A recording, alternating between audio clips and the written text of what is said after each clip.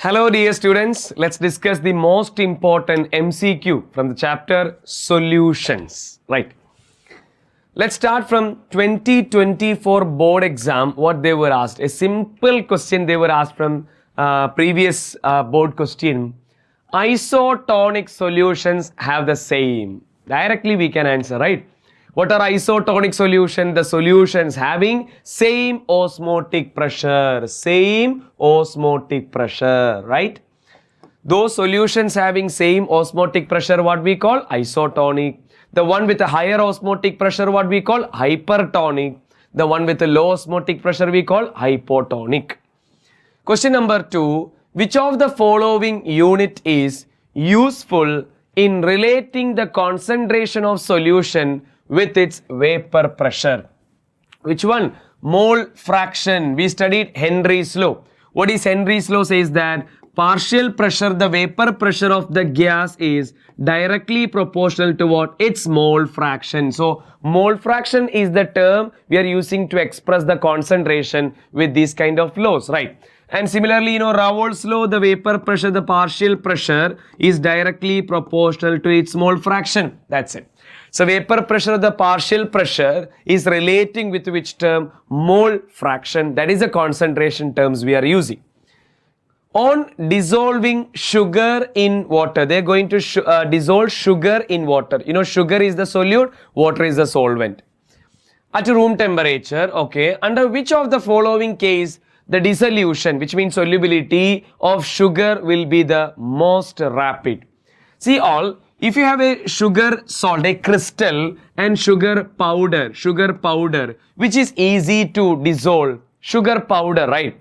Because when a big crystal, it will take long time to dissolve. So why? When you make this big crystal into small pieces, what happened in small powder? What happened? Surface area increase, so solubility increase.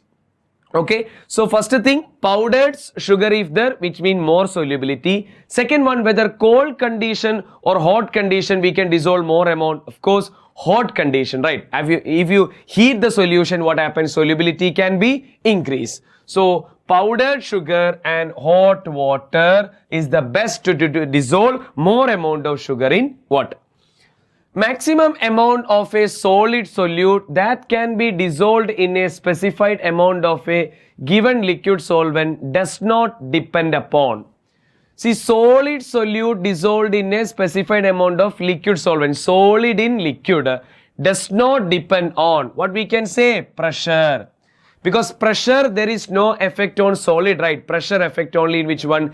Gas in liquid system. Solid in liquid, if you apply pressure, no effect.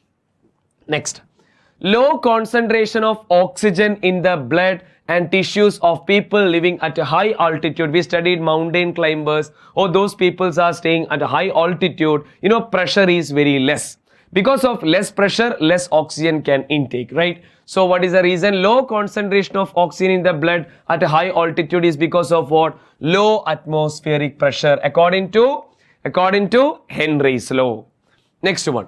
Considering the formation, breaking and strength of hydrogen bond, predict which of the following mixture will show positive deviation. We studied many examples for positive and negative deviation, which will show positive deviation. Can you say, my dear, which all example we studied under positive deviation? Methanol and acetone. Generally, alcohol with acetone, we studied in positive deviation. Chloroform and acetone is negative deviation. Acid and water is negative deviation. Phenol and aniline, negative deviation. Colligative property depend upon number of solute particle, not on the nature of the particle.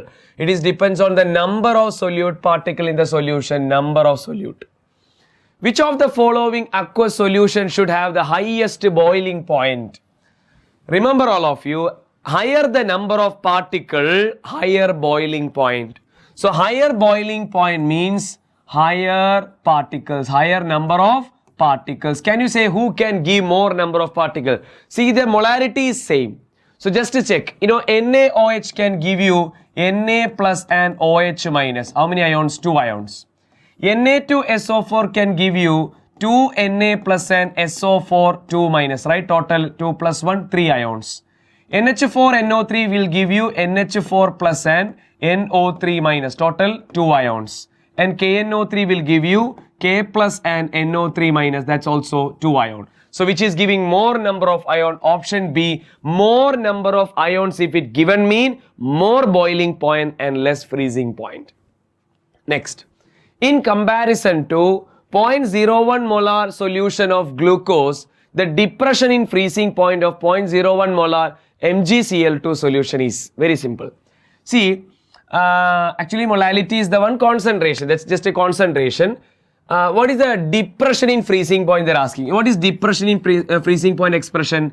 Delta TF is equal to I into Kf into M, right? Molality.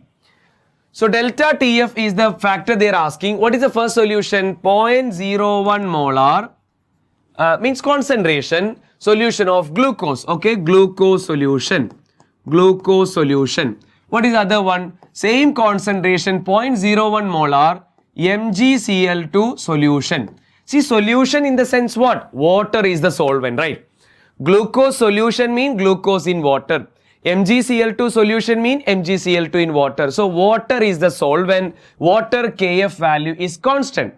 So Kf, what is Kf? Cryoscopic constant. It is a constant for a particular solvent. So Kf is independent. Even molality also, that is independent. Both concentrations same. So only delta TF depend on what? I. So what is the delta TF of this one? See, glucose, we studied glucose is a non-electrolyte. They do not split. So that I value is 1. Whereas here delta TF is equal to, what is the MgCl2 Van Hoff factor? MgCl2 give you Mg2 plus and 2Cl, total 3 ions. So tell me, compared to glucose, this MgCl2 depression in freezing point is 3 times because it's depend only on I value. So about 3 times Van Hoff factor, right? Therefore delta TF is 3 times increased. Next one, an unripe mango placed in a concentrated salt solution to prepare pickle shrivel because, you know, a unripened mango, a raw mango, when you kept in salt solution, it will shrink, right? That is due to osmosis. That is because of what? It loses water due to not reverse osmosis. It gains water, right, all of you? It loses water due to osmosis.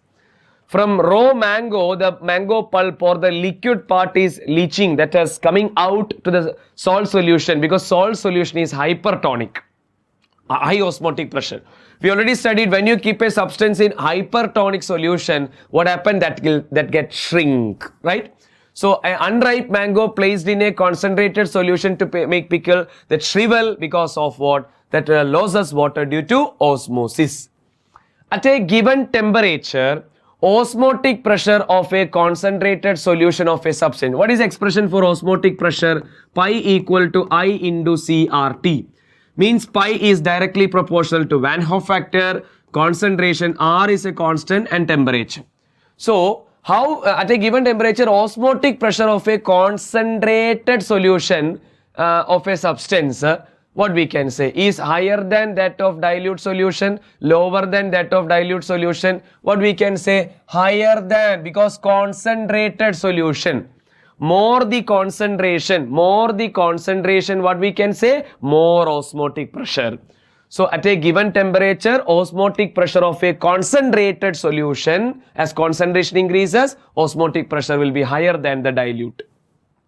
Which of the following statement is false? 1. Two different solutions of sucrose of same molality, okay? Two different solution of sucrose. So here sucrose solution, here also sucrose solution. Two different solutions of sucrose of same molality, okay? Molality same, prepared in different solvent, okay? So solvent 1 and solvent 2 will have the same depression in freezing point. No, that is our answer. Why? See all, delta TF is equal to I into Kf into M, right? Here M remain constant, okay. Sucrose I value, that is also constant, okay. But Kf value is what? Kf is a constant for a particular solvent. Here is a solvent 1, this is solvent 2. Different solvents having different Kf value, so their delta Tf will be different. They said it is same. Option A. What about B? Osmotic pressure is given by pi equal to CRT, correct. And decreasing order of osmotic pressure for 0.01 molar aqueous solution of barium chloride, potassium chloride, acetic acid, correct all. See, barium chloride give more ions, so more osmotic pressure. Then KCl, then weak acid, okay, weak acid, CH3COH, sucrose, non-electrolyte. According to Raoult's law, vapor pressure exerted by volatile component of a solution is directly proportional to S mole fraction, correct, option A. The value of Van Hoff factor for KCl, dear all, KCl give you how many ions? K plus and Cl minus, so Van Hoff factor 2. And NaCl give you what? How many ions? Na plus and Cl minus 2 ions 2. And K2SO4 will give you what? 2K plus and SO4 2 minus, total 2 plus 1, 3. So 2, 2, 3. That will give you 2, 2, 3. Just dissociation means what? How many particles are getting after dissociation? Just check. Next, value of Henry's constant. Remember all, Henry's constant inversely proportional to which one? Solubility of the gas, but KH value directly proportional to which one? Temperature. Okay, so value of Henry's constant KH increases with increase in temperature. Yes, with depend on temperature, they are directly proportional. But the value of Henry's constant KH is, what we can say here, solubility they are asking. So we can say greater for gases with a lower solubility, because as KH value increases, solubility decreases.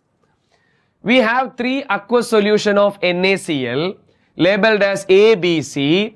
Okay, ABC. There are 3 solution which all of them contain as a solute NaCl, NaCl, NaCl. And the concentration is given 0.1, 0.01, 0.001 molar.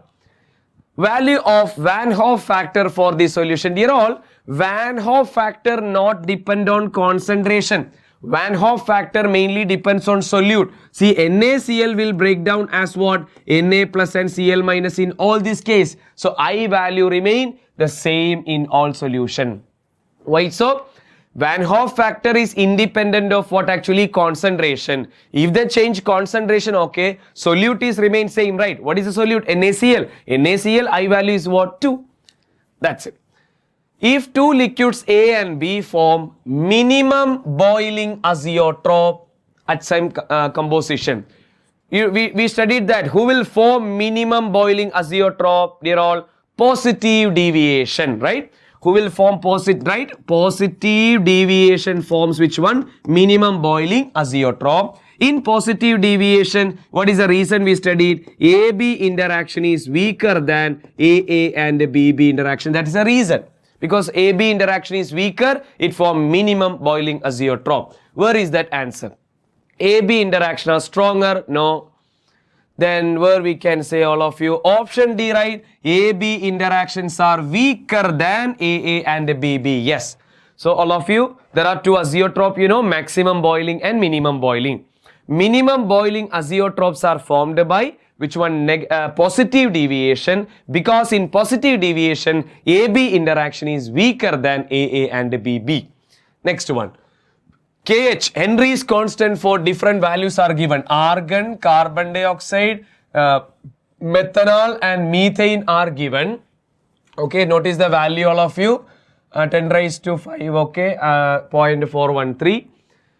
This is 10 raised to 5, okay, my dear, 10 raised to 5, you consider. Arrange these gases in the order of their increasing solubility. Higher the KH value, what? Lower the solubility. So, which one having higher the KH value? I think this is the 10 raised to minus 5. Let me check, just to check it. Okay, minus 5 if it is so. Which one having greatest value here? This argon having greatest value. This is minus 5. Okay, 10 raised to minus 5 you consider. So, argon having greatest value. Greatest KH mean least solubility. So, which one having least solubility? Where is argon? Okay, argon is here. After argon, we can go to 1.67. Which one? Carbon dioxide. then which one, this 0.413 methane, and then we have HCHO, because this is 10 raised to minus 5, okay my dear. So option C, let's go with, okay. So higher the KH value, very least solubility. And this is the very least value for methanol, and it's having very highest solubility, right. In comparison to another question. In comparison to 0.01 molar solution of glucose, the depression in freezing point of 0.01 molar MgSO4 is same one question we discussed.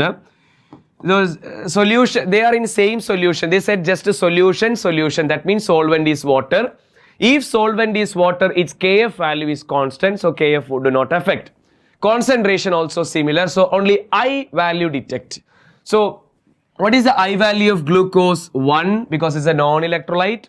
But MgSO4, you know, that will break down as what? Mg2 plus and SO4 2 minus. So I value is equal to what? 2. So here it is 1 time, here is 2 times. So the depression in freezing point increased by 2 times. About twice. 20. Which of the following aqueous solution have higher boiling point? Already we discussed. Greater the number of particle, greater the boiling point. Which one having greatest boiling point, all of you? See, glucose do not split, right? It exists as 1.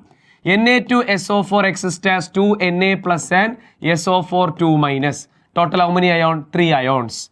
KCl will give you K plus and Cl minus 2 ion. Urea is a non-electrolyte, it do not dissociate. So which will giving more ions? Option B, more number of ions mean high boiling point.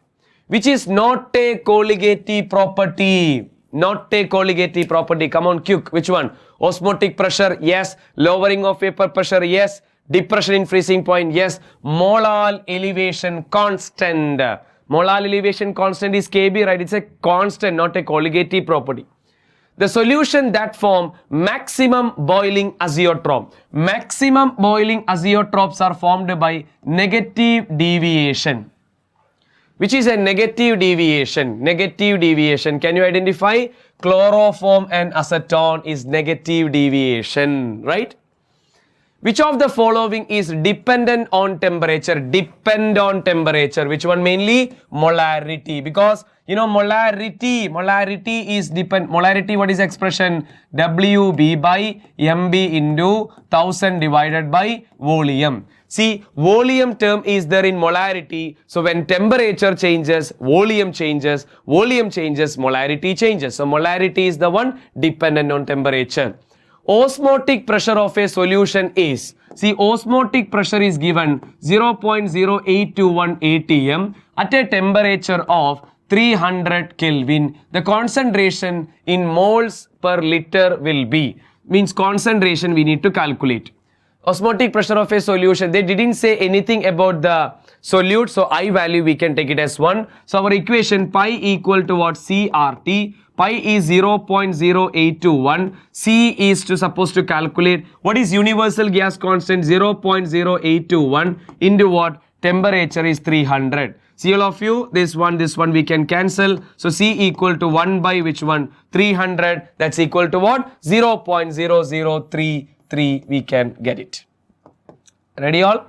So like that, such a way we can able to calculate the terms. And the atmospheric pollution is generally measured in which unit?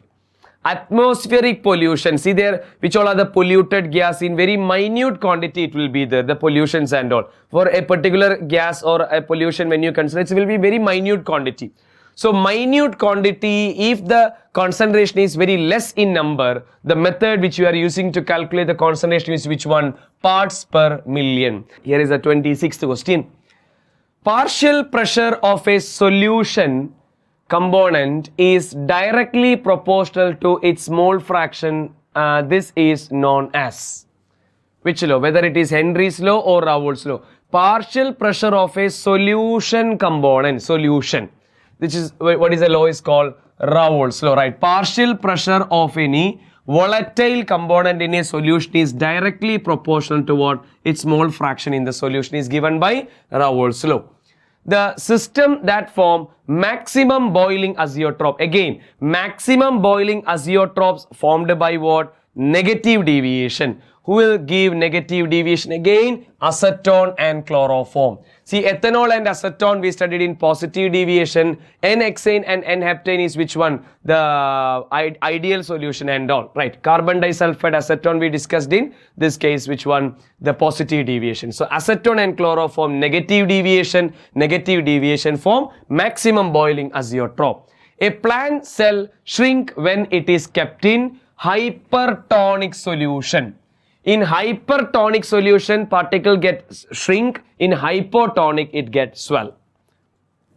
The relative lowering in vapor pressure is proportional to the ratio of number of what? We know relative lowering of vapor pressure is given by P naught A minus PA by P naught A is equal to what? Chi B. Yes or no? This is our relative lowering of vapor pressure, that is equal to chi B. What is chi B? Number of moles of B divided by total number of moles. So where is that expression?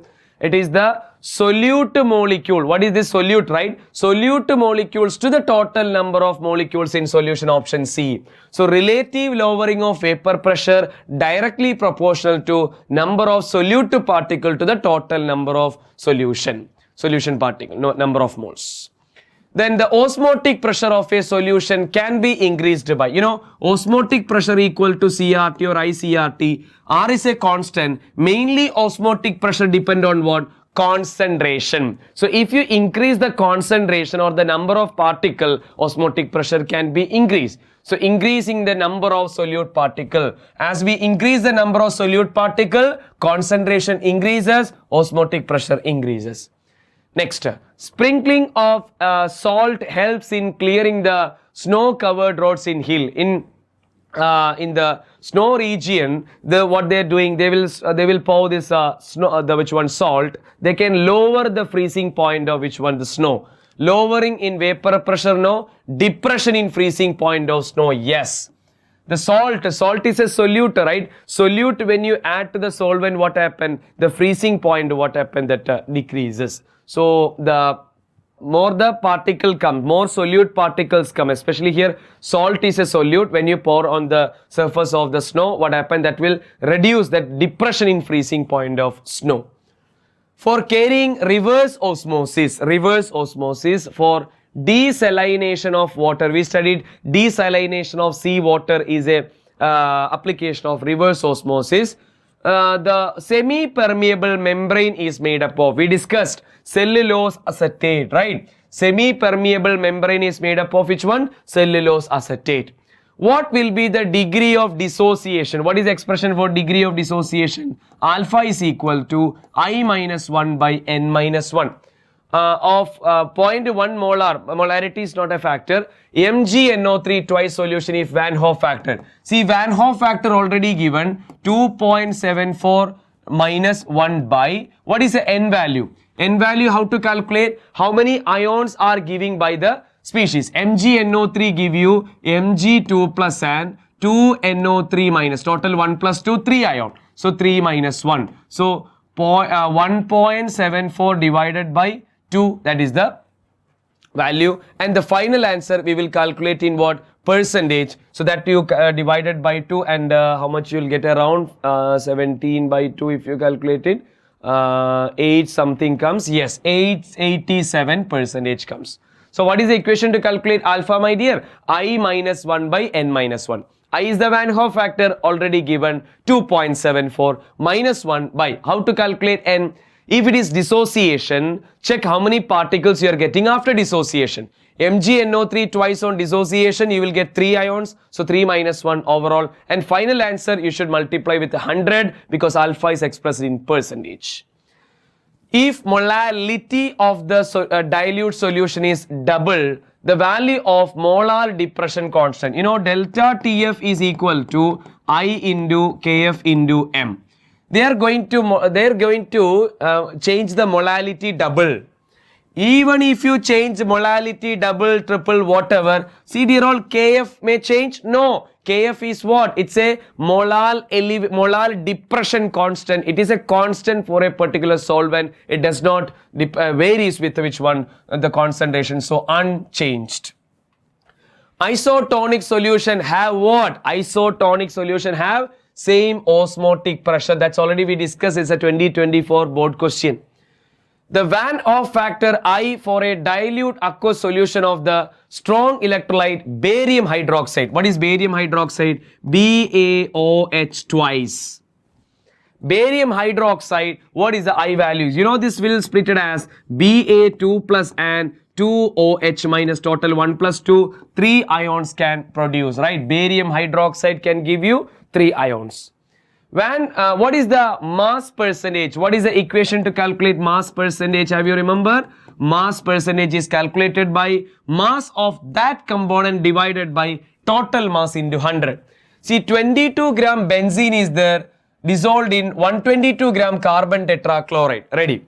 So what is the mass percentage of carbon tetrachloride? So what is the weight of carbon tetrachloride? 122. What is the total weight of the solution? 22 plus 122. So 122 divided by 144 into 100. All of you just calculate it. It's a biggest in number, right? So that will be around 84.72%. You will get it. Just to cross check it, all of you.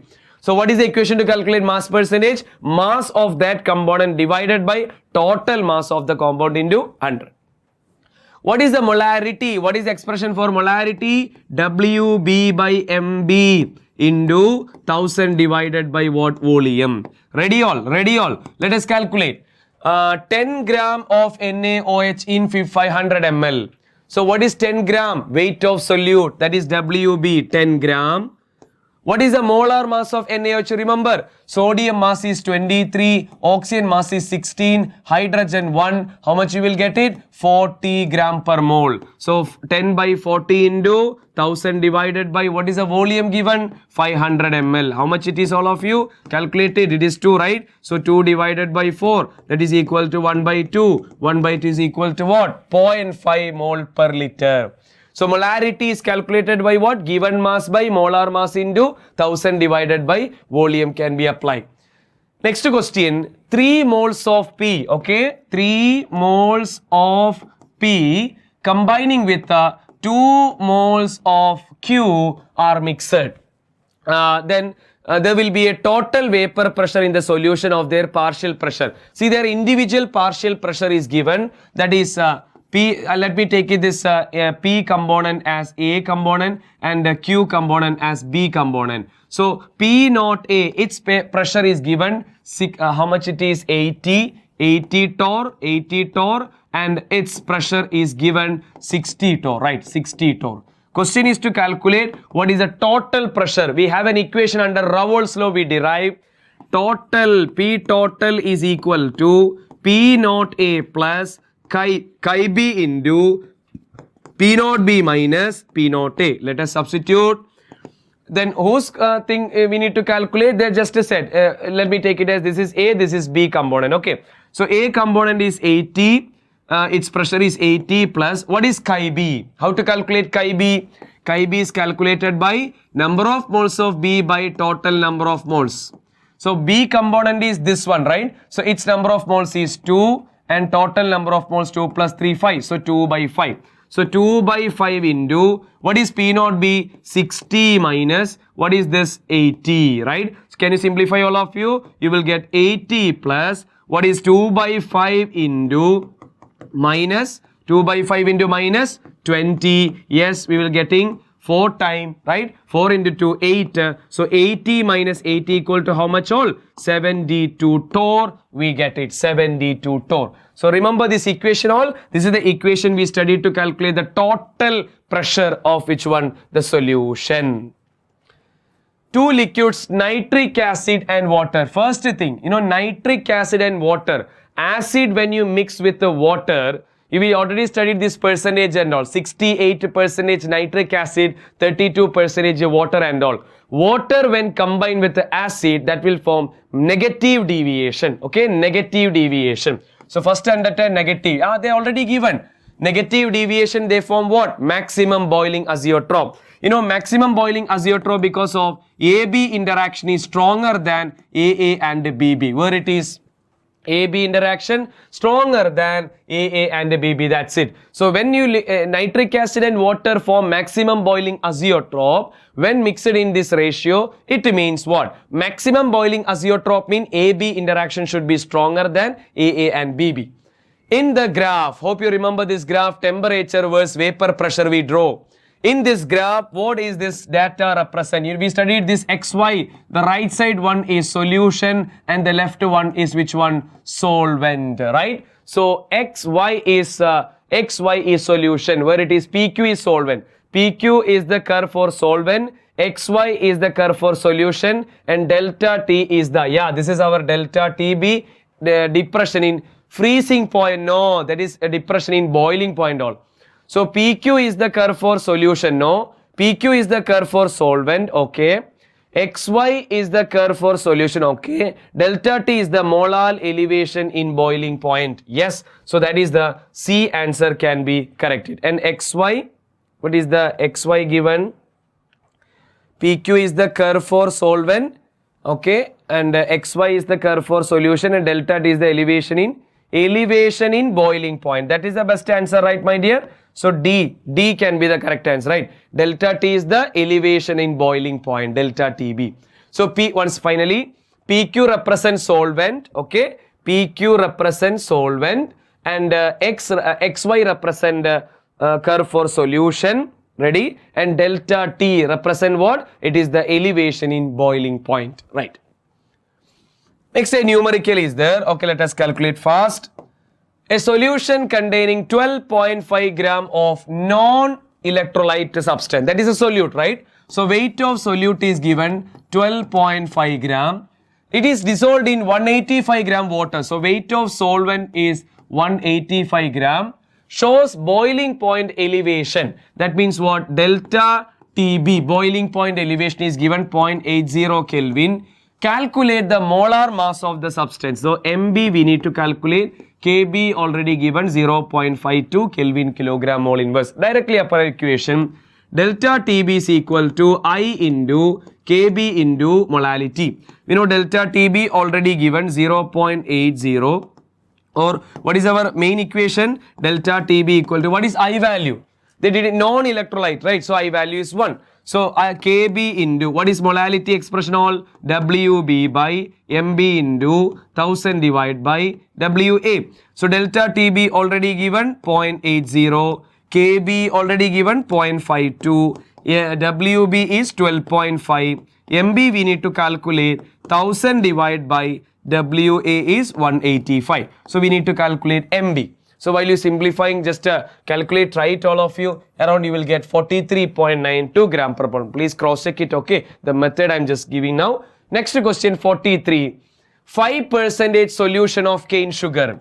5% solution of cane sugar. Its mass is given 342 molecular mass. Is isotonic. What is meant by isotonic? So its osmotic pressure is equal to the osmotic pressure of one another. 1% solution of which one? X. Calculate its mass. And give me a shortcut, simple idea. For an isotonic solution, we can equate their number of moles, all of you. N1 is equal to N2. For an isotonic solution at the same condition, their number of moles we can equate, okay? What is number of moles? Given mass by molar mass. Here also given mass by molar mass. Use this direct equation if it is isotonic. What is the weight of first solution? What do you mean by 5%? 5% means 5 gram. So weight of first is 5, its mass is 342 equal to. What is the meaning of 1%? 1 gram. So weight of second is 1, its mass supposed to calculate. So mass is equal to 342 divided by 5. 342 divided by 5, how much? 6 something, right? Yes, 68.4 will come. So if it is isotonic solution, please use W1 by M1 equal to W2 by M2. Why is the molecular mass determined by measuring colligative property in case of some solutes is abnormal? We studied why there is a abnormality in the molecular mass of the solute when we calculated through colligative property, because particles may undergo either dissociation or association in its solution. So when it undergo dissociation or association, number of particle changes, so colligative property changes. So due to association or dissociation of solute molecule, particle number changes, so colligative property changes. Therefore, to rectify this problem, we are using Van Hoff factor. Which of the following relation is not correctly matched with the formula? Which is not correct. In case of association, we studied actually 1 minus I divided by 1 minus 1 by n. Or we can write like this, okay, I minus 1 by 1 minus 1 by n minus 1, correct. In case of dissociation, I minus 1 by n minus 1 we studied. This is wrong. What is the correct equation? I minus 1 by n minus 1, right? This is wrong. And the relative lowering of vapor pressure, correct, right? Yes. Elevation of boiling delta T equal to K into WB by MB into 1000 divided by WA, correct. 46. Which of the following has highest freezing point? Remember, higher the number of particle, dear all, higher the number of particle if it giving high boiling point, less freezing point. So high freezing point mean which is giving less number of particle. Which one? NaCl break, give 2. KCl break, AlCl3 break as what? Al3 plus and 3Cl minus. What is C6H12O6? Glucose. Glucose do not undergo dissociation, it exists as 1. So this is the one giving less number of particle. The one which is giving less number of particle having high freezing point. For which of the following solute Van Hoff factor is not greater than 1? NaNO3 breakdown as what? Na plus n NO3, it will give you 2. I have a Van Hoff factor 2. Barium chloride breakdown as Ba2 plus and 2Cl minus, total 3 ion, Van Hoff factor 3. What is NH2CONH2, my dear? This is urea formula, okay? Urea is a non-electrolyte, it do not split 1. And K4, how you break it? This will give you 4K plus outside, and which one? FeCN6, 4 minus, total 4 plus 1, 5 ions. So 4 plus 1, total 5 ions. So where the Van Hoff factor not greater than 1, urea, glucose, benzene, these all are what? Non-electrolyte. Which of the following will have the highest freezing point? Again I am reminding you, higher freezing point means the one which is giving less number of particle. Where is less number of particle? Sugar, right? Sugar, glucose, unit and all do not split. And 49, Van Hoff factor of 0.05 molar aqueous solution of KCl is, see, Van Hoff factor is already given 1.95. The degree of ionization, which means degree of dissociation. See, alpha, how to calculate degree of dissociation? I minus 1 by n minus 1. What is I value? 1.95 minus 1. What is n value for KCl? How many ions given by KCl? It will give you K plus and Cl minus, total 2 ions. So 2 minus 1. So 1.95, that is 0.95. 0.95 divided by 1, 0.95. Final answer, you should multiply by 100 because alpha is expressed in percentage. So how much it is? 95%. Okay, that's enough here. 0.95 is given. Now, what will be the freezing point of 0.5 molar KCl solution?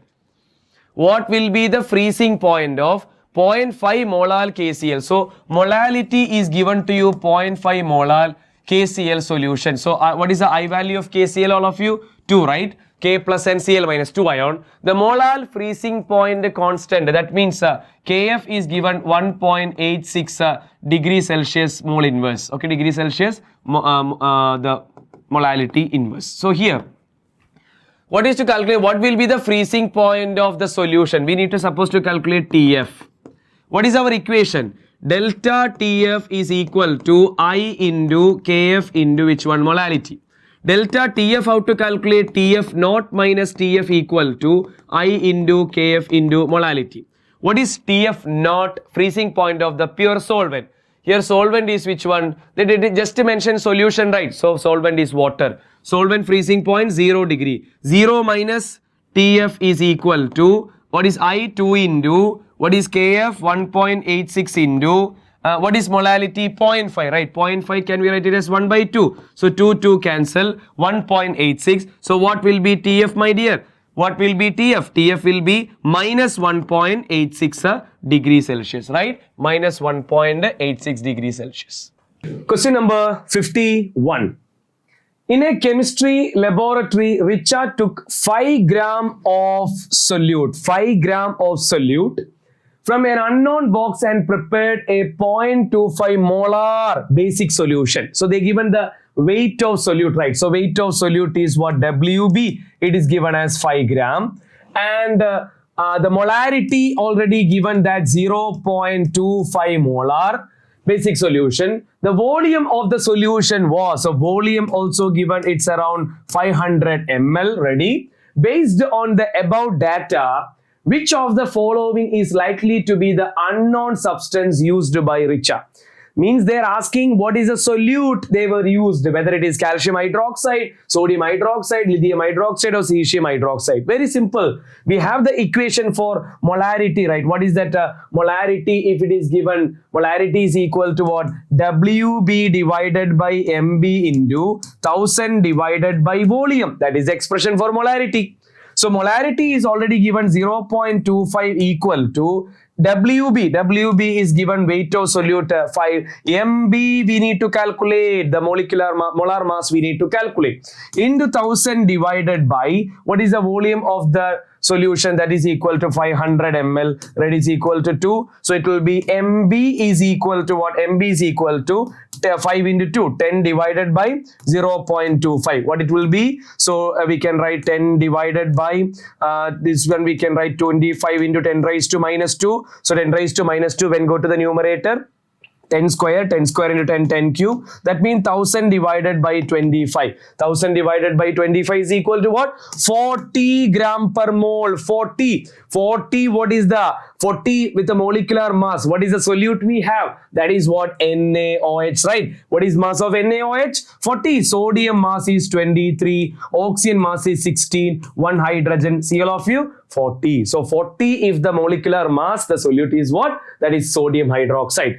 Clear all of you? Let's go for question number 52 for you. A glycerin solution at 293 Kelvin has a molality. So they given you molality.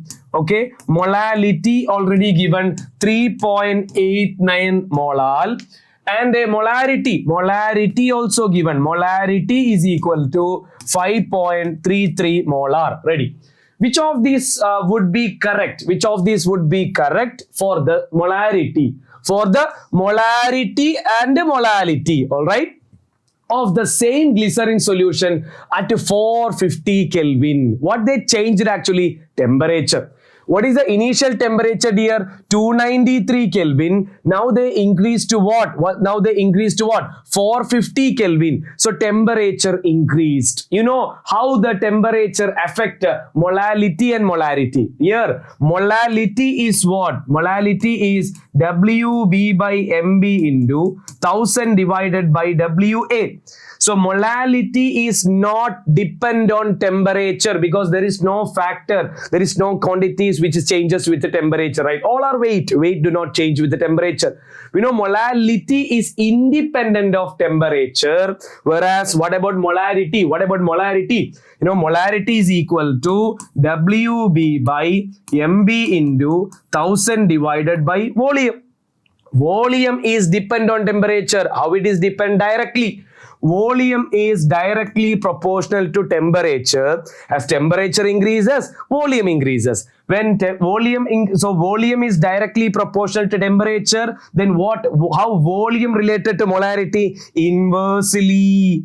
So when temperature increases, molarity decreases. So molality, no change. Molality remain as 3.89. So molality remain as 3.89 itself. But molarity, initial molarity is 5.33. But when they increase the temperature, molarity will be lesser.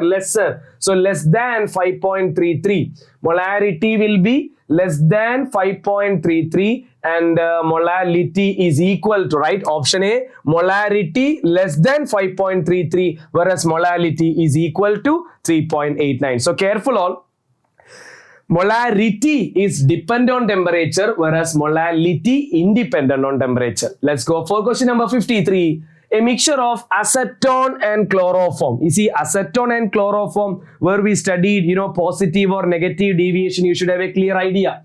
They already said it's for maximum boiling azeotrope. That means what? It is a negative deviation, right? Negative deviation. Acetone and chloroform are an example for which one? Negative deviation.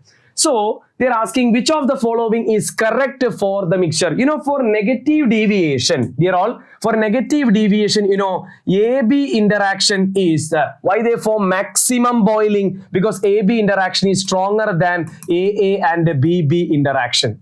Right? Or we can say solvent-solvent interaction, solute-solute interaction. Themselves, the bond strength is weaker than which one? Solvent and solute. Question which is correct. Change in volume on mixing will be positive. No. Negative deviation means, negative deviation means, delta H mixing less than 0, delta V mixing also less than 0, not greater. So option A and B cut. The interaction between unlike molecule which means A and B is stronger than that between molecules in the mixture. That means AA and BB. Correct or not? Yes. AB interaction is stronger for negative deviation. Let's go with option which one? C. Next one. As per Henry's law, Henry's constant KH is equal to P by H. What is our actual equation? Pressure, partial pressure is equal to Henry's constant into what? The chi, right? Yes. Where P is the partial pressure, chi is the mole fraction of the gas, and KH is the Henry's law constant, everything we know. If the concentration of N2 gas in water at a constant pressure increases quadratically, they are changing the concentration of nitrogen, how will the value of KH change? Dear all, KH is a constant. KH is a constant for a particular gas. It do not change if you change the concentration of the solid gas, okay? So it remain what? The same. KH, Henry's constant, remain constant, right, for a gas. Next one. 342.3 gram sucrose. So weight of solute is given 342.3 gram. All right, is dissolved in 1 kilogram water. So weight of solvent is given 1 kilogram, which means 1000 gram to form a solution. All right, the boiling point of water, boiling point of solvent. What is boiling point of solvent? TB naught is given. Boiling point of water is given. Yeah, already we know 373.15 Kelvin is the boiling point of water. Which of the following is likely to be the boiling point of the solution? So we need to calculate TB. So this is related to which colligative property? Elevation of boiling point. Molar mass of sucrose, so that is MB is given 342.3 gram per mole. Pressure is given KB, right? Ebullioscopic constant 0.52. So let us apply into our equation here. What is our equation? The equation is TB minus TB not equal to Van Hoff factor for sucrose 1, right? Sugar unit, Van Hoff factor is 1. No need to consider. KB into WB divided by MB into 1000 divided by which one? The WA, weight of solvent. TB is supposed to calculate. What is TB naught? 373.15 equal to KB is 0.52 into what is WB? 342.3 by what is molar mass? Molar mass is given, right? Yes, molar mass is given. That's also 342.3 into 1000 divided by what is the weight of solvent? That's also 1000. Here, cut it. Very simple, right? So what will be TB? 0.52 plus 373.15. That's equal to what? 373.67. Yes, option A. Right, clear? Next question. Which of the following statement is or are correct? First one. Sea water boils at a lower temperature than fresh water. Sea water means it contains NaCl and water. And fresh water means only H2O, right? So solute if there are more solute in the solution, vapor pressure is less. More solute comes, what happens? Vapor pressure decreases. Sea water boils at a lower temperature. Here they are asking boiling point. As number of solute particle increases, boiling point increases. So this one having high boiling point, right? So sea water boils at a low temperature, no, at a high temperature. So that is wrong. What is delta S? Change in the entropy, right? Randomness. Delta S is higher for the vaporization of pure solvent than the vaporization of solvent from a solution.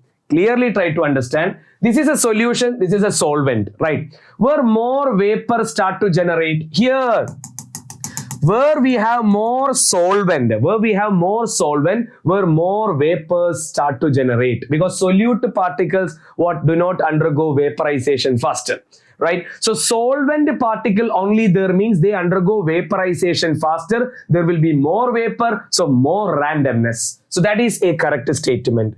The boiling point of water is lower than that of glucose water. Water mean only solvent. Glucose water mean glucose is there. Glucose is solute. Solute when comes their boiling point increases. So the boiling point of water is lower than glucose. Yes, 2 and 3 both are correct, right? 2 and 3 both are correct one. Next one, 10 gram glucose. Simple question. 10 gram glucose you have. Okay, 10 gram glucose is dissolved in 40 gram solution. Okay, so this is the weight of solute, this is the weight of solution. Calculate the percentage. You know how to calculate the mass percentage, right? Mass percentage of solute, how to calculate? The given mass of solute. What is the given mass? 10 divided by total mass of the solution, 400 gram into what? 100, right? Is equal to 10 by 4 is equal to what? 5 by 2 is equal to 2.5%. Ready. Next one. 2 aqueous solution, okay, 2 aqueous solution, they given S1 and S2. S1 and S2 are separated by suppose they are separated by a semi-permeable membrane.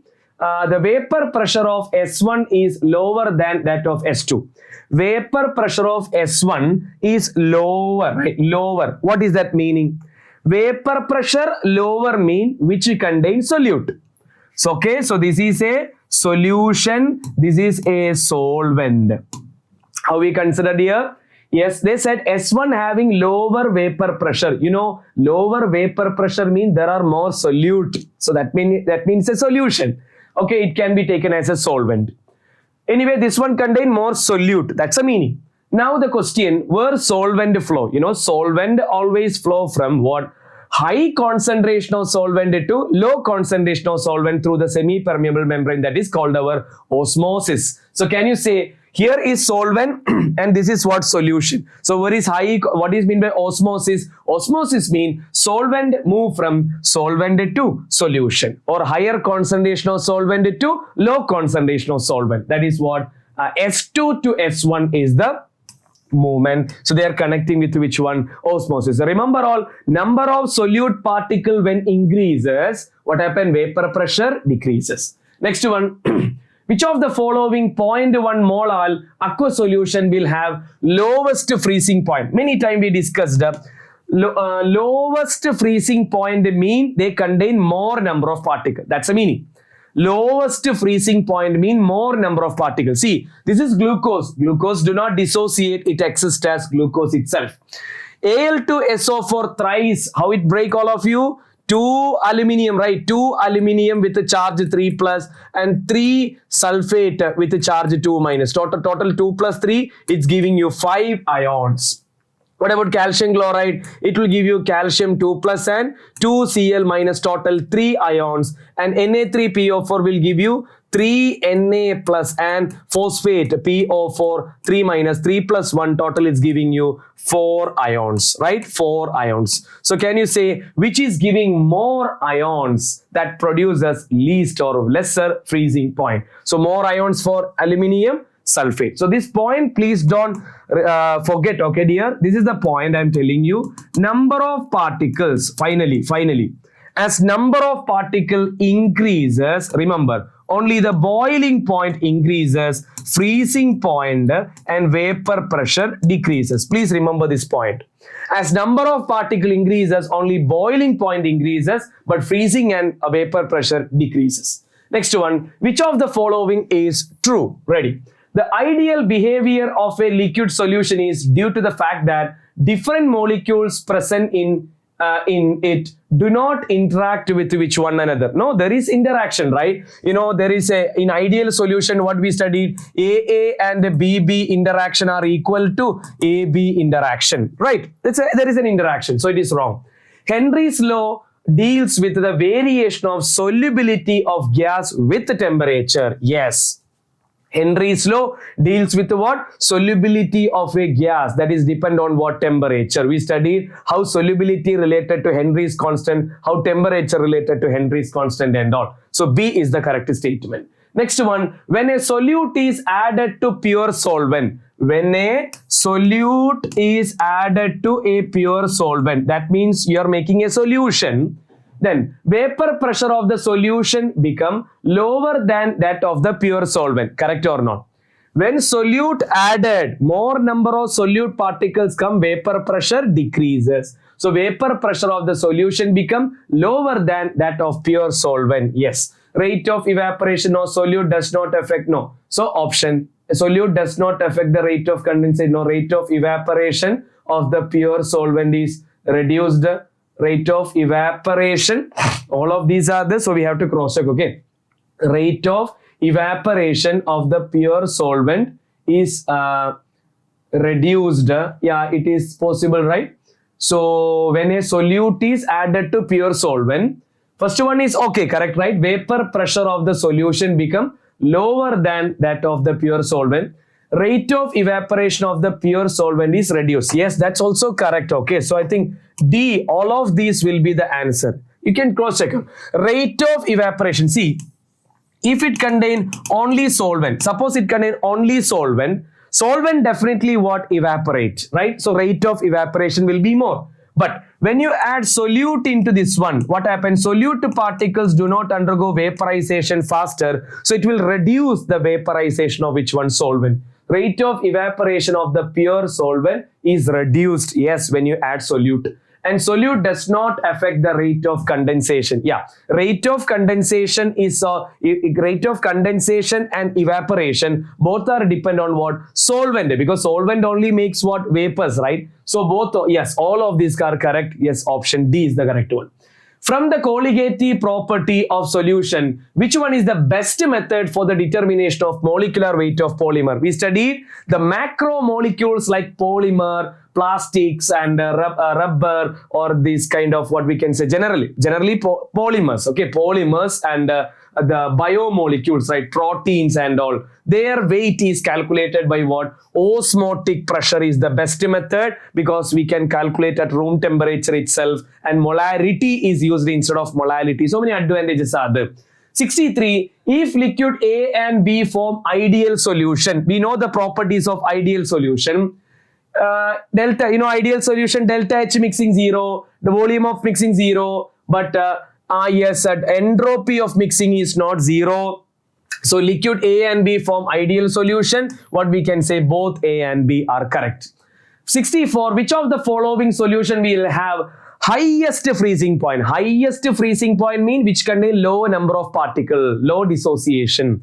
See, 2 molar NaCl, 1.5 molar AlCl3, 1 molar Al2. See, very simple option D, right? Urea, glucose, sugar, these all are non-electrolyte. They do not undergo further splitting. So what we can say, the one which having low Van Hoff factor, the one which do not undergo dissociation, their freezing point will be highest. Lower the number of particle gives me higher the freezing point. Question number 65. Hope you remember this graph. We studied in the depression in freezing point and all, right? Depression in freezing point graph.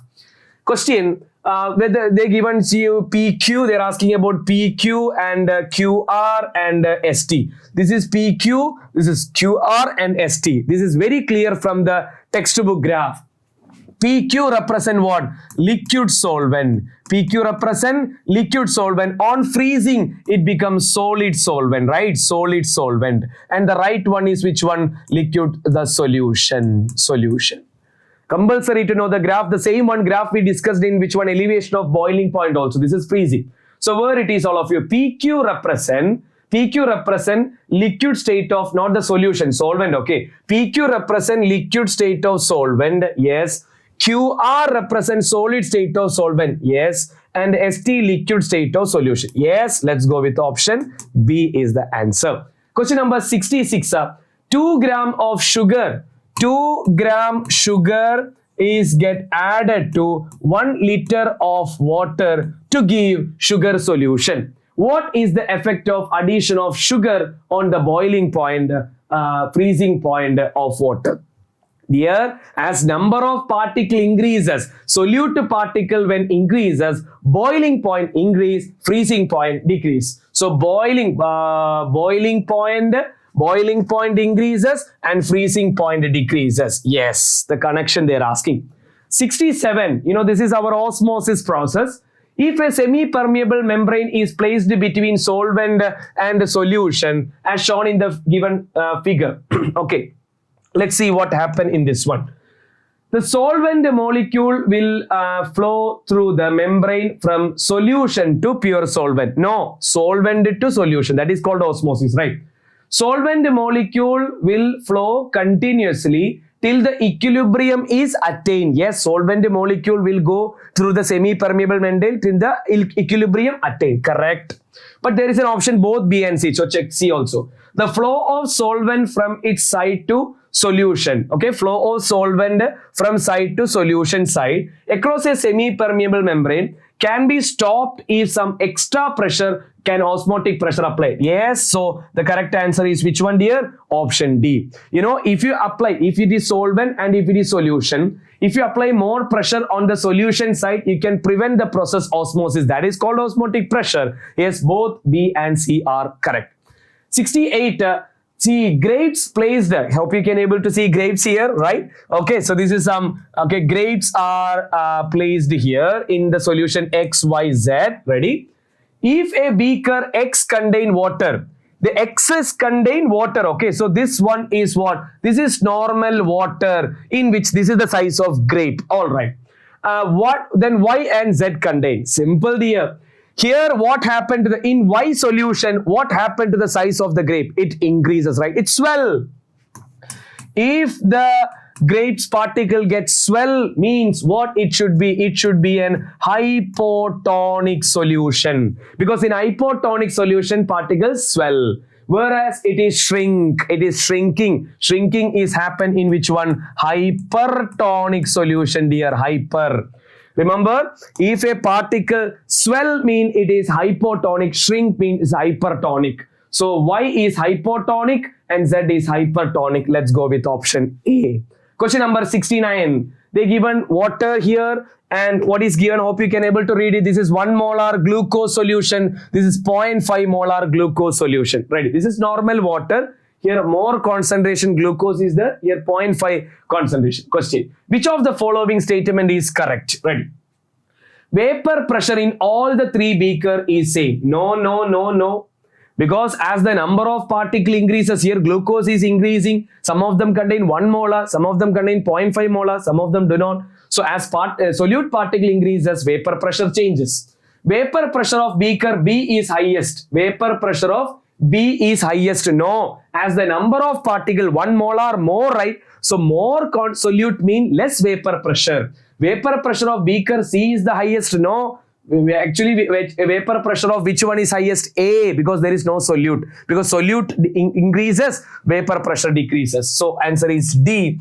Vapor pressure of beaker B is lowest. Yes, because it contains more solute than that of C, and vapor pressure of beaker C is lower than A. Yes, A is the highest one because there is no solute. Point is this one, as number of solute particle increases, vapor pressure decreases. Question number 70, study the graph. Hope you've seen this graph before. What is this first graph represent here? You know, this one represent, it is what deviation, positive deviation, and this one represent, it is what negative deviation. They are asking which is a positive deviation and negative deviation. Example, see acetone and alcohol. Acetone with ethanol, acetone with methanol, acetone with alcohol are positive deviation, and acetone and chloroform is negative deviation. Option A is the answer. 71. When these two are mixed, which of the following is not true about the solution formed? When these two are mixed, so that species, let me just tell you that, okay. So the species are missing there. Let me just complete the question. All they will give you like this. Okay, so these are the species. Okay, these are the species. Let me just give you. And okay, so what is this compound here? What is this compound? This is the acetone, and this is what chloroform, right? What is acetone? CH3COCH3. This is HCl3, chloroform. Now the thing is, so here is the hydrogen bonding and all we know. Is an AB interaction. So question, this is acetone and chloroform. Acetone and chloroform is an example for which deviation? Negative deviation. So it obey Raoult's law. No negative deviation, do not obey Raoult's law. Delta H mixing 0, delta V mixing 0. These all are for what? Ideal solution, right? Cut it. It's only on option. See, negative deviation form which azeotrope? Maximum boiling azeotrope. Okay, question is, these are the compounds. Ready? 72. Given below are few mixture formed by mixing two components. Which of the following binary mixture will have same composition in the liquid and vapor phase? What is that? Means azeotrope. What is mean by azeotrope? They are binary mixture having same composition and boils at a constant temperature without changing its, right? So that's a so same composition in liquid and vapor phase mean they are azeotrope. So which of them can form azeotrope? You know, azeotropes are formed by only non-ideal solution. Ethanol and chloroform, yes, it's a non-ideal solution. Nitric acid and water, yes, it's a negative deviation as the means it's not obey Raoult's law, non-ideal solution. Benzene and toluene, it's an ideal solution, and ethyl chloride, ethyl bromide also ideal solution. We know ideal solution do not form azeotrope. So 1 and 2 are only possible. Clear everyone? 73. When acetone, just we discuss now, when acetone and chloroform are mixed together, we know acetone and chloroform form negative deviation. In negative deviation, you know, AB interaction is stronger than AA and BB interaction. So what is the answer? AA and BB interactions are stronger. No, AA and BB interactions are weaker than AB interaction. Yes, option C. And the two liquids form separate layer and not. Match the following. Dear, tell me all. Delta H mixing 0, delta V mixing 0. Which solution? Ideal solution, right? So A we can match with the third one. Delta H mixing not equal to 0, delta V mixing not equal to 0. That means non-ideal solution. So this is B. Next, so A3B1. What is the answer? A3B1, right? B. This is B2, right? And what about delta H mixing less than 0, negative deviation, and delta H mixing greater means positive deviation. So C with the fourth one, right? Yes, C4, right? Correct. Question 75, fill in the blanks with appropriate words. Azeotropic mixtures boils. Azeotropic mixture boil without change in their composition. Azeotropic, they boils without changing in their composition. So that is only one answer, option D, dear. Check it out, composition. And they are showing what? Positive or negative deviation. And dash solution do not form azeotrope. Which one? Ideal solution do not form azeotrope. And Van Hoff factor for an electrolyte is, electrolyte means what? It undergo dissociation. During dissociation, always the Van Hoff factor is what? Greater than 1. Yes, all answer is D. 76. Match the following. Again, ethanol and water, alcohol and water, all are what? Positive deviation. Positive deviation means they form azeotrope. So this is A. A4. A4, that is only answer C. Next, benzene and toluene is ideal solution. Ideal solution, yes, it is B. B with the third one or not? Yes. Henry's law. Yes, this is the effect of pressure on gas, right? This is Henry's law and this is our Raoult's law. D with the first one. Clear all of you? Question number 77. What is the unit of cryoscopic constant? We already studied unit of ebullioscopic constant Kb and cryoscopic constant Kf. Both are same. Which one? Kelvin, kilogram, mole inverse, right? Kelvin, kilogram, mole inverse, or Kelvin molality inverse, right? Kelvin, kilogram, mole inverse. Dash is a mixture of compound with the same composition in the vapor as in the liquid and boils at a constant temperature. They are asking you the definition of which one? Azeotrope. Azeotropes are binary mixture and they have same composition in their liquid and vapor phase and they boils at a constant temperature. Now, the Van Hoff factor for a dilute solution of strong electrolyte barium hydroxide. What is barium hydroxide formula? BaOH twice. Barium hydroxide. How barium hydroxide break down? Ba2 plus and 2OH minus. So total 1 barium, 2 OH. So what is the Van Hoff factor? 3. 3 ions it can produce. And 80th question, which one of the following is incorrect? Incorrect for an ideal solution. See all, delta H mixing is 0, delta U mixing is 0, and the delta P, that is observed minus calculated, that's equal to 0. Delta G mixing is 0. Dear, fourth one is something special. We studied actually, what is delta G called? Gibbs energy. We know when if a Gibbs energy is 0 mean reaction is at equilibrium. But delta G mixing is negative. Then only the reaction will be spontaneous, or it is the mixing can happen. If you want to mix a solution or if you want to take part a reaction, if the reaction want to be happen, delta G mixing should be what? Negative. So for an ideal solution, Gibbs energy is not 0, it is less than 0, that means negative. Now, which one of the following electrolyte has the same value of Van Hoff factor as that of aluminium sulfate? What is aluminium sulfate? How it break down? It will break down as 2Al3 plus and 3SO4 2 minus. So 2 plus 3, total it's giving you 5 ions. 5 is the Van Hoff factor. So where you can observe 5 is the Van Hoff factor. You already studied coordination compound chapter and all. So it's very easy. The fourth is the answer. How this compound break, all of you? This is the 4 potassium outside and complex is 1 time. 4 plus 1, 5. How you write this one? 4 potassium is there plus and FeCN6 4 minus is there. 4 plus 1 total is giving you what? 5 ions, right? You know, or very simple. K4, right? So 4 is there, 1 is there. 4 plus 1, 5 ion. What about this one? Here 3 plus 1, only 4 ions. 82. PA, all right? PA and PB are the vapor pressure of pure liquid. Pure liquid, okay? Pure. Actually, we are using P0A and P0B, right?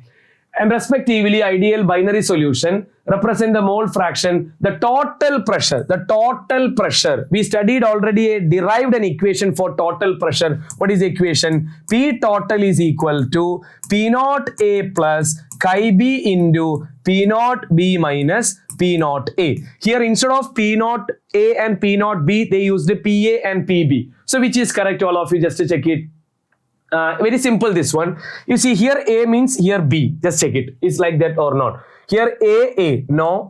Here BA. Okay, it can be because there is one more equation. P0B plus chi A into P0A minus P0B. So here actually BA, yeah, it can be correct. But you see BB. Just to see this format. ABB is there or not? ABB or BAA. So is it there? AAA? No. Here you see BAA. Yes, BAA. Then B. Or anyway, nothing but you have to know the equation for total pressure, right? For an ideal. The Van Hoff factor I for a compound which undergo dissociation in one solvent and association in other solvent is respectively. During dissociation, I value will be greater than 1. During association, always I value less than 1. So first one is dissociation, so greater than 1 and less than 1, right? So during dissociation, I value greater than 1. During association, less than 1. Question 84, which of the following is not an ideal solution? Not an ideal solution. Hexane and heptane ideal, bromoethane, chloroethane ideal, benzene and toluene ideal, ethanol and acetone no, right? Ethanol and acetone positive deviation cases.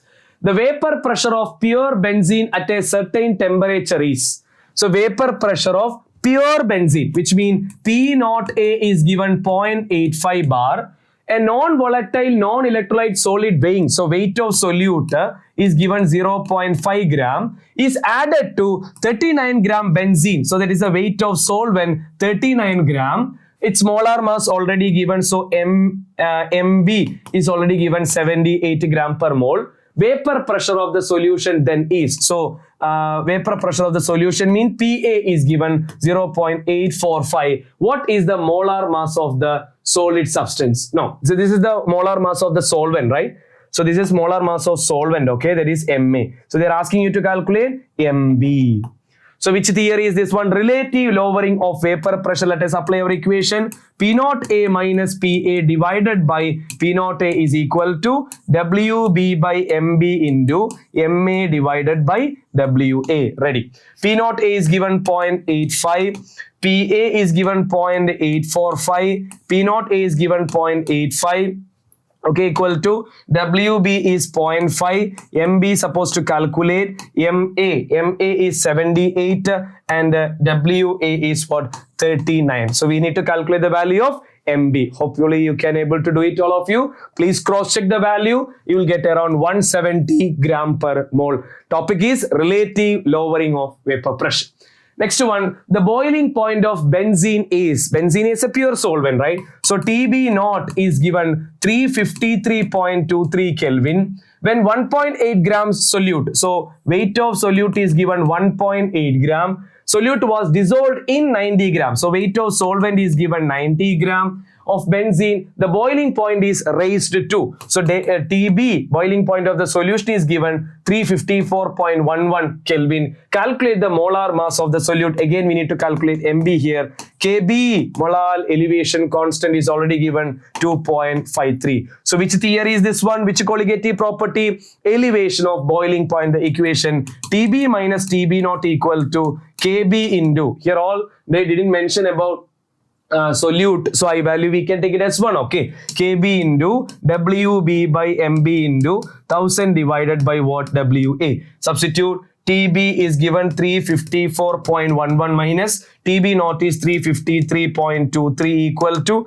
KB is 2.53 into weight of solute is 1.8, MB we need to calculate into 1000 divided by weight of solvent is 90. So MB we need to calculate here, same way of the previous one, but this is what? Elevation of boiling point. Please cross check it all. You will get 58 gram per mole. 87, 1 gram of non-electrolyte. So weight of solute is given 1 gram. Solute was dissolved in 50 gram benzene. So weight of solvent is given 50 gram. Lowered the freezing point of benzene. Lowering of freezing point, that means delta TF is given 0.4. The freezing point depression constant KF is 5.12. Find the molar mass of the solute. Again MB. These all are NCRT question, okay. So equation is, what is delta TF already given? So delta TF equal to KF into WB by MB into 1000 divided by WA. What is delta TF given? 0.4. KF is given 5.12. WB is given 1. Molar mass we need to calculate into 1000 divided by WA is what? 50. We need to calculate the molar mass of the solute. It will get, just to calculate all of you, you will get around 256 gram per mole. You have to practice it, okay? Please. 88. 200 centimeter cube of an aqueous. So 200 centimeter cube, volume, right? 200 centimeter cube, which means how much? Liter divided by 1000, 0.2 liter. of aqueous solution of protein contain 1.26. So weight of solute is given 1.26 gram. The protein, the osmotic pressure of such a solution is given 2.57 into 10 raised to minus 3. Temperature already given 300 Kelvin. Calculate the molar mass, again MB. Which theory? Osmotic pressure equation. Pi equal to WB by MB into V into RT, right? So pi, what is pi? 2.57 into 10 raised to minus 3 equal to, what is weight of solute? 1.26. MB we need to calculate. Volume is 0.2 liter. What is R value? R value we can take it as, it is in bar, right? So 0.083. In bar, what is the value of universal gas constant? 0.083, bar, liter or decimeter cube, Kelvin inverse, mole inverse. That is a value of which one? R into, and the temperature is given what? 300, right? 300. So just to calculate the value of MB here, you will get it around 61022 gram per mole. It should be a big molecule because we studied osmotic pressure method is used to calculate the molecular mass of bigger molecules. 89 for you, which is not a colligative property. We know the full colligative property. Here option D, ebullioscopic constant, cryoscopic constant. These all are not a colligative property, right?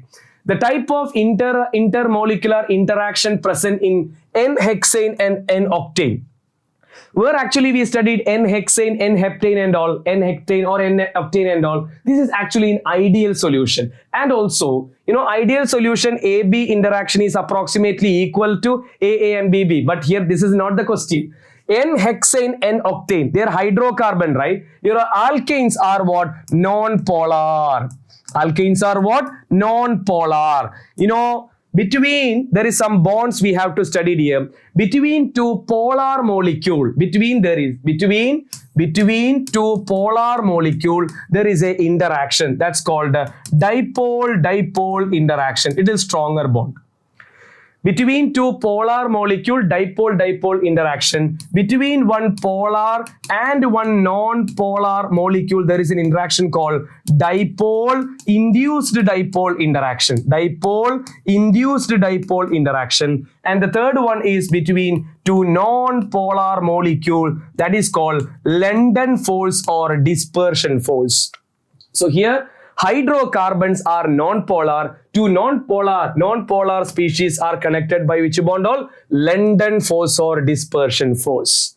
91. Which among the following is least soluble in water? Least soluble in water. We already studied organic and all. These all are alcohol, phenol, ethylene glycol, pentanol. All are alcohol. Alcohols are generally highly soluble in water. Anyway, toluene is what? A pure hydrocarbon, right? Toluene is pure hydrocarbon. So there is less chance to make which one? Hydrogen bonding with the water. So they are not soluble. So option B.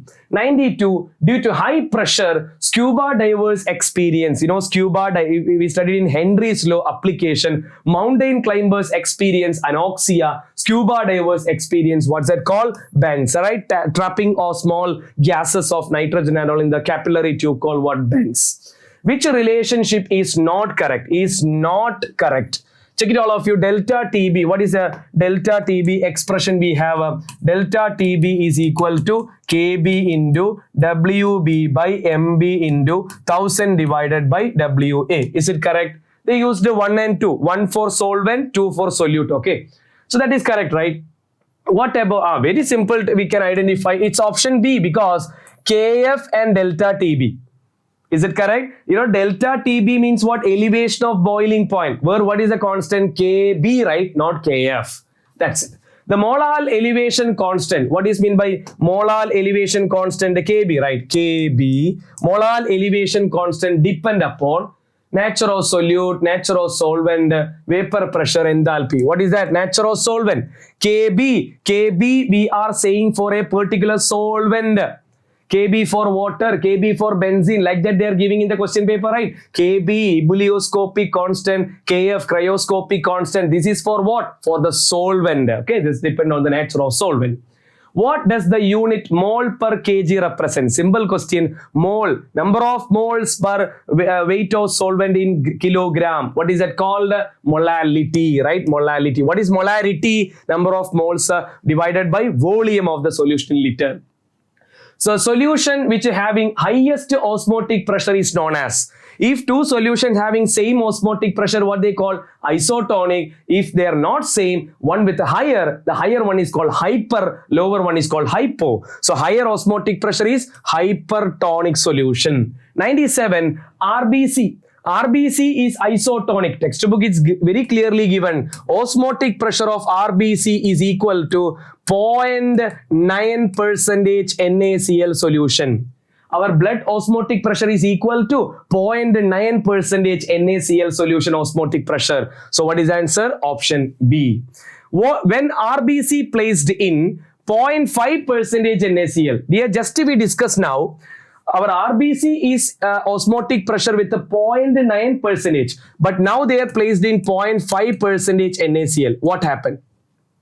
So osmotic pressure lesser, right? 0.9 is equal to RBC, but 0.5 means osmotic pressure is less. Osmotic pressure less means what? That become hypotonic.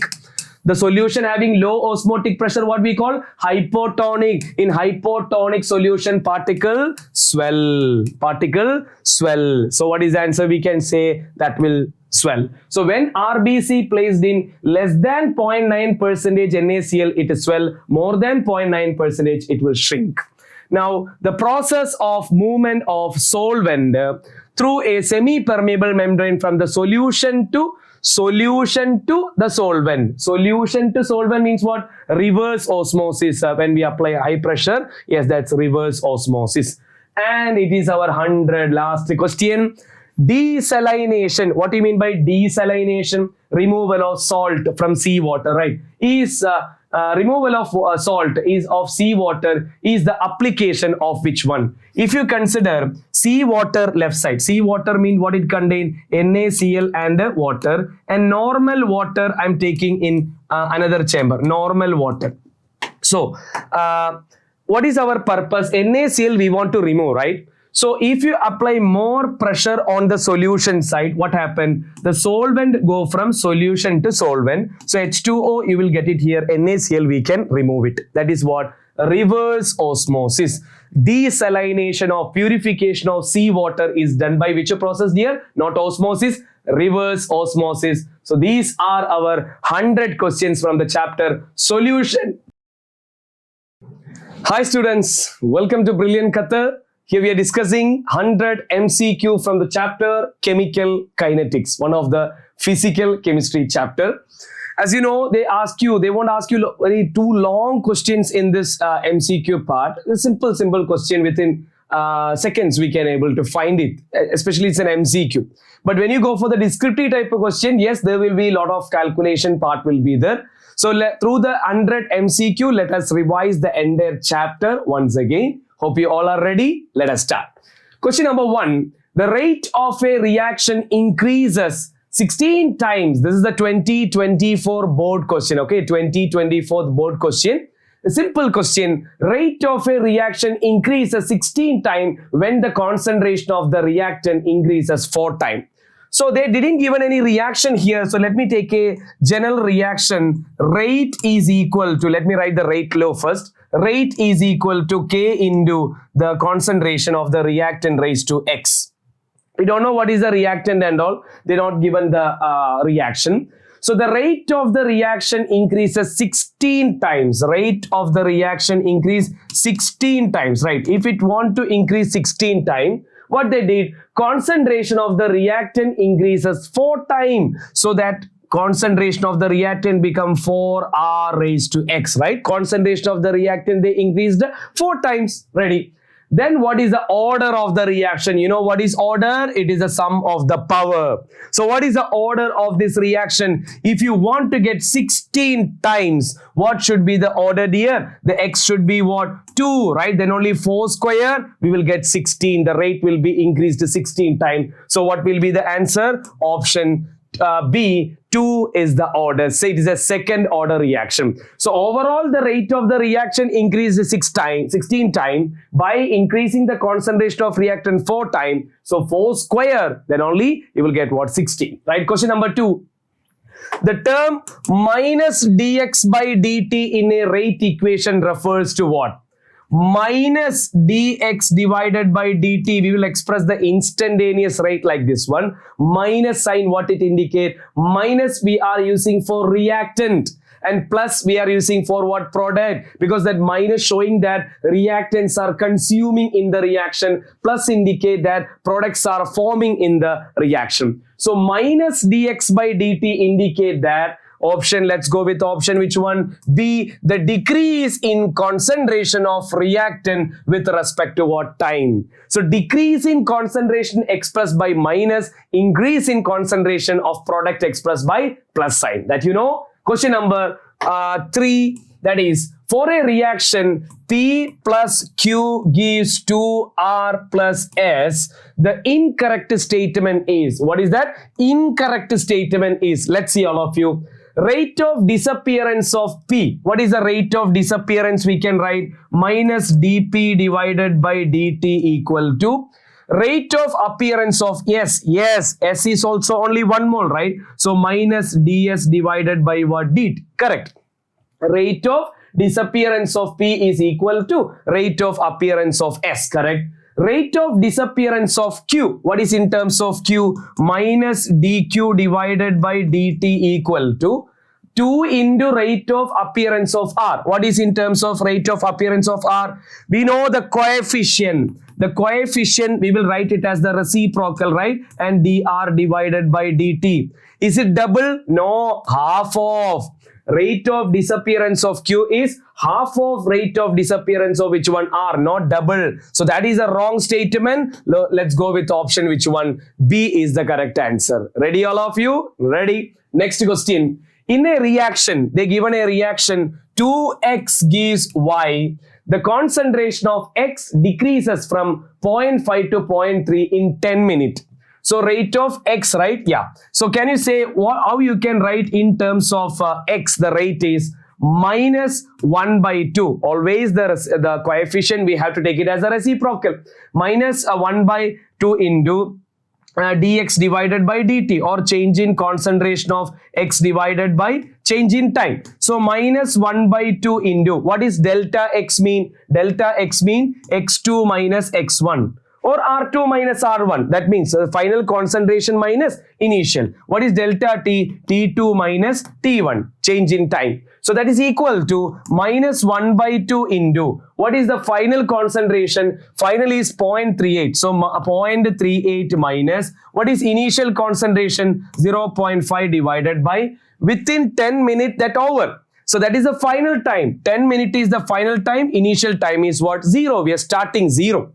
So what is that simplification? Minus 1 by 2 into minus 0.18 divided by, that's divided by 10, right? Sorry, 1, 2, right? 1, 2. So it's equal to 0.12 is there and divided by 20. But there is something we have to be take care here.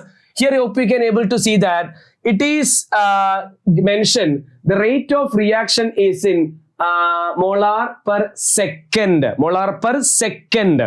See, the time is given in minute. The unit and all, be very careful. The time is given in minute, but they were asking in second. So we need to convert the minute into second, right? So what you have to do that?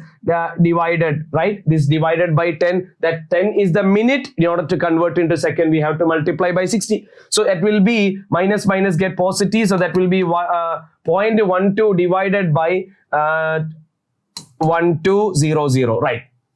All right, so that will be, I'm taking the 0 into the numerator, so it will be 0.12 divided by 12 into 10 square. So that is 0.12 into 10 raised to minus 2 divided by 12. So 0.12, how we can write it as all of you? 12, right? So we can take it as 12 divided by 12 into 10 raised to minus 4. That's equal to 1 into 10 raised to minus 4. What is that? Option A. So very careful about the unit, okay? Reaction is very simple. Rate is calculated by what? They given in terms of x. So minus 1 by 2 into dx divided by dt or delta x by delta t. That everything is okay. But time, it is given in minute, but the unit is in second. So don't forget to convert. Question number 5 for you, dear. Instantaneous rate of a chemical reaction. What is the difference between instantaneous rate and average rate? Instantaneous rate is calculated at a particular instant, but average rate is calculated between two time interval. So the rate of reaction in the beginning, no. Rate of reaction at the end, no. Rate of reaction at a given instant. So instantaneous rate is the rate which is calculated at a particular instant. Next one, a first order reaction has the rate constant. So rate constant K is given 1.5 into 10 raised to minus 3. Time taken for 5 grams. So time taken to convert 5 gram of the reactant to reduce to 3 gram. What is our equation for rate constant here? K is equal to 2.303 by T into log of initial concentration of reactant by final what is left.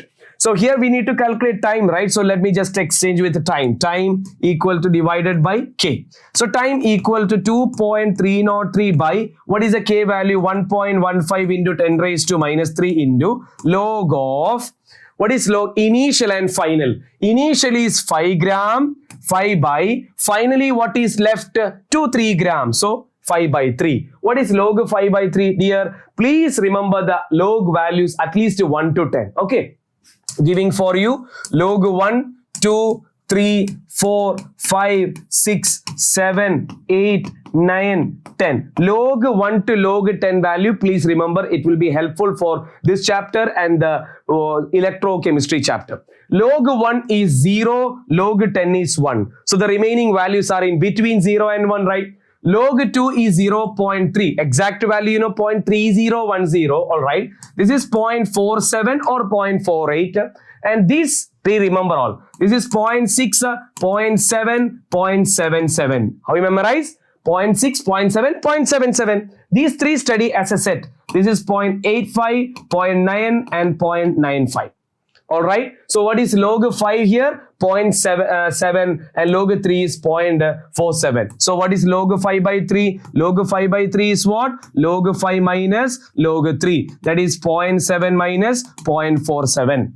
Alright, so if we can able to simplify this one. So time here we need to calculate. You will get around 444 seconds. Please cross check. Okay, the calculation part you have to do it. You have to simplify it because that's the only way we have to make it what the calculation part faster.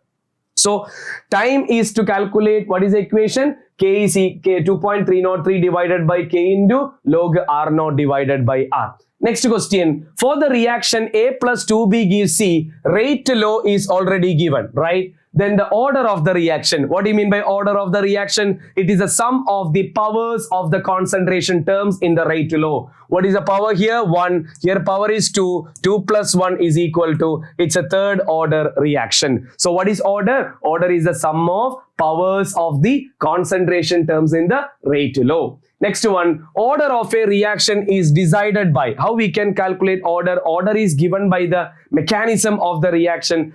From the rate law you can find it, from the order you can find it, and you know it is an experimental quantity. So order of reaction is calculated by not temperature, mechanism. Yes, mechanism of the reaction as well as relative concentration of the reactant, right? Yes, it is an experimental quantity. Next one, a plot is shown below between concentration and time. Which of the given order is it? Is it a 0, second, first, or fractional? Very simple here. Please remember these two data very carefully, okay? This for zero order reaction, you may study. For zero order reaction, you may study one graph, one integrated equation, right? Integrated rate law equation you have studied. For zero order reaction, in between the derivation of the integrated equation, there is a equation comes R is equal to minus KT plus R naught. In between the derivation of zero order integrated equation, we will get an equation that R equal to minus KT plus R naught. It is in the format of a straight line what? Y equal to mx plus c. All right. But for first order reaction, there is a small change, that is log r, ln r is equal to minus kt plus ln r naught. One log term comes, that's it, natural logarithm. This is also in the format of what? Y equal to what? Mx plus c. So dear, if r when plotted versus time, r plotted versus time, you understand it is zero order with a slope minus k. If ln r, if they use ln r versus time, if they use, there also slope is minus k. Remember, in both of the graphs, slope is same minus k. If log term is there, it is first order. Log term not there, it is zero order. Here you see all of you, log versus time. Log versus time means what? It is a first order graph. Careful, and slope is minus k. Next, a zero order reaction is one whose rate is independent of what? See, let me write the rate law for a zero order reaction. What is rate is equal to K into reactant. If it is a zero order, power should be zero, right? Yes or no? So what will be rate is equal to K? We'll get rate equal to K. So zero order reaction is one whose rate is independent of what? The concentration of the reactant, right? The concentration of the reactant. Zero order reaction in which the rate is independent of the initial concentration of reactant. Next, a catalyst increases the reaction rate by. What is the purpose of a catalyst here? Catalyst is a chemical substance which is reduce the activation energy and speed up the reaction. So it decrease the activation energy, right? It decrease the activation energy by which they speed up the reaction. Question number 12. A first order reaction takes 40 minutes. So time is given to you 40 minutes for 30% decomposition. Find its half-life. You know, half-life of first order reaction is 0.693 by K. So first we need to calculate K. Yes, K is equal to 2.303 by T into log of R naught divided by R. So is equal to 2.303 by time is 40 into log of what is initial concentration and final. 30% decomposition. So dear, initially you have 100, 30% decompose means what is left here? 70. Always numerator, if it is percentage, numerator 100, denominator what is left? Okay, 30% decomposition happen. So what is remaining? 70. What is log 10 by 7? Already with the values we discussed, right? Log 10 by 7 is what? Log 10 minus log 7. What is log 10? 1. What is log 7 value? Remember, log 7 value 0.8, right? 0.85 is there. 0.85. So you will get it here 0.15. That you can substitute here. You will get the value of K. That K value we have to substitute here. Then we will get the T half. Just to pause the video here and just to calculate and cross check the answer. You will get it around 77.7 minutes. It is already in minutes, so no need of any conversion. So if you want to calculate half-life, we need K. So K calculate first and substitute here. Next question. Which of the following influences the reaction rate performed in a reaction? See, what are the factors affecting rate, speed of a reaction? Temperature, yes, temperature when increases, speed of the reaction increases. Activation energy decreases, speed of the reaction increases. Catalyst if we use, that will reduce the activation energy and speed up the reaction. So all of the above, they are depend on rate of a reaction.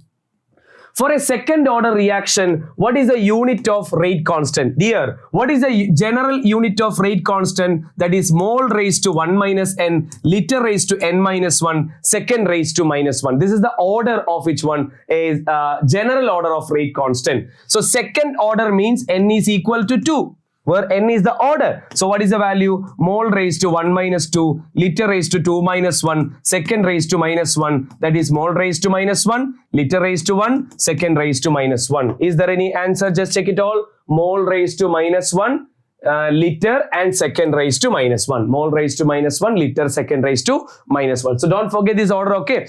The unit of rate constant K is mole raised to 1 minus n, liter raised to n minus 1, second raised to minus 1, where n is the order of the reaction. Next one, the rate constant of a reaction is given. Rate constant K already given, all right?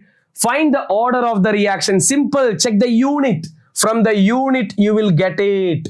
Second inverse alone means what is that? It is first order because we have mole raised to 1 minus n, liter raised to n minus 1, second raised to minus 1.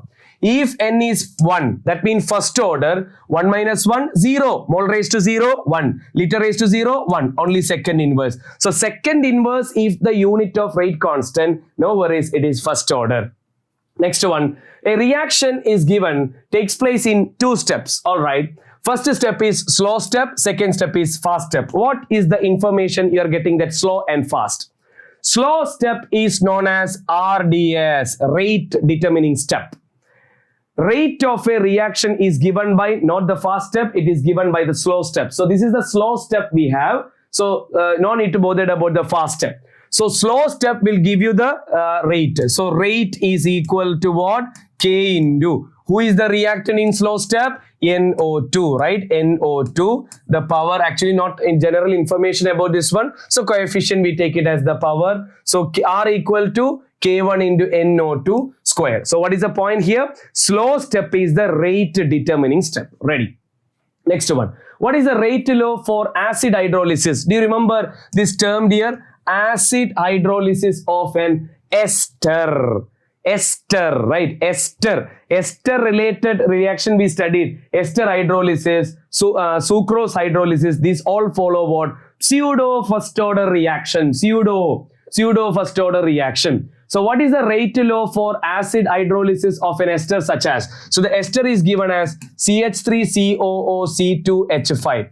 This ester on hydrolysis, we know ester on hydrolysis, we will get carboxylic acid and alcohol. But here the point is, what is the rate depends on? Actually, rate depend on both of these. What is that? CH3, COO, C2H5 and H2O. So we may feel like it is second order or higher order like that, but actually it follow first order because H2O concentration we take it as what? 1. If H2O concentration is excess, if the water amount is excess, if the reactant is in excess in amount, its concentration we neglect, its concentration is 1. So H2O is in excess amount, so cut it. So rate depends only on whose concentration? The ester concentration. Therefore, it follow first order kinetics. So reaction which appears to follow higher order, but actually it follow first order. What is that called? Pseudo first order reaction. So ester rate only depend on the ester concentration, that is what? K into CH3COO C2H5.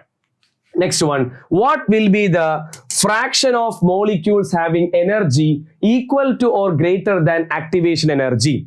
You may study the Arrhenius equation. K is equal to A into E raised to minus EA by RT. You know what is this entire term represent? The exponential term E raised to minus EA by RT, the entire term represent fraction of molecule or amount of molecule having energy, kinetic energy equal or greater than activation energy. That is called E raised to minus EA by RT. So E raised to minus EA by RT is the definition of this statement. Ready? Next one. There is an ester, RCOOR means what? It's an ester. Ester on hydrolysis, you will get acid and alcohol. Just to be discussed now, it is an example for what? Pseudo first order reaction or pseudo unimolecular reaction. Which of the following statement about a catalyst is true? Okay, let us see catalyst. A catalyst accelerates the rate of reaction by bringing down the activation energy. Yes, catalyst is a chemical substance which reduces the activation energy and speed up the reaction. A catalyst does not participate in mechanism. Catalyst makes the reaction feasible. A catalyst makes equilibrium constant more favorable. No. Catalyst purpose is what? Reduce the activation energy and speed up the reaction. 21. For the reaction, they given the reaction N2 plus 3H2 gives to NH3. What is dNH3 by dt if it is like this? What is the value of minus C? See, so first our purpose is They mention ammonia and hydrogen only, right? So ammonia and hydrogen, please take it out. Nitrogen we don't want. So can you say in terms of hydrogen, how we write the rate? Minus 1 by 3 dH2 divided by dt. Yes or no? Because the coefficient is 3 and so we have to take it as a reciprocal and it is a reactant, therefore minus sign. And how you write in terms of ammonia? Plus 1 by 2 into delta, the concentration of ammonia divided by dt. All right. And what value they given? This value, this dNH3 by dt, this value already given 2 into 10 raised to minus 4. So I can write minus 1 by 3 into dH2 divided by dt equal to 1 by 2 into 2 into 10 raised to minus 4.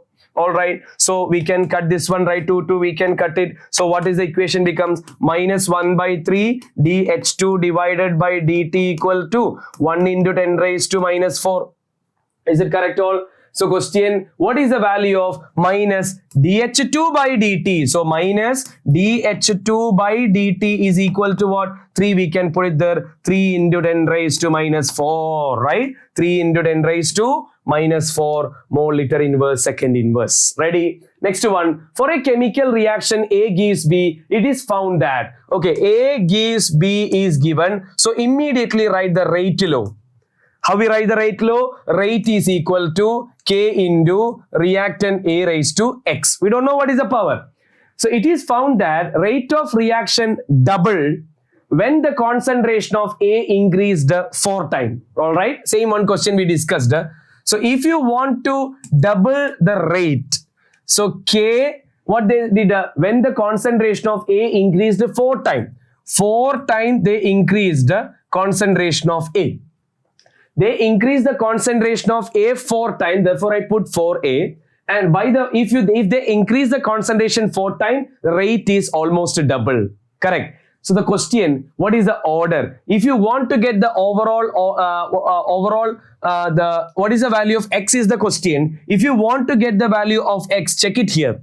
When they increase the concentration of A 4 times, rate is doubled. So what should be the value of X? X should be what? 1 by 2. Right? 4 raised to 1 by 2 or square root of 4 is what? 2 times. Right? So it should be half. The order of the reaction should be half. Next one, the half-life of the first order reaction having rate constant. See, rate constant is given. What is the equation to calculate half-life? T half is equal to 0.693 by K, that is 1.7 into 10 raised to minus 5. So 0.693 by 1.7 into 10 raised to 5. So or you can take it 693 into 10 square divided by 1.7. So calculate all of you, you will get it. It is in second, right? It is in second, but answer is given in hour. So here the value which you are getting in second, how you convert into hour, that divided by 360. The value which you are getting here, okay, value which you are getting here, it is in second. If you want to convert into hour, what you have to do that? Divide by 60 into 60, that means 360, right?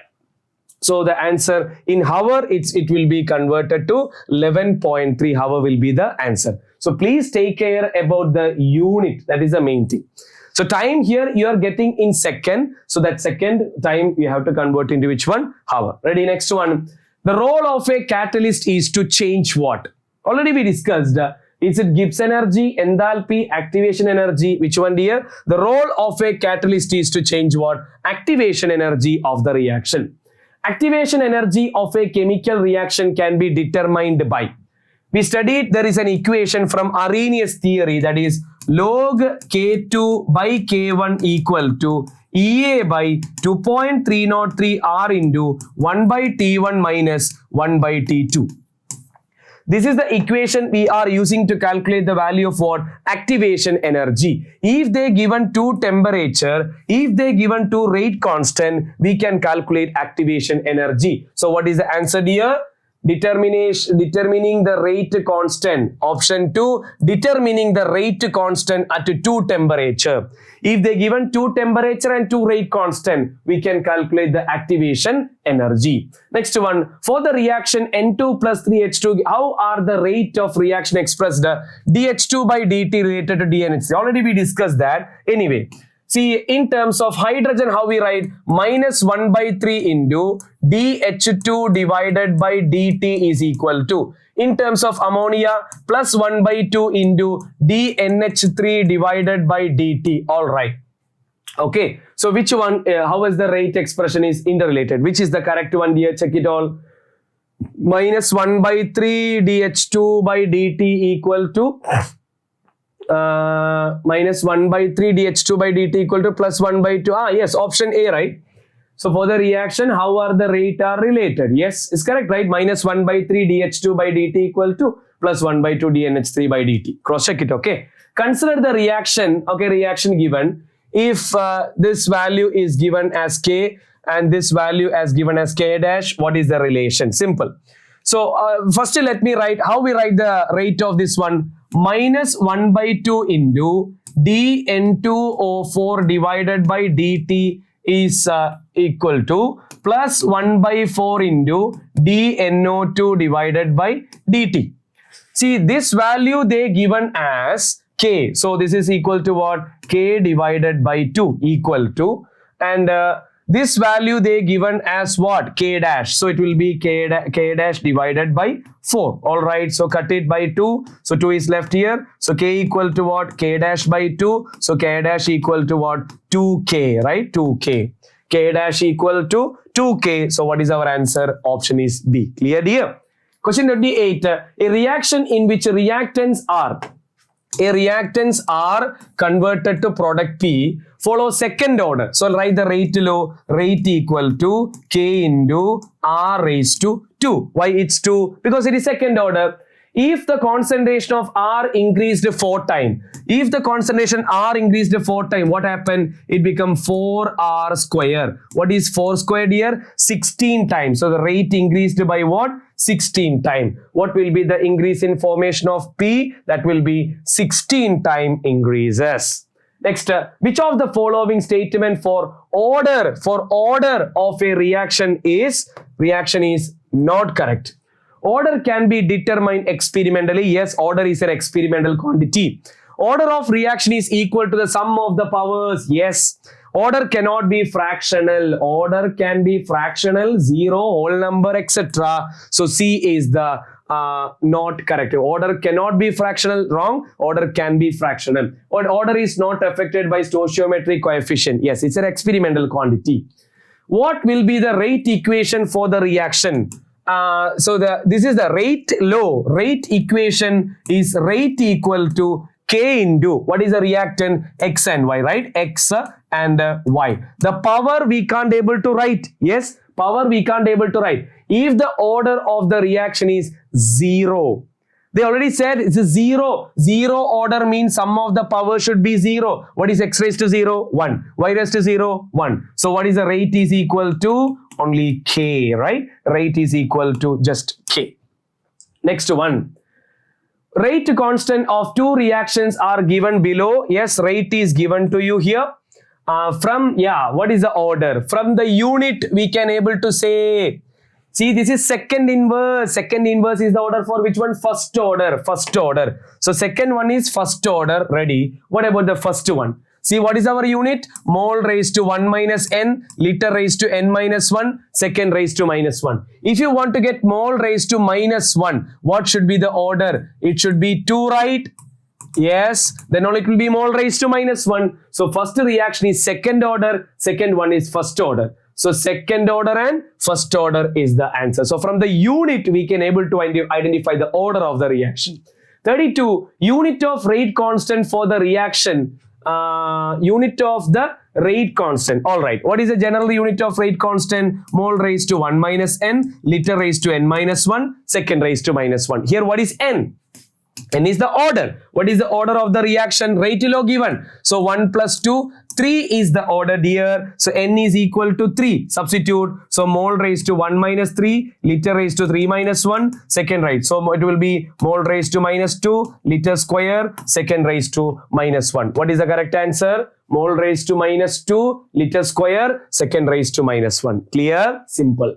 33. The number of molecules of the reactant taking part in a single step of the reaction is indicated by molecularity of the reaction. What do you mean by molecularity? It is the number of reactant species which undergo simultaneous collision leads to the formation of product. Simply we can say it is the number of reactants, right? So number of reactants which undergo collision, that's called what? Molecularity of a reaction. For a reaction X plus Y gives Z, rate is directly proportional to X. All right. So rate is what? Directly proportional to what? X. All right. That means equal to what we can write? Rate equal to K into X. All right.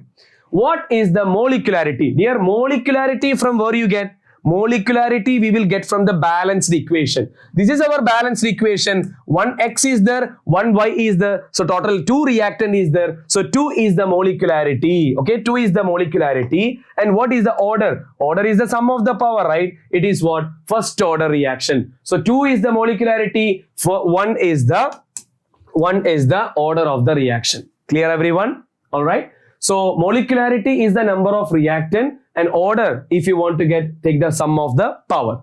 Next one, observe the given graph carefully. Which of the given order are shown by the graph? Already we discussed ln r versus time is what? First order. Already we discussed that. This is first order.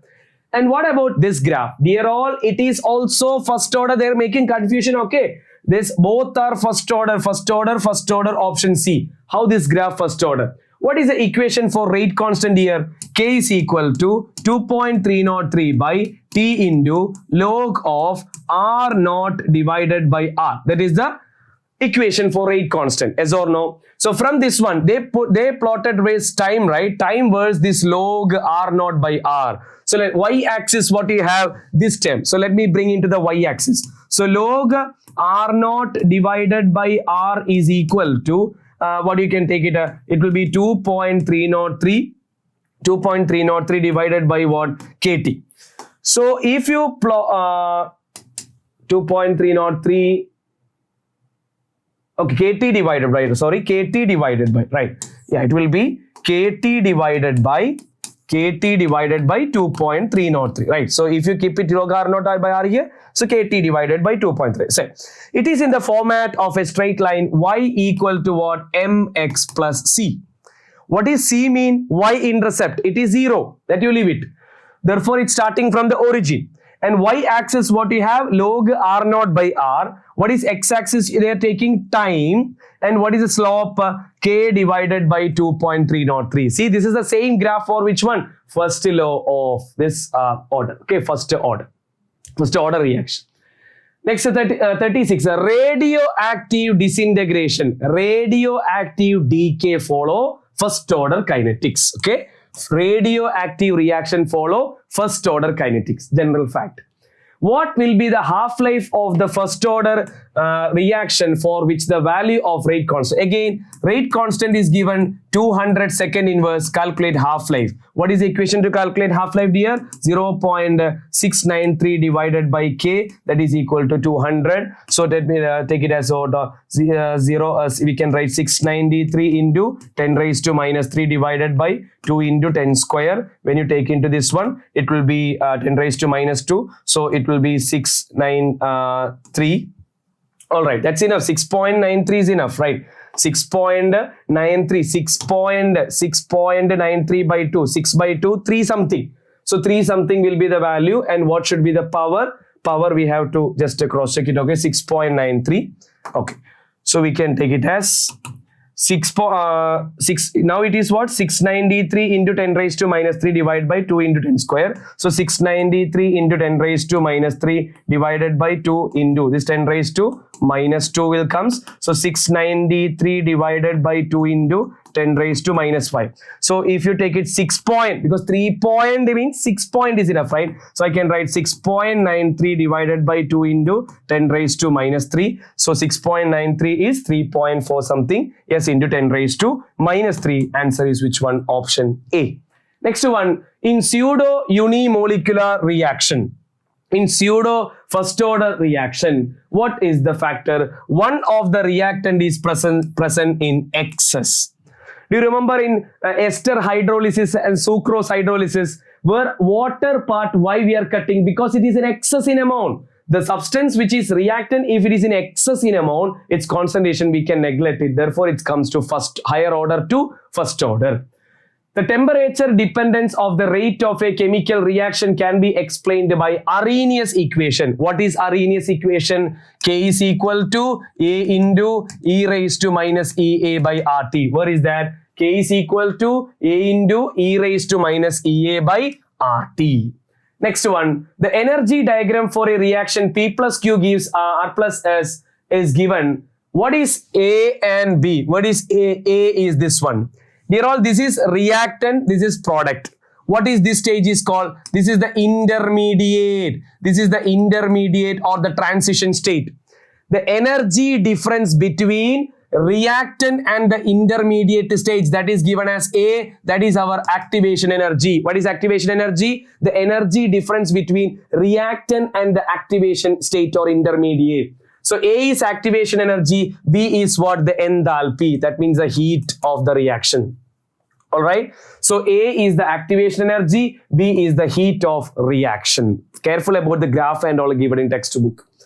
41. The temperature dependence of the rate of a chemical reaction is given by Arrhenius. Yes. Which of the following graph will be a straight line here? What is the equation? The equation is K is equal to A into E raised to minus EA by RT. We studied an important graph here. Taking logarithm on both sides, it becomes ln K equal to ln A minus EA divided by RT. It is in the format of a straight line. Y is equal to mx plus c. If you plot the graph, what is on y-axis? ln K, right? Y-axis we have ln K.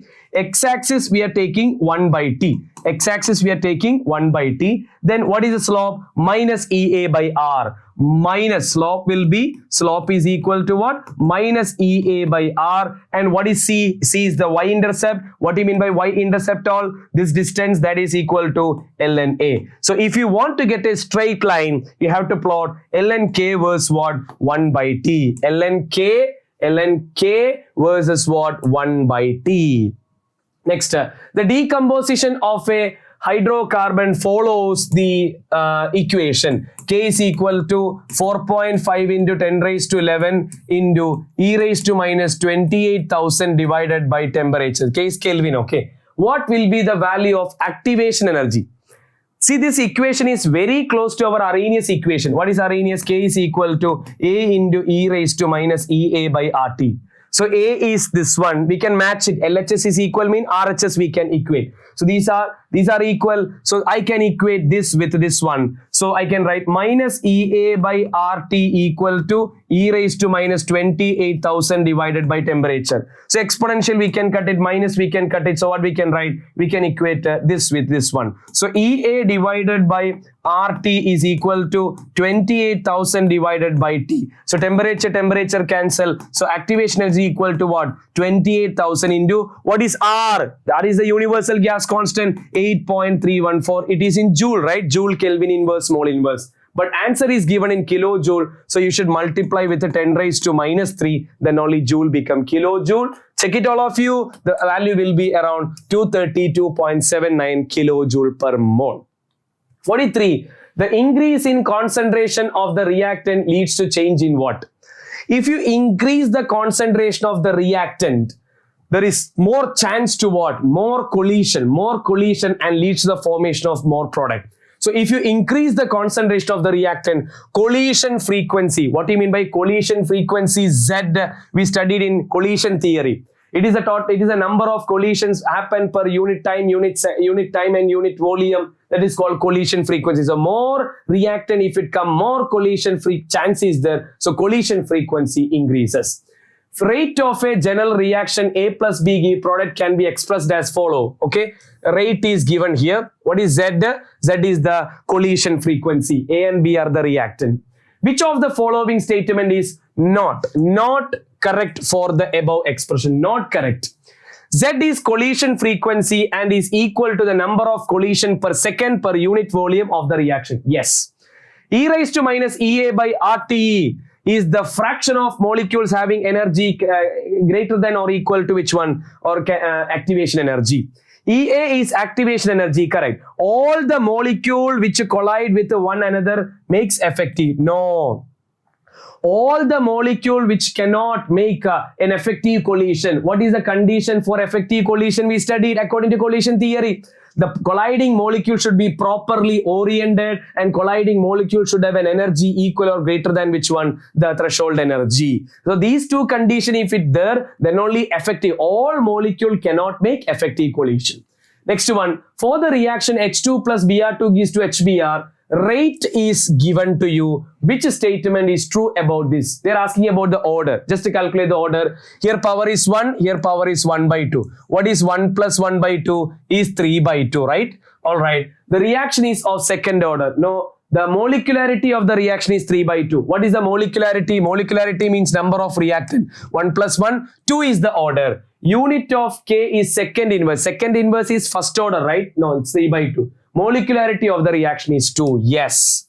Molecularity is what? 1 plus 1, 2. And order is what? 3 by 2. Molecularity is the number of reactants, or it is 2. Which is true, right? Yeah. Next one. Consider the reaction, first order reaction. Yeah, it's a direct question for exam. We studied if all reactants and products are in gaseous state. We studied an expression for rate constant for first order, that is 2.303 divided by T into log of Pi divided by 2 Pi minus Pt. What is Pi? Initial pressure. Pt is the pressure at the time T. So what is the equation? K is equal to 2.303 by T into log Pi divided by 2 Pi minus Pt. Option B. When we can use this equation? When all the reactants and products are in gaseous state. Next one. According to Arrhenius equation. Let's just we discuss now the Arrhenius equation graph. Which of the following option represent the graph? Log K, ln K was 1 by T. Let's just we discussed that was the negative slope, right? Negative slope is which one? Option A. ln K was 1 by T when they plot. Where we discussed this? See all of you that equation where we discussed. See ln K was 1 by T. We got a negative slope with the minus EA by R is the slope and ln A is the y-intercept. Ready? So the answer is which one? The first one.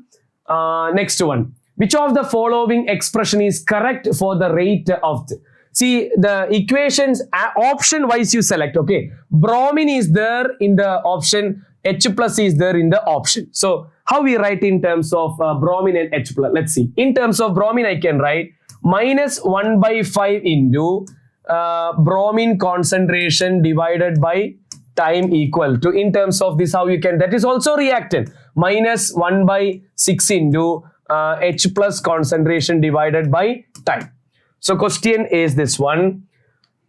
Which one is correct? Okay, delta Br minus, okay, there's all a delta Br. So I can write delta Br minus delta T is equal to what? 5 by 6, right? Minus minus we can cancel. 5 by 6 into delta H plus divided by delta T. So where is this? 5 by 6. Delta Br minus dt equal to 5 by 6 into delta H, right? Option C. Next one. A first order reaction is 50% completed. What do you mean by 50% completed? It's half-life. What do you mean by half-life, dear? It is a time taken for an object to reduce into half of the initial amount. 50% completed mean half-life is given 1.26 into 10 raised to 14 second. How much time will it take to 100%? Dear, no need of any calculation. Directly write infinite. Why? 100% decomposition for an object is not defined. It's an infinite. It may take infinite time. Okay. Next, for the elementary reaction, what do you mean by elementary? It happened in a single step. P gives Q. Okay, P gives Q is the reaction. The rate of disappearance of P increases by, what is the rate? P is reactant, right? It will decrease. Rate of disappearance of P increases by a factor of 8 upon doubling the concentration of P. So can you tell me the rate law? First of all, rate equal to K into P raised to X. All right. What they're saying, rate of disappearance of P increases by 8 factor, by a factor of 8. Okay, 8 times it increased upon doubling the concentration of P. So it is doubled to P. Then what is the order? If you want to get 8 times the order, they increase the concentration P double. So 2P. So what should be the power? If you want to get 8, what should be the power of 2? What is 2? Can you say here? What is that? 2 raised to 3, right? 2 raised to, what should be the power this X? It should be what? 3. Then only 2 raised to 3, right? 2 raised to 3, right? 2 into 2. Yes, it will be 8 times. So what will be the order of the reaction? What will be the order of the reaction? It will be third order reaction. It will be third order reaction. So they like that. I think 3 questions we discussed the same type. So this is the same one question they asked in the 2024 board question. Next one, when a catalyst increases the rate of a chemical reaction, then the rate constant. When a catalyst increases the rate of a chemical reaction, rate constant. Dear all, rate constant. What is rate constant? K, right? Rate constant is a fixed one. It is not able to change by a catalyst. Rate constant only depend on temperature, remember. So rate constant do not remain constant if a catalyst, catalyst purpose is reduce activation energy and speed up. 52, rate constant in case of first order reaction is, what is the expression for rate constant for first order? Is equal to 0.693 divided by T half, related to half-life like this. Rate constant in case of first order reaction is inversely proportional to the concentration, independent of concentration. See, independent of concentration terms. See, in this expression of rate constant K, is there any concentration term? No. So for first order reaction is what? Independent of the concentration units. Next one, the rate of a gaseous reaction is given by, so rate is already given. Okay, so the given rate is what? K equal to A into, rate is equal to, rate is given as, rate is equal to K into A into B square. All right. If the volume, very carefully read the question, my dear, very carefully. If the volume of the vessel is reduced to 1/2 of the initial volume, what happen if you reduce the volume? Concentration double. If you reduce the volume half, concentration in the system will be double. That is the main point, okay? If you reduce the volume half, concentration is doubling. So when the vessel volume they reduce to 1/2 of the initial volume, then what happened? The new rate is equal to, if they reduce the volume half, concentration of each reactant double. So A becomes 2A, B becomes 2B square. So 2 square is 4. 4 into this 2 is what? 8 times the rate of the reaction increases. One more question for you here. Rate of a gaseous reaction is given by, here also rate is given. Rate is equal to K into A square into B cube. All right. The volume of the reaction vessel is reduced to 1/2 of the initial volume. Okay, reduced to half mean what happened? The concentration become double. So K into 2A square and 2B cube. What is 2 cube? 8. 8 into 2, what? 8 into 2, 2 square, right? Sorry, 2 square. Here 2 cube is 8, 2 square is 4. 4 into 8 is what? 32 times. Okay, 32 times the rate of a reaction. What will be the rate of as compared to the original rate? A. So if the initial rate is A, now it is 32 times of A. Now, unit of rate and rate constant are same for which one? Zero order. Dear all, for a zero order reaction, how we write the rate? Rate is equal to K into R raised to 0. Zero order mean power should be 0, right? So what is this equal to? Rate is equal to what? K. So for zero order reaction, unit of rate constant and rate, which one? Similar. Under what condition a bimolecular, okay. Under what condition a bimolecular reaction may be of first order? Already we discussed in pseudo first order reaction, ester hydrolysis, right? Ester is there, water is there. But you may feel like its power is 1 plus 1, 2 is the order, but water is excess in amount. So water part cut, so it's only unimolecular. So when a bimolecular become unimolecular, when one of the reactant is in excess in amount, when one of the reacting species is larger in excess in amount. Which of the following statement is not correct? Let's see which is not correct. For a zero order reaction, T half is proportional to initial. Yes, what is the expression for half-life of zero order? That is equal to R naught divided by 2K. Yes, it is directly. The relationship of variation of log K2 by K1 equal to A by 2.32 minus T1. Yes, it's correct. Unit of rate constant for a reaction is mole raised to 1 minus N liter raised. Yes, correct. Where N is the order. Molecularity can be 0. No. Molecularity 0 means there is no reactant. Reaction do not happen. Molecularity always what? Whole number. It's not possible. Fractional or 0. Next one. Rate constant is given by. Yes, this is our collision theory given an equation. Rate constant key. What is P all? Probability factor. P is what? Probability factor or steric factor. Z is the collision frequency. Is the exponential. Which factor should register a decrease for the reaction to proceed more rapidly? Which factor? The rate constant is given by the equation. Which factor should register decrease for the reaction to proceed more rapidly? Which one? See, which factor should register in decrease in value? See, if the activation energy is lesser in amount, the exponential term will be less. So the rate will be what? The exponential term of minus, right? So EA, if it is lesser in value, this value will be what? Greater in amount, because it's negative term, right? So K will be more. Anyway, we know activation energy decreases mean what? The rate of the reaction increases, right? Next one is, all right, next one. For a reaction, certain reaction, large fraction of molecule has energy more than the threshold energy. Still, the rate of reaction is very slow. If there are more reactant, then also we can't able to say that more reaction can happen. So they are saying even there are more reactant, why reaction rate is speed is very less. The possible reason for this could be that the colliding molecule could be large in size. Colliding molecule must not be properly oriented. Rate of reaction could be independent. One of the reactant could be no. If the colliding molecules are properly oriented, then only the reaction speed will be greater. In a reaction, the threshold energy is equal to, what is the threshold energy? It is the sum of activation energy and normal energy of the reactant. Okay.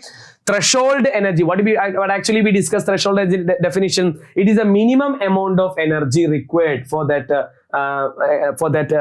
reactant to make an effective collision. So threshold energy is the sum of what? Activation energy and the normal energy of the reactant. Now for a reaction A plus B, they given already the rate to low. What is the order of the reaction? What is order? Sum of the power. Half plus 2, right? What is half plus 2 is equal to 5 by 2. That's equal to 2.5. Now, for a first order reaction, that ln, okay. ln R versus time graph slope is, we discussed already in the beginning question. For a first order reaction, there is an equation. Log R is equal to minus KT plus log R naught. All right. This is in the format of a straight line. Y is equal to mx plus c. So when you plot y-axis ln R, x-axis time, you will get a slope. You will get a positive slope, negative slope, because minus k is the slope. What is the slope? Minus k. Even for 0 order and first order, that graph is, the slope is what? Minus k. Next, a compound A and B are reacted. This type of question, many times you may practice in classes. So the reaction is given as what, dear? A plus 2B gives 2C, right? So immediately write the rate law. Rate law is equal to what? K into A raised to X into B raised to Y. Because we can't able to predict the order, right? Order is the sum, practical. It's an experimental quantity. They're given some data. What all data are given here? All A concentration given, B concentration given, its rate is also given. They conducted how many experiments? 3 experiments. All the 3 values you make into the rate law.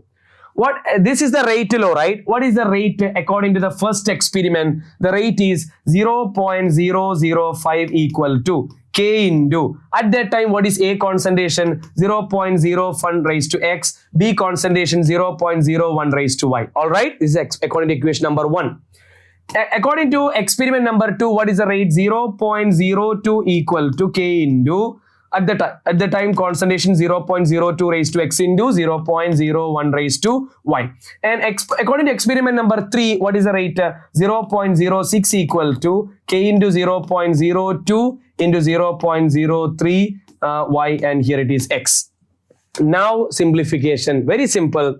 They're all let me take the, okay, that's okay, right? All right, let me take 3 by 2. Okay, I'm going to do 3 by 2. What is 3? That is 0.06 divided by 0.02 equal to K into 0.02 raised to X into 0.03 raised to Y divided by K into 0.02 raised to X into 0.01 raised to Y. Okay, we can simplify that. What is this? 0.06 divided by 0.2, 6 by 2, right? 6 by 2 is equal to 3. K cut, this term cut. 3 by 1 is 3, so 3 raised to Y. What should be the value of Y to make it 3? It should be 1, right? 3 raised to 1 is 3. So Y is equal to 1. So with respect to B, the order is Y and it is equal to what? 1. Now, what is the value of X? If you want to calculate the value of X, which all values we have to take it all, let me do that. 2 divided by 1. Yes. 2 divided by 1. If you do 2 divided by 1, you will get 0.02 by 0.005 equal to K into 0.02 raised to 0.02 raised to X into 0.01 raised to Y by K into 0.01 raised to X into 0.01 raised to Y. Okay, we can simplify this 2 term cut, K cut. So that will be is equal to, what is this? This is 2 into 10 raised to minus 2 by 5 into 10 raised to minus 3, right? So what it will be? 2 into minus 3, when you take into that one, it becomes 20. 20 by 5 is equal to what? 4. 4 is equal to, this is what? 2 raised to X. So what should be the value of X to make it 4? 2 square, right? 2 square is 4. Therefore, X is equal to what? 2. So with respect to X, the order is what? 2. So where is the answer here? Where is the answer? So the rate is equal to K into A raised to 2, B raised to 1. A raised to 2, A raised to 2, B raised to 1. Option D. Rate equal to K into A raised to, with respect to X, it is 2 and Y with respect to 1. Correct all? Next, chemical reaction which occurs slowly at room temperature. Which chemical reaction happens slowly at room temperature? Simple one, rusting of iron, right? It takes more time. Question 65. Which of the following statement is correct? Which of the following statement is correct? 1. The rate of a reaction, which means speed of a reaction, decreases with the passage of time as the concentration of reactant decreases. Correct, right? During a reaction, what happens? Reactants are converted to product. When reactants are converted to product, as time goes, what happens? Reactant amount decreases. When reactant consume, what happen? Rate of the reaction slowly decreases. Whenever we starting a reaction, beginning the reaction will be more rapid because more reactants are there, more reaction can happen. As time goes, the reactants are consuming, so the rate of the reaction gradually decreases. That is the correct statement. Let's go to question number 66. The average rate and instantaneous. What is average rate? Which is calculated between two time interval, but instantaneous is calculated at a particular instant. When average rate and instantaneous rate of a reaction are equal, so that we can go with when two rates have a time interval equal to 0. When the two rates have a time interval 0, at that point only the average rate, instantaneous rate can be equal. Rate of a reaction can be defined as, what is the definition of a rate? Rate of decrease in concentration of any one of the reactant, rate of increase in concentration of any one of the product, rate of decrease in concentration of any one of the reactant, or the rate of increase in concentration of any one of the product, the sum of the rate of decrease in concentration of all the reactant, or the rate increase. No. So what we can go with here? See, rate of a reaction we can say either by the decrease in concentration of reactant or in increase in concentration of product. You can express in both the reactant and product. The rate of reaction between two specific time interval. Between two time interval, if you calculate the rate, then it is called what? Average rate. In the beginning, decrease in the concentration of reactant is, in the starting of a reaction, reactant will consume faster. Means the reactant concentration in the beginning, the decrease in concentration of reactant will be rapid. More reactant will consume. The rate law for a reaction A plus B given C plus D in the expression is K into A. So rate law is given as rate is equal to what? K into A is only given. The rate of reaction will be doubled on doubling the concentration of B. No, the rate expression already given A, right? So it not depend on B. Halved on reducing the concentration of A to half. So the rate of reaction will be halved on reducing the concentration of A half. If you reduce the concentration of half, what happened? Rate also reduced to half, right? Yes, let's go with option. Which one? B. What about 3? Decreased on increasing the concentration of the reaction unaffected by any change. No. If you halved on reducing the if A, because rate only depends on A. If A concentration reduced to half, rate also reduced to half. Halved on the, okay, next one. Next one is the rate constant of a reaction depends on rate constant K. K only depend on which one? Temperature, okay? Temperature of the reaction. Rate law for the reaction is given, all right? The concentration of reactant B is double, okay? So initial the rate is given as K into A into B, all right? Now they increase the concentration of reactant B double. So what? B concentration becomes 2B, all right? Keeping the concentration of A constant as it is, all right? Then the value of rate of the reaction will be, there is no power, right? Only that doubled. So what will be? It will be 2 times, right? It will be almost double, correct or not? The concentration of reactant B double, so it's 2B, and keeping a concentration of A same, right? So it will be double. Next one, which of the following will leads to an increase in the rate of the reaction? Where there is an increase in speed, decrease the temperature. No, temperature should increase, then only rate increases. Decreasing the concentration of reactant. No, addition of catalyst, right? Catalyst, if you increase, added, what happened? It reduce the activation energy and speed up the reaction. Inhibitor means it will prevent the activity of the catalyst. Now, what happens to the value of Gibbs energy? Gibbs energy for a reaction when catalyst is added remain unchanged. Their catalyst function is only affecting activation energy, no other thermodynamic factors. If the surface area increase, if more surface area present, reaction rate increases. More surface area, more reaction rate. So surface area increase, the rate of the reaction increases. Statement 1. The molecularity of a reaction may be either whole number or fractional. No, molecularity is always what? Whole number. So assertion is, or the statement 1 is wrong. Molecularity is the number of molecule take part in a single step. Yes, it's correct. So statement 1 incorrect, statement 2 is correct. Next one. For a single step reaction, 2x plus 2y gives product. Molecularity is, what do you mean by molecularity? Sum of the reactant. What is 2 plus 2 is equal to 4. Statement 1. For complex reaction, complex means reaction happening multi-step. For a complex reaction, order of reaction is not influenced by the stoichiometric coefficient.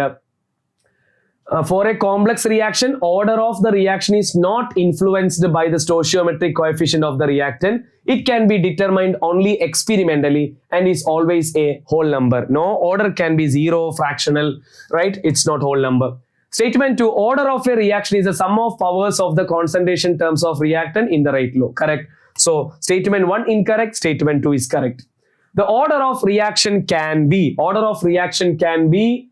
integer, fractional and 0. Order can be 0, fractional, whole numbers. If statement 1, if in a 0 order reaction, the concentration of the reactant is double, the half-life period is also double. See, in 0 order reaction, what is half-life? Is equal to R0 divided by 2K. Correct? So in 0 order reaction, the concentration of the reactant is double. If R0 is double, half-life is also double. Yes, they are directly proportional. Correct. For a 0 order reaction, the rate of reaction is independent of the initial concentration. Yes, for 0 order reaction, rate is equal to what? Just a K. It is independent of initial. So both the statement 1 and statement 2 are correct. Molecularity of the reaction molecularity should not be 0 or fractional, right? So molecularity should not be what? Fractional, 1.5. For the reaction R gives P, the concentration of reactant changes from 0.03 molar to 25 minutes. Calculate the average rate. Okay, R gives P, right? So instead of R, in terms of R, how we can write the rate?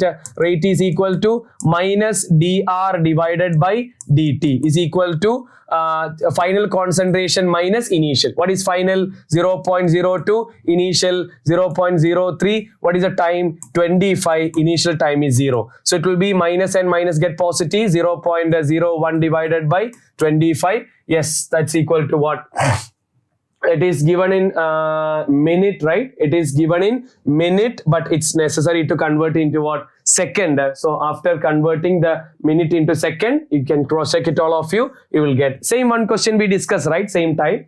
So initial and final concentration is given. It is in the numerator. Final time and initial time is given denominator, but time is given in this value. You will get in second. Minute, because time is we calculated in minute, but the answer is in second, so that into 60 you will get the answer.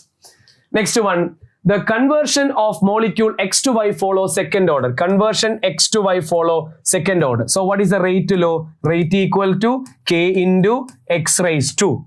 See the second order means power should be 2. If the concentration of X increase to 3 times, so it will be what? K into 3x square. What is 3 square? So 9 times. So 3 times. How will they affect the rate? It will be 9 times increases.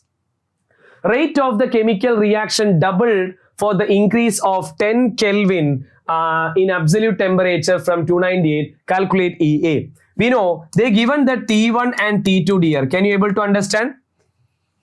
See, rate of the reaction is double. So K1 and K2 also given. Take it initial rate constant K1 itself and the final concentration will be 2K1 because they double. They said rate of the reaction double. So final rate will be 2K1. If it is quadruple, they said 4K1. Triple means 3K1 like that. An increase of 10 Kelvin in absolute temperature from. So temperature T1 is given 298 Kelvin. Now 10 Kelvin they increase. So 298 plus 10 is equal to what? 308 Kelvin.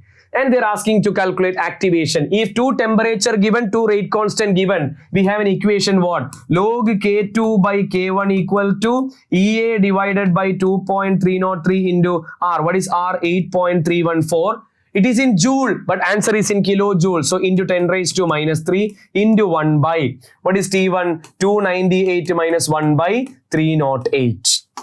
Okay, it will take time. So just calculate everyone. So slowly calculate and practice it. So what will be log K2 by K1? K2 we written as 2K1, right? So we can write this 2K1 and K1 is K1 itself. K1 by K1 is what? Log 2, you know, 0.3. 0.3010, 0.3 is enough. Okay, so we will get around 52.8 kilojoule per mole. Cross check it all of you, the value. 85, half-life for radioactive decay carbon 14 is. So half-life is given 5730 year. An archaeological artifact containing wood had only 80%. They contain only 80%, which means finally only 80 is left. So what is the expression for question? Estimate the age of the sample. So time we need to calculate. If you want to calculate the time, the equation for first order 2.303 by K into log of what? R naught divided by R. Yes or no? So T half is given, mean calculate K. 0.693 divided by 5730 year. It's already in year, so no need to convert. So this is K value that you have to substitute here. So T equal to 2.303 divided by 0.693 by 5730 into log of, what is initial and final? 80% only remains, which means initially you have 100, 80%. What is remaining? That should be in the denominator. All right. So what is log 10 by 8? Log 10 minus log 8. What is log 10? 1. Log 8, I think we discussed around 0.9, right? So it will be 0.1. Okay.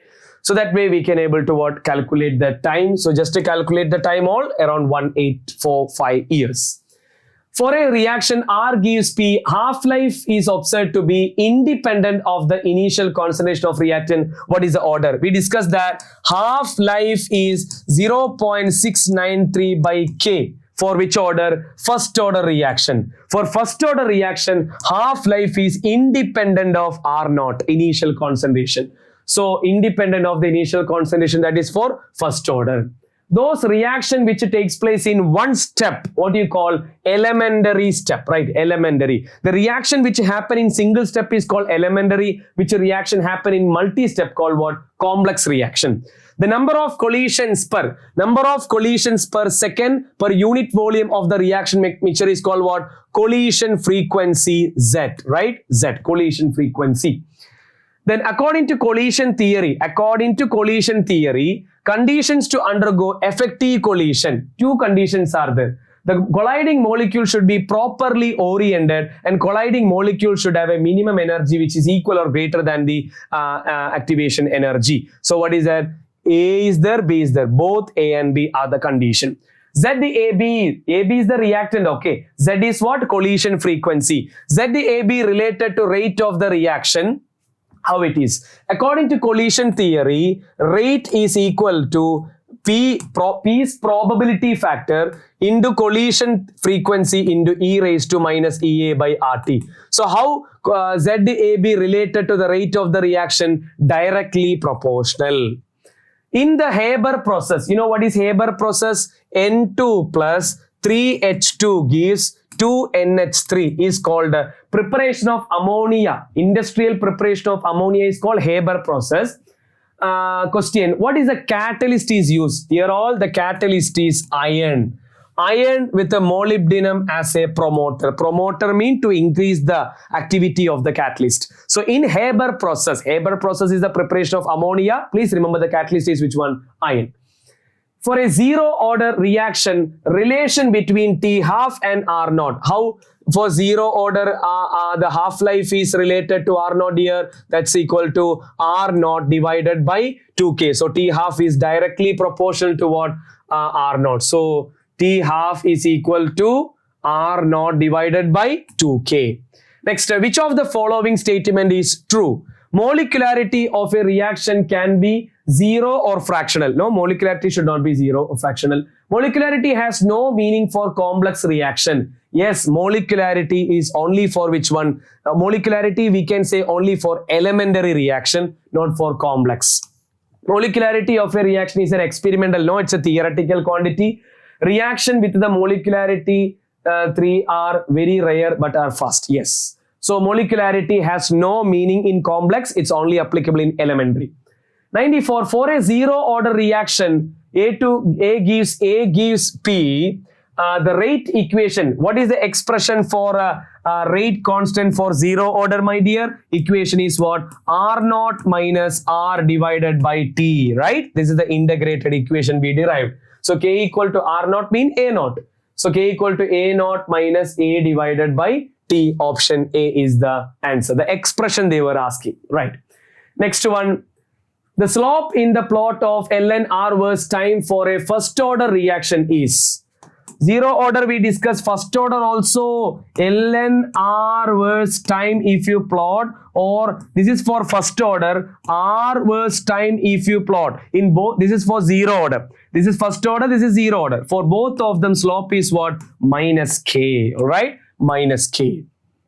The y-intercept in the plot of ln K verse 1 by T is, hope you remember that equation. What is the equation? Arrhenius equation, K equal to A into E raised to minus EA by RT. Taking logarithm on both sides, log K equal to log A minus EA by RT. When we plot a graph y equal to mx plus c, what is on y-axis, dear? ln K. Right, ln K on y-axis. What is on x-axis? We are taking 1 by T. And what is the slope? A slope is m, that is negative slope minus EA by R. What is the y-intercept? Y-intercept is C, that is what? ln A, right? ln A is the y-intercept. Time required for 99.9% completion of a first order reaction is dash time, the time required for 90%. Our equation is what? K equal to 2.303 or time. Time equal to what? 2.303 by K into log of what? R0 divided by R. This is the expression for time for first order, right? So let me write for 99.9% completed mean. What is expression for time for 99.9%? That is equal to 2.303 by K into log of.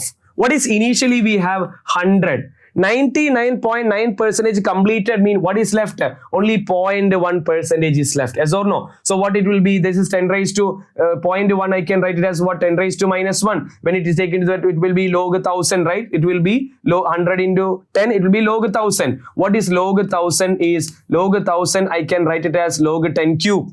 What is log 10 cube? 3. 3 into log 10, 3, right? Yes, so this is what for 99. What about the other one? 90% means what is the time for 90%? 2.303 by K into log of 100 by 90% means what? Only 10 is left. What is log 10? 1.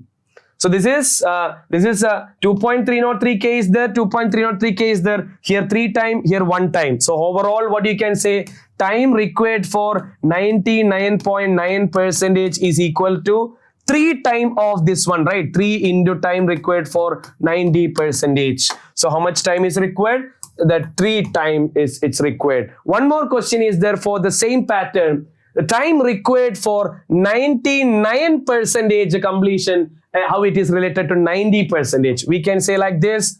For, let me write a 99% and how to write a 90%. 99% we can write that 2.303 by T K into log of, what is initial? 100. 99 gone. What is left? 1. What is log 100? Log 100 is what? Log 10 square. Log 10 square is 2.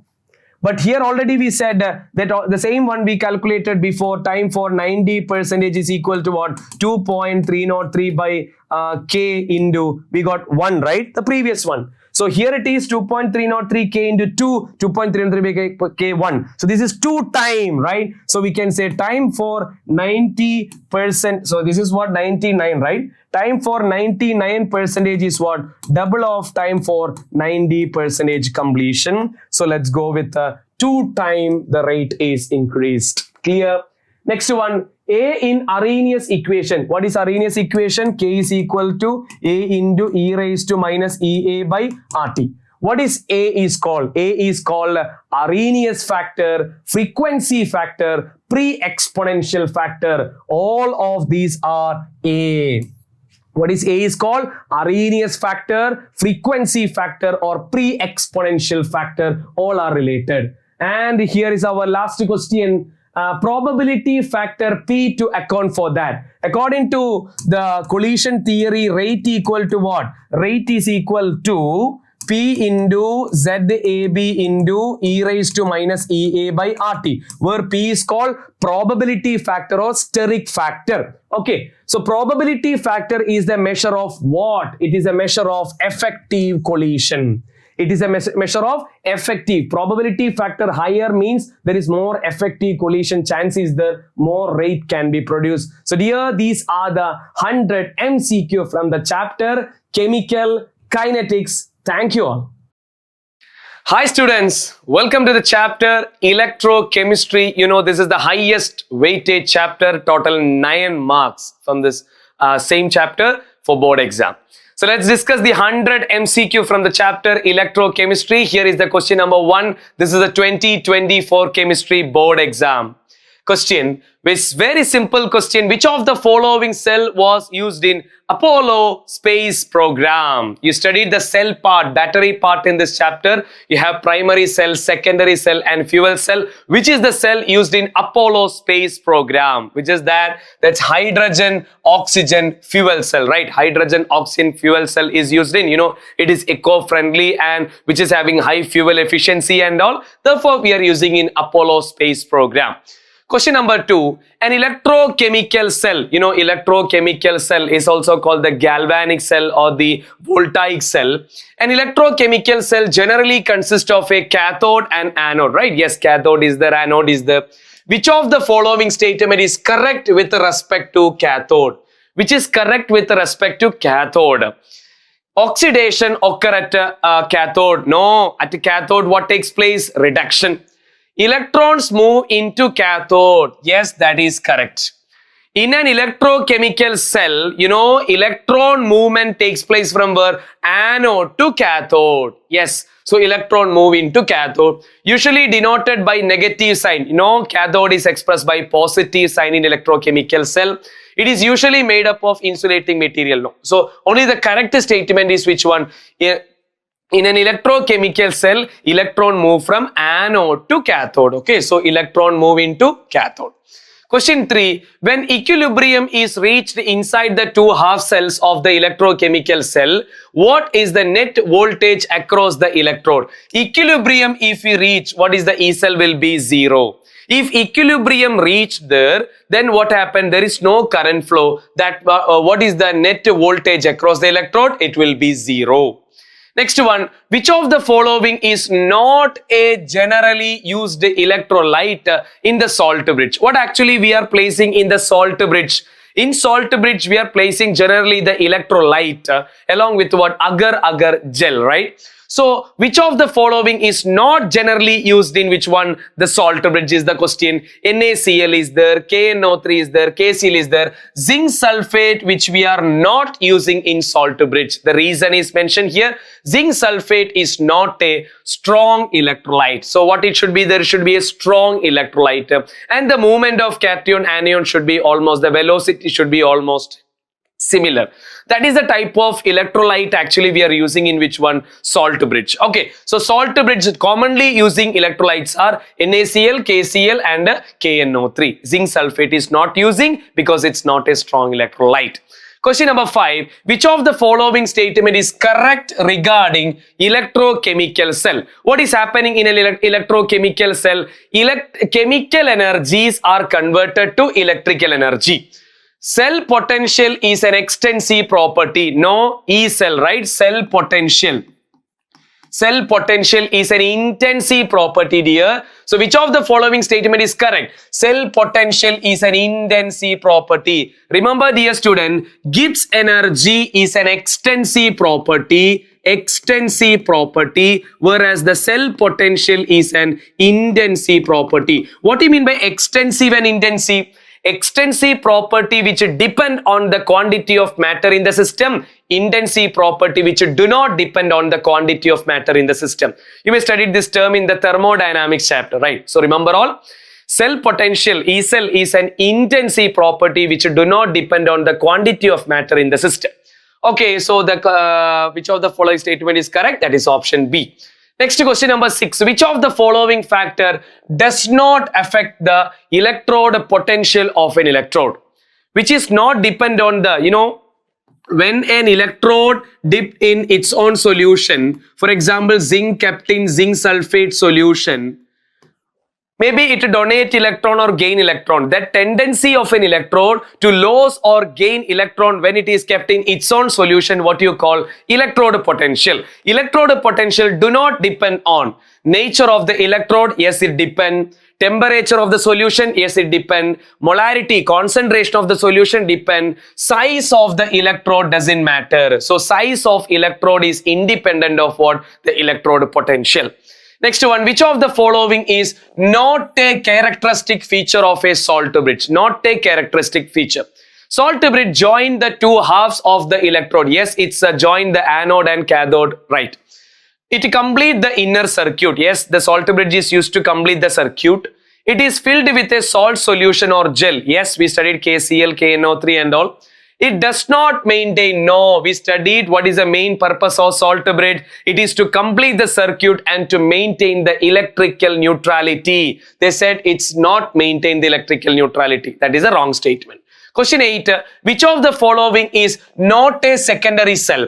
We studied primary cell and secondary cell. Primary cell is what? Not rechargeable. Secondary cell is rechargeable. Primary cell, two example we studied, dry cell and mercury cell. In the secondary battery we studied lead storage battery and nickel cadmium cell. Which of the following not a secondary cell? Nickel cadmium cell is a secondary cell. Lead storage battery is a secondary cell, and mercury, which is not a secondary cell, is given. What is Leclanché cell? Leclanché cell is also called what? Dry cell. Dry cell is what? It's a primary cell. Yes or no? What about mercury cell? Mercury cell also belongs to this category. So D, C, both chances there. So nickel cadmium cell and lead storage battery, these were we studied, these are secondary cells. Okay, these are rechargeable, but mercury cell and Leclanché cell are what? Primary cell, that not what? Rechargeable. So C, D possible. So Leclanché cell, don't forget the other term. Okay, Leclanché cell is what? Next one, the dry cell. What is the observation when the opposing external applied potential to an electrochemical cell is greater? Remember all, if the external potential, okay, if you apply a external potential which is greater than the cell potential of that cell, then you know the electrochemical cell, the electrochemical cell converted to what? Electrolytic cell, electrolytic cell. If you apply a external potential which is more than the cell potential, the reaction, everything will be opposite. What happen if E cell, suppose the external potential which you applied is less than the E cell, then it acts like what? Normal electrochemical cell. No problem, it acts as what? Normal electrochemical cell. But what happened? External potential applied which is equal to E cell, there is no current flow, that E cell will be that zero case. So what is the observation when the opposing external potential to an electrochemical cell is greater? What happened? External potential is greater than E cell. The electrochemical cell behaves like an electrolytic cell.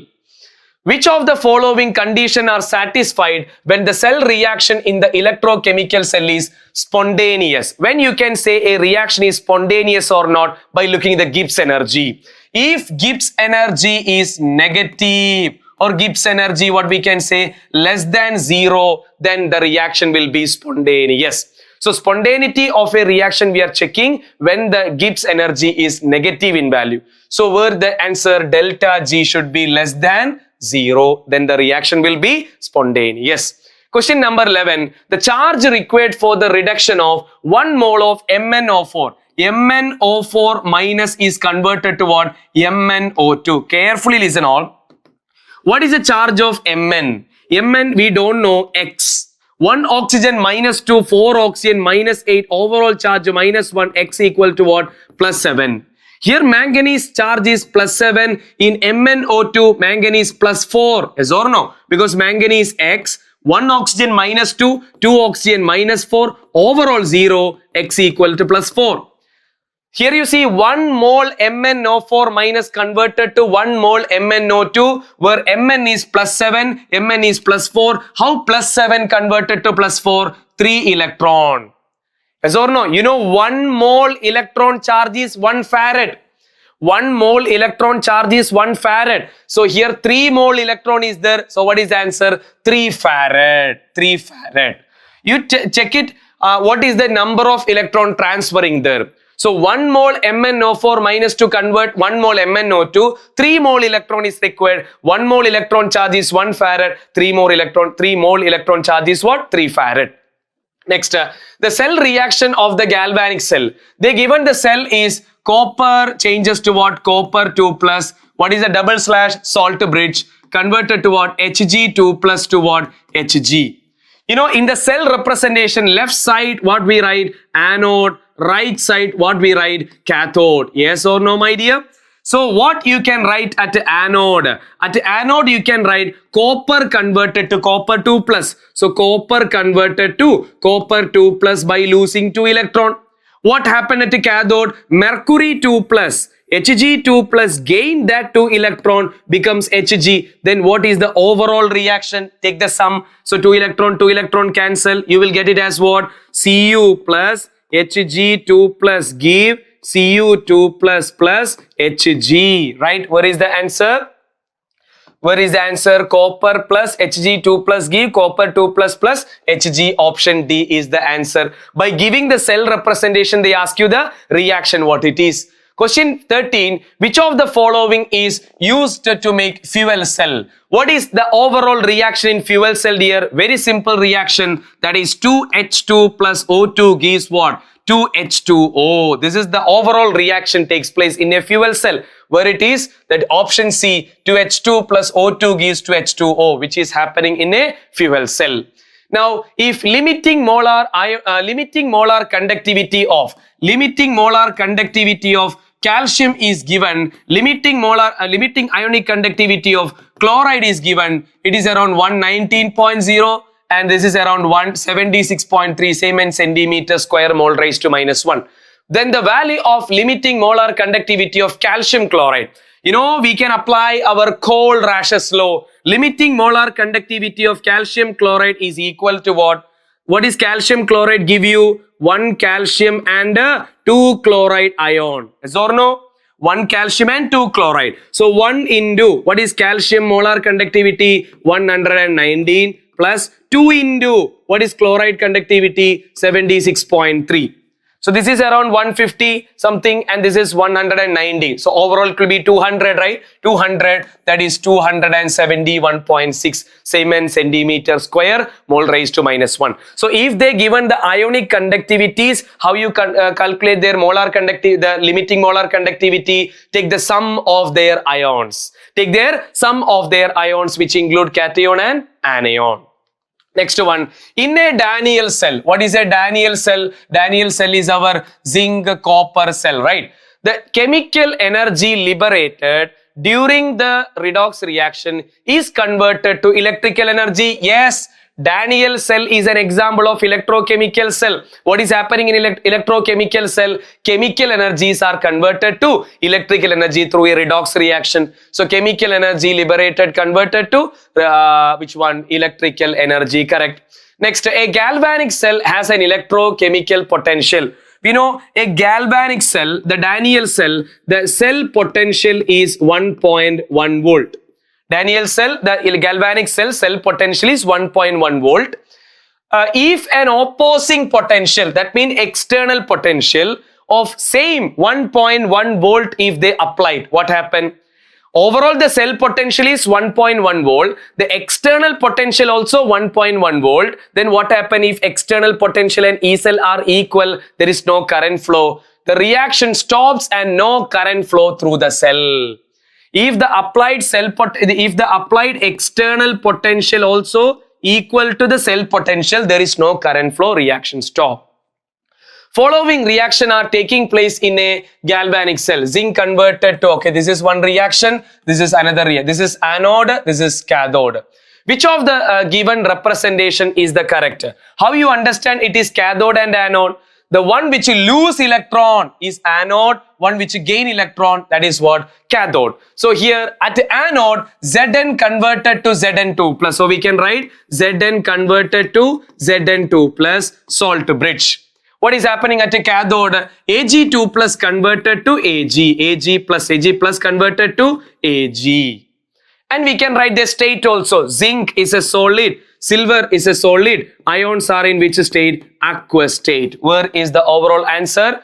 Zn, which of the following given representing is the correct method of depicting the cell? Zn converted to Zn2 plus salt bridge, Ag plus converted to Ag. Right? Right. Option A. Next one. Which of the following is the correct cell representation for the given reaction? Correct cell representation. Here Zn converted to what? Zn2 plus, right? Zn convert in zinc sulfate. What is Zn? Zn2 plus, right? So Zn converted to Zn2 plus salt bridge. What is H2SO4 contain? H plus ion is converted to what? H2. That is our SHE. H plus converted to H2. What is that? How it is happening? 2H plus by gaining 2 electrons becomes H2. So what we can write here? H plus converted to what? H2. So Zn bar, Zn2 plus salt bridge, H plus becomes H2, and platinum, you know, platinum is the electrode which is used in SHE.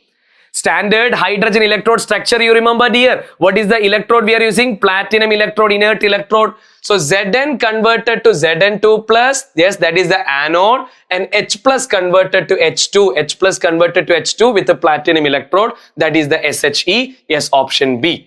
Next, the cell reaction of the galvanic cell is, they given the value of N is, what is actually the N represent? The number of electron transferred.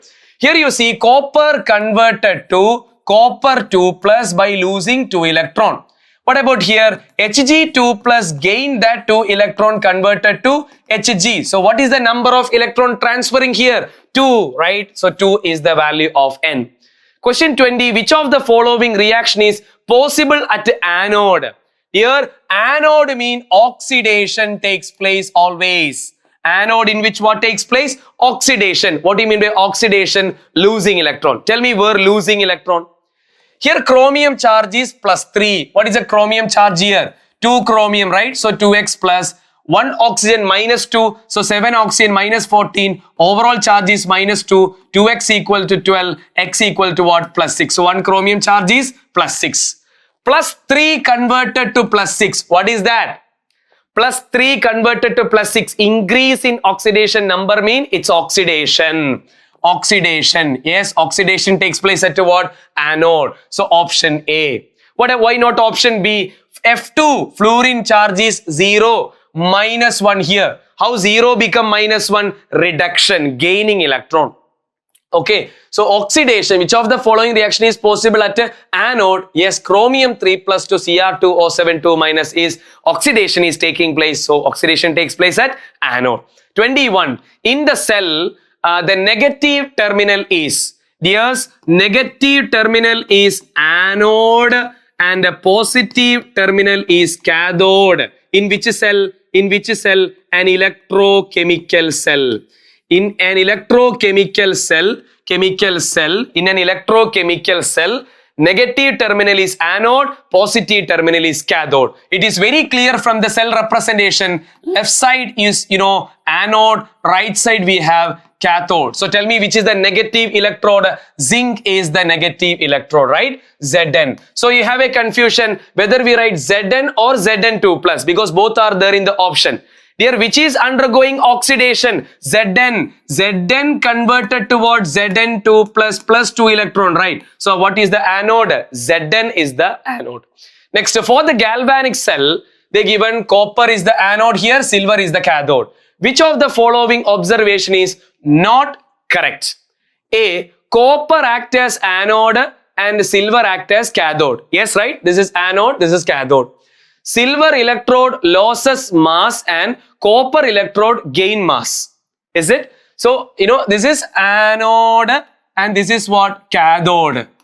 Anode lose electron, cathode gain electron. So, anode when losing electron, what happened? Anode mass decreases and cathode gaining electron, so its mass what? Increases. So, Ag electrode loses mass. No, Ag electrode gaining. So, that gain mass, increases in mass. So, silver electrode loses mass, copper electrode gain mass. No, copper electrode lose mass, the silver electrode gain mass. Anode always losing and the cathode is what? Gaining, right? And what about reaction at anode? Copper, yes, copper converted to copper, 2 plus 2 electron. Copper is more reactive than silver. Yes, correct. So B is the answer. What will be the standard cell potential for the galvanic cell? How you calculate the standard cell potential here? E naught cathode minus E naught anode. The standard cell potential, how you calculate? E naught cathode minus E naught anode. How to understand cathode and anode very fast from the value? Very simple.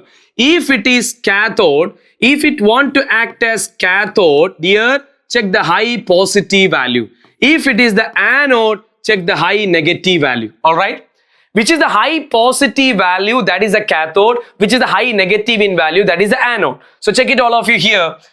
The E naught value of chromium is given to you. E naught value of cadmium is given to you. Which is high positive in value? This is minus 0.74, minus 0.40. High positive in value means lesser in negative value. Which is lesser in negative value? This one. So, minus 0.40 minus. What is your anode? Minus 0.74. So, higher positive value is the cathode, higher negative value is the anode. So, which is the high negative value here? This one. So, this is anode. Okay, this is the cathode and this is the anode. So, cathode minus anode is the potential. So, minus 0.4 plus 0.74. Alright. So, what will be the answer here? 0.34 plus, right? 0.34 volt. Clear everyone? So, E naught cell is calculated by which equation? E naught cathode minus E naught anode. Okay, cathode is the positive value. When higher positive value is cathode, higher negative value is the anode.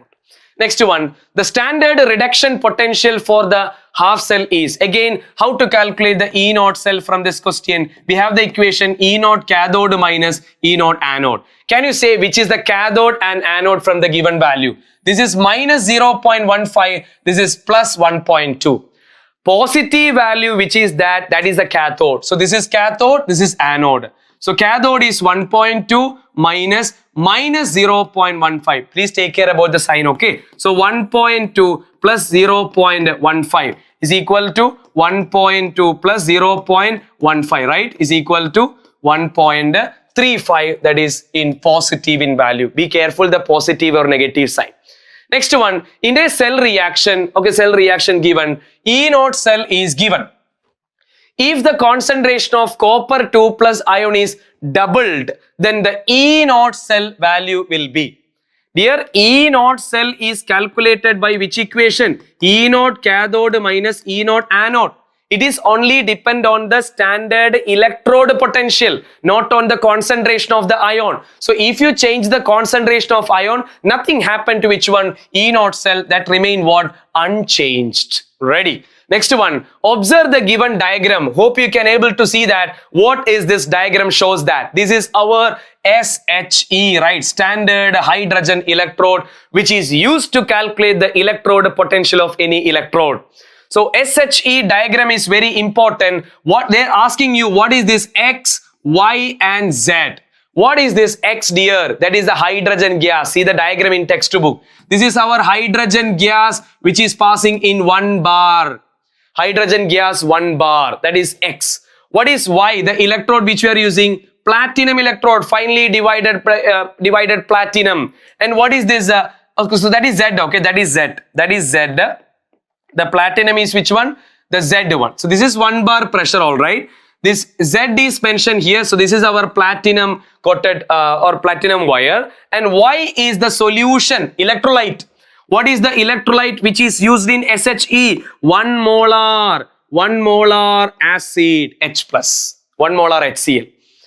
So here the question is, what is X? What is X? That is hydrogen gas at 1 bar, not 180, 1 bar.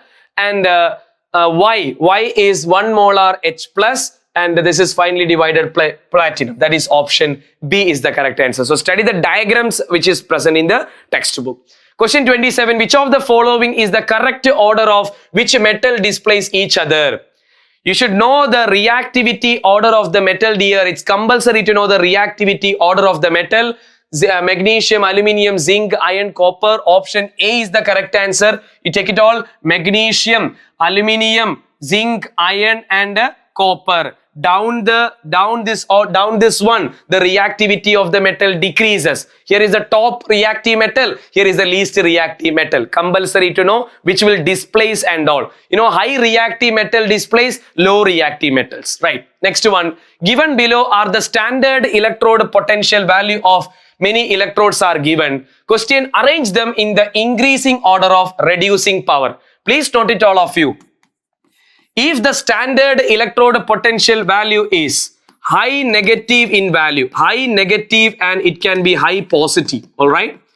If the standard electrode potential value is high negative, that act as best, so high positive and high negative I'm taking, okay? High positive and high negative.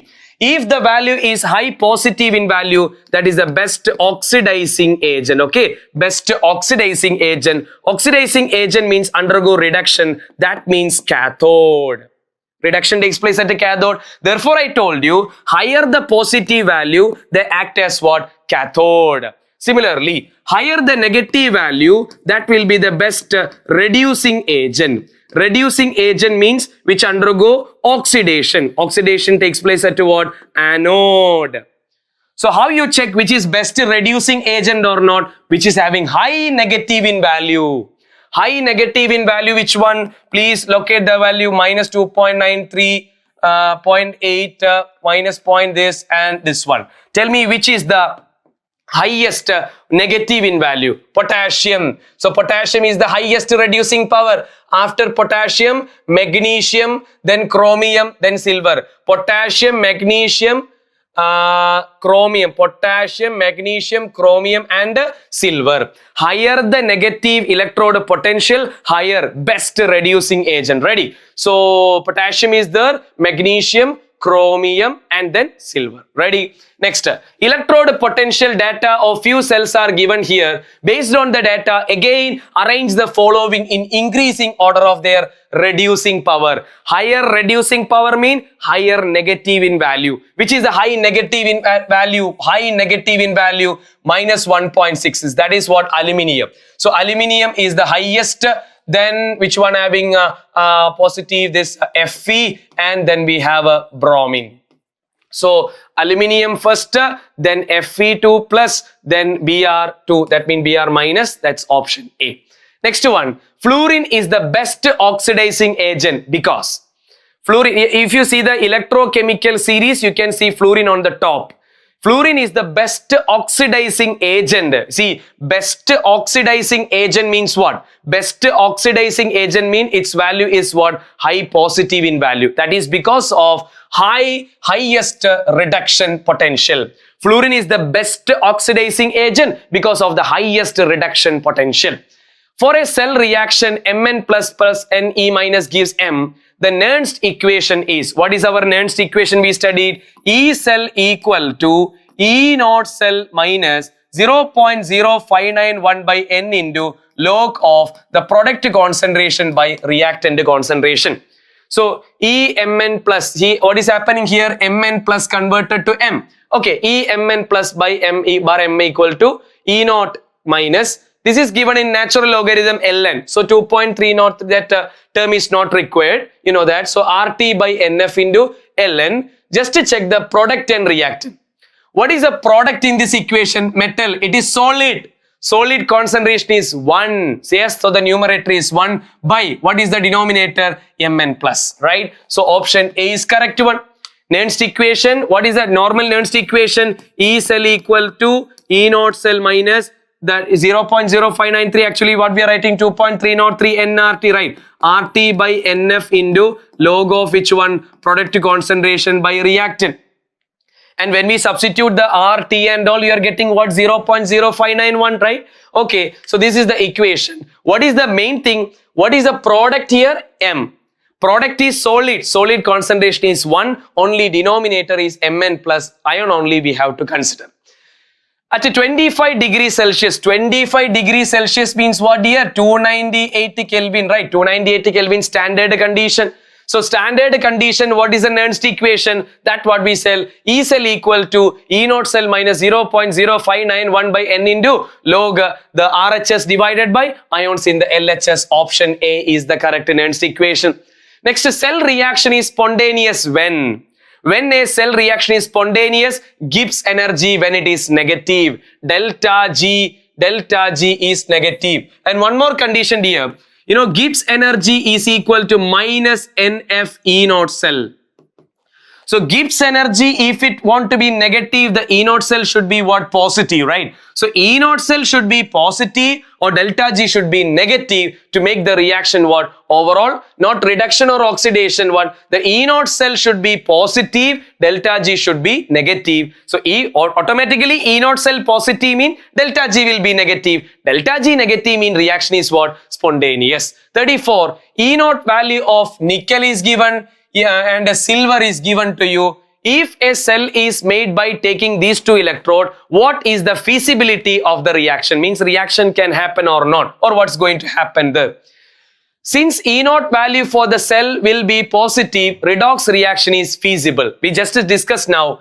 Delta G should be negative or E naught cell should be positive. Then only the reaction is spontaneous or feasible. So since E naught value for the cell will be positive, redox reaction is feasible. Let us just calculate the E naught cell. What is the E naught cell of this one? E naught cathode minus E naught anode. Which is the cathode? Which is the anode? Cathode is the positive value 0.8 minus 0.25. Of course, it is a positive value. So if E naught cell is positive, yes, reaction is feasible. So since E naught value of the cell will be positive, redox reaction is what? Feasible. So feasibility means spontaneity. Delta G for the reaction is, what is the equation to calculate delta G naught here? Minus NF E naught cell. Minus, what is N? The number of electron transfer. Copper 2 plus, how it become Cu by 2 electron. Fe, how it become 2 plus 2 electron. So what is N value? 2. 2 into, what is 1 farad here? 1 farad equal to 96500 coulomb per mole. What is actually 1 farad? Charge of 1 mole electron. So 96500 into, what is E naught cell? How to calculate E naught cell? E naught cell is calculated as E naught cathode minus E naught anode. Who is the cathode? Highest positive. Positive value this one. So 0.34 minus 0.44, right? So it's equal to 0.34 plus is 0.44 is equal to 0.78. So into 0.78. Alright, so calculate all of you. This will be in joule. This will be in joule. If you want to convert into kilojoule into 10 raised to minus 3. So they will get it around 150.6 kilojoule. So normally the delta G value which you are getting here, it will be in the joule. So convert into which one? Kilojoule. Next, match the column 1 with the column 2. What is molar? What is lambda m? Molar conductivity. They are asking the equation. What is molar conductivity? We studied as kappa into 1000 divided by C. Kappa into conductivity into 1000 divided by concentration. So where is that equation? Kappa by C. So A we can match with the third one. A matching with the third one, that's only option B. Anyway, we can just cross check others also. What is G star? G star is called cell constant. G star is L by A. Where is L by A? This is the B part. B is 1. Yes. Next, what is conductivity? Conductivity you may studied as kappa equal to 1 by R into cell constant L by A. So 1 by R into L by A is G star. So G star by R. Yes, this is with the C. C with the fourth one. What is R? R is equal to rho into L by A. Yes, this is what D. Correct option is B. Next one, molar conductivity of 0.15 molar. So concentration is given 0.15 molar of KCl at 298 Kelvin. Its conductivity. What is conductivity? Kappa 0.0152 Siemens centimeter square mole raised to minus conductivity only. Okay, minus 1 will be. So what is the equation to calculate molar conductivity? Molar conductivity equal to kappa into 1000 divided by concentration. Kappa is 0.0152 into 1000 divided by concentration is 0.15. This is equal to what? 15.2 divided by 0.15. Right? This is equal to 1 naught. Right? 100 something should come. So 1 naught 1 ohm inverse. What is ohm inverse? Siemens centimeter square mole raised to minus 1. Answer is option A. So what is the equation to calculate molar conductivity? Kappa into 1000 by C. Don't forget. Next, molar conductivity is maximum for the solution of concentration. How molar conductivity related to concentration? We have the equation lambda m equal to kappa into 1000 by C. Very clear. Molar conductivity is inversely proportional to concentration. So they are asking where molar conductivity maximum, that means least concentration, which is having least concentration 0.001 molar. Lower the concentration, higher the molar conductivity. Question, which of the following statement is correct regarding variation of molar conductivity with the concentration? What we just discussed now, molar conductivity is inversely proportional to concentration. So molar conductivity decreases with a decrease in concentration. No. Variation of molar conductivity of weak and strong electrolyte is same. No. Molar conductivity increases with a decrease in concentration. Yes. Molar conductivity is inversely proportional to concentration, which is correct, right? Yes. Two solutions X and Y. Two solution X and Y are given. Electrolytes are taken in 2 beaker and diluted by adding 500 ml of water. Okay, they diluted. Lambda m of X increased by 1.5 times, whereas lambda m of Y, right? That of Y increases by 20 times. 20, right? 20 times. 1.5 times, 20 times. What would be the electrolyte X and Y? Very simple, dear. I can say that this is only 1.5 time. When they diluted, when they added water to both of them, its lambda m increased only 1.5 times, or they will give you 15 times. If they given which is the lowest one, that will be the strong electrolyte. Strong electrolyte, and which is having highest lambda m, that is a weak electrolyte. How we can confirm? What is a strong electrolyte? Strong electrolytes are already completely dissociated. Already completely dissociated. Their full ions are there. Whenever you add water, okay, a small increase in molar conductivity will be there.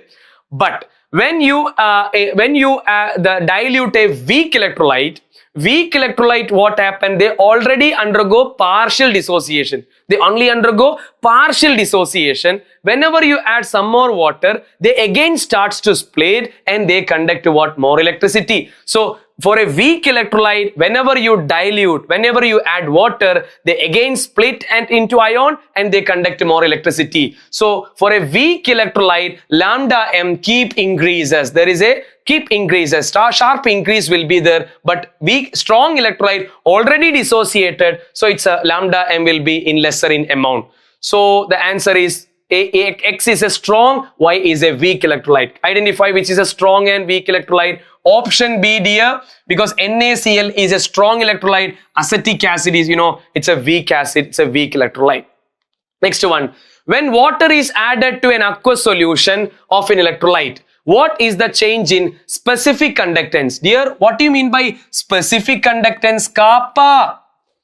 What is kappa? Conductivity. Conductivity also known as what? Specific conductance. Okay. So remember all how kappa. Already we discussed lambda m. Dear, lambda m is inversely proportional to what? Concentration.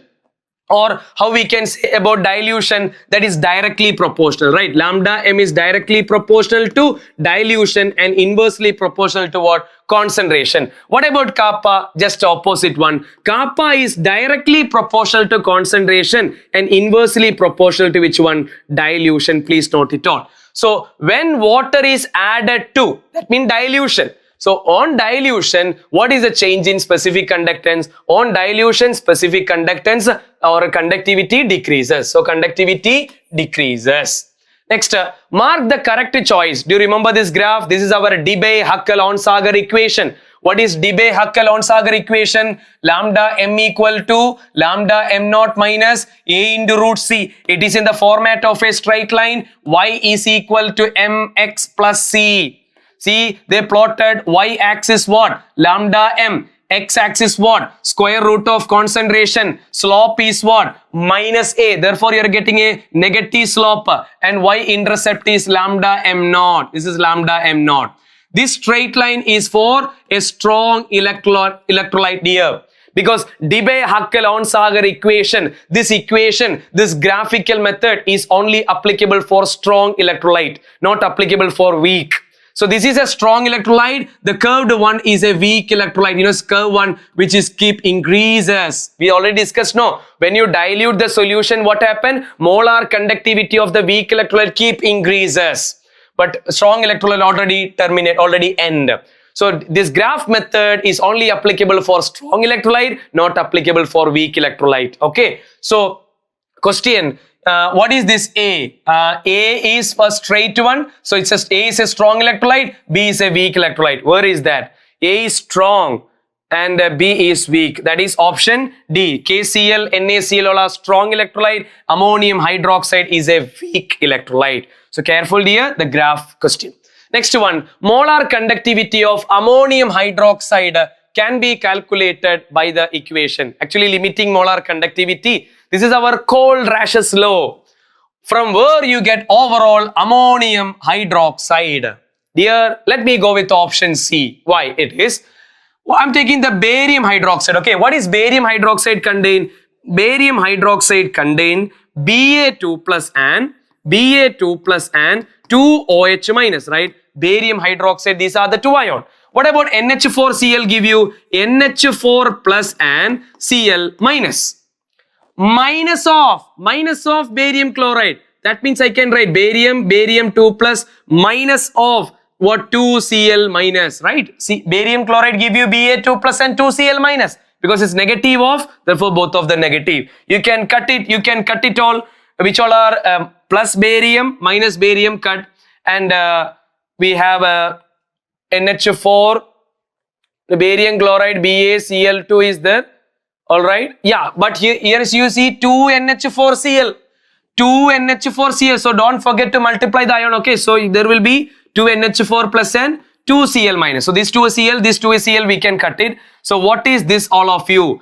2NH4 plus and 2OH minus means 2NH4OH. And finally, there is a divided by 2. So 2 cut, you will get ammonium hydroxide. So you check the sum of their ions, subtraction of ions and all, you check it, cut it and all. Whether you are getting the overall species or not, check it. That is our Cole-Rash's law.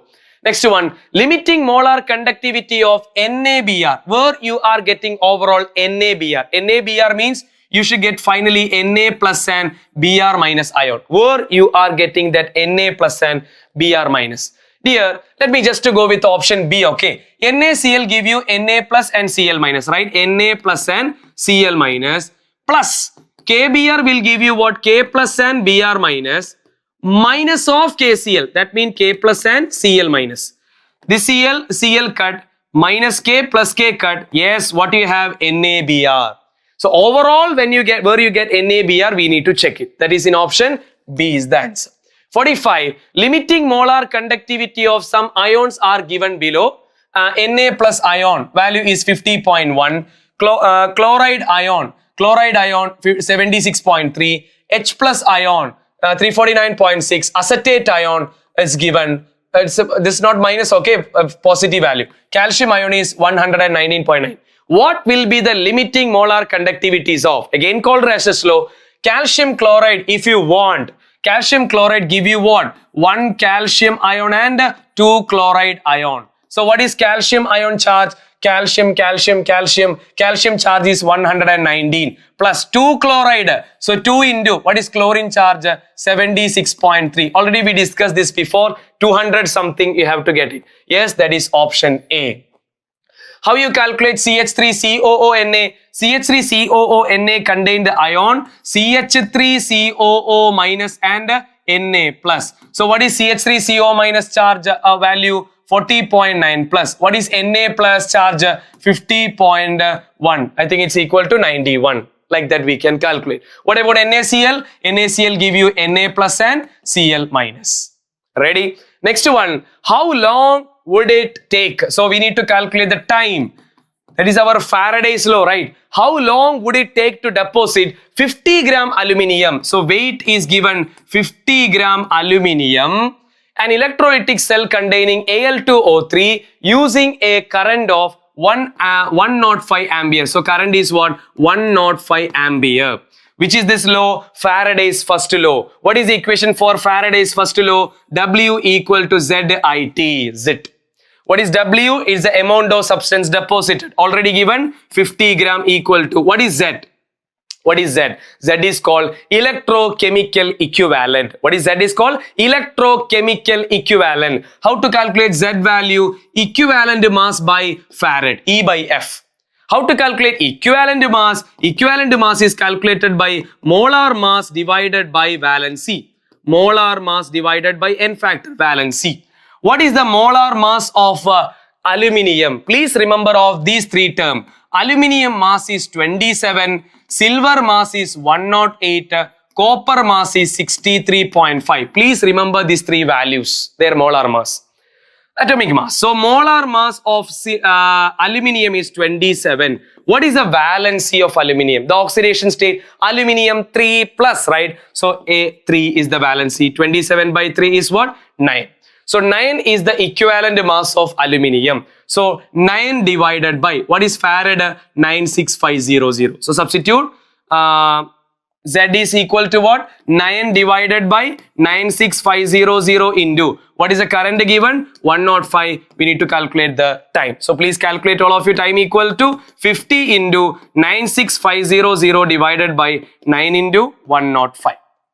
Clear? On simplification, you will get the value in second, okay? You will get the value in second, but we need to convert into hour.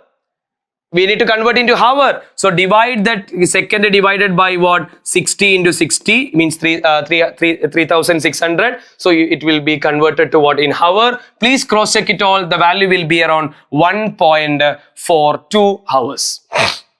Okay, so value you are getting here, it is in second, but if you want to convert into hour, divided by what? 3600, we have to do it. Clear? Okay, so that's the way we have to calculate the Faraday's first law. Second one, the charge required for the reducing 1 mole of, they are converting 1 mole of MnO4 minus 2, what? Mn2 plus. Please check how many electrons are transferring there. In MnO4 minus, Mn charge is what? Plus 7. Here Mn2 plus 2 plus. So how 7 becomes 2? 5 electron is required. So 1 mole electron charge is 1 farad. 5 mole electron means what? 5 farad. What is 1 farad? 96500 coulomb. 5 into 96500, you will get it around 4.8, right? 4.965 into 2, 5 will be around 4.8. Yes, 4. Just cross check it all. 4.825 into 10 raised to 5 coulomb is the answer. So how many electrons are transferring there? That only we need to identify. Clear? Next one. How many coulomb of electricity is required? How many coulomb electricity is required to reduce 1 mole Cr2O7 2 minus in acidic medium? It is a question connecting with the chapter D and F block element. In D and F block element, we studied dichromate oxidizing power, right? Cr2O7 in acidic medium. What is acidic medium? H plus. It's converted to Cr3 plus. So there are 2 chromium. So 2 chromium. So in acidic medium, dichromate ion converted to what? Cr3 plus to balance 2 chromium, 2 chromium. So tell me all, what is the charge of 1 chromium here? 2 chromium is there, therefore 2x minus 14 equal to minus 2. So 2x equal to 12, x equal to what? Plus 6. So 1 chromium plus 6, but 2 chromium what? Plus 12. Here 1 chromium plus 3, so 2 chromium what? Plus 6. How 12 becomes 6? 12 becomes 6. 6 electron required, right? That means how much farad? 6 farad. So 6 into 9, 6500 coulomb. Ready? Next one. Same amount of electric current is passed through the solution of silver nitrate. Through silver nitrate they were added, and also what? HCl. Ready? Same amount of electricity they are passing through this one.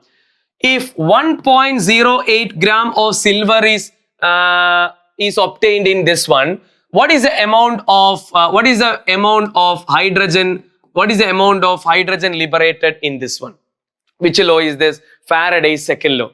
What is Faraday's second law? Says that when same quantity of electricity passed through different electrolytes, the weight of substance deposited from each electrode is related to their equivalent weight by the equation W1 by E1 equal to W2 by E2. What is W1? Weight of substance deposited in the first electrode. E1 is the equivalent weight of that metal. This is what? The weight of substance deposited in the second electrode and its equivalent weight. What is weight of substance deposited here? 1.08. What is the equivalent weight of silver? I told you equivalent weight is what? Molar mass divided by valency. What is the molar mass of silver we discussed? 108. And silver charge is what? Ag plus 1 dear. So that's equal to what? 108. Remember all? Equivalent weight of silver is 108. So 108 equal to, what is the weight of hydrogen deposited? We are supposed to calculate. What is the equivalent weight of hydrogen? 1. Remember, equivalent weight of hydrogen is 1. So what is weight of hydrogen? 1.08 divided by 108. It will be 0.01 gram. So this is our Faraday's second law. 50th question. During electrolysis of a solution of silver nitrate, 9650 coulomb of charge is passed through the solution. What will be the mass of silver deposited on the cathode? Simple question. AgNO3, right? AgNO3. So during electrolysis, AgNO3, 9650 coulomb of charge is passed. So the cathode, right? So in AgNO3, what is the charge of Ag? Plus 1 and NO3 minus 1. So Ag plus 1, when gain 1 electron, what it becomes? Ag, right? In AgNO3, there is 1 Ag plus, right? Ag plus 1 by cathode. Cathode means what? Reduction. So when they gain 1 electron, what it become? Ag. You can see 1 mole Ag to deposit. How much electron is required? How many mole electron is required? 1 electron. 1 electron means 1 farad. So 1 silver to deposit. 1 silver to deposit. How much farad is required? 1 farad, because 1 electron is there. 1 farad means 96500 coulomb is required to deposit 1 mole of which one? Ag, right? 1 mole of Ag. So if they asking 9650 coulomb charge, so 9650 coulomb if it is using, what happen? That will be what is 1 mole Ag mass dear? 108, right? So 108 divided by 96500 into what? 9650. Yes or no? 1 mole silver if you want to deposit, 1 farad is required. What is 1 mole silver mass? 108. So 96500 coulomb is required to deposit which one? 108 gram silver. If so, 9650 how much? That will be what? 10.8, right? 10.8. Or this is enough. 96500 coulomb required 108 mean 9650 required what? That 10.8. Next one. If 54 gram of silver deposited, okay, 56 gram of silver deposited during an electrolysis reaction, how much aluminium will deposit by the same amount of electricity if they use? That is our second law of which one? Faraday's. Tell me all. 54 gram silver depositing. So weight of silver is given 54 gram. Okay, during an electrolysis of reaction, how much aluminium will be deposited? Weight of aluminium we need to calculate. What is the equivalent weight of silver, dear? Remember 108. What is the equivalent weight of aluminum? Remember 9. 27/3 we did. Okay, so remember, or otherwise remember this value directly. Equivalent weight of silver is 108. Equivalent weight of aluminum is 9. Equivalent weight of hydrogen is 1. So what is our equation? Weight by equivalent mass is equal to weight by equivalent mass of the second. Weight is 54 by 108 equal to weight of aluminium by equivalent weight is 9. Just to simplify all of you, you will get it around 4.9 gram. That is our again Faraday's second law. Now, in electrolysis of dilute H2SO4, we studied the electrolysis, right? Electrolysis in a different system. Dilute H2SO4 means, dear, there are two components.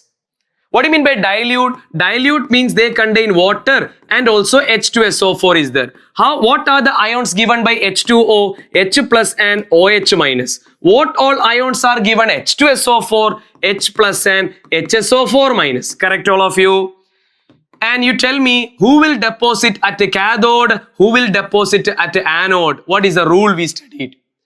At a cathode, always the least reactive metal get deposited.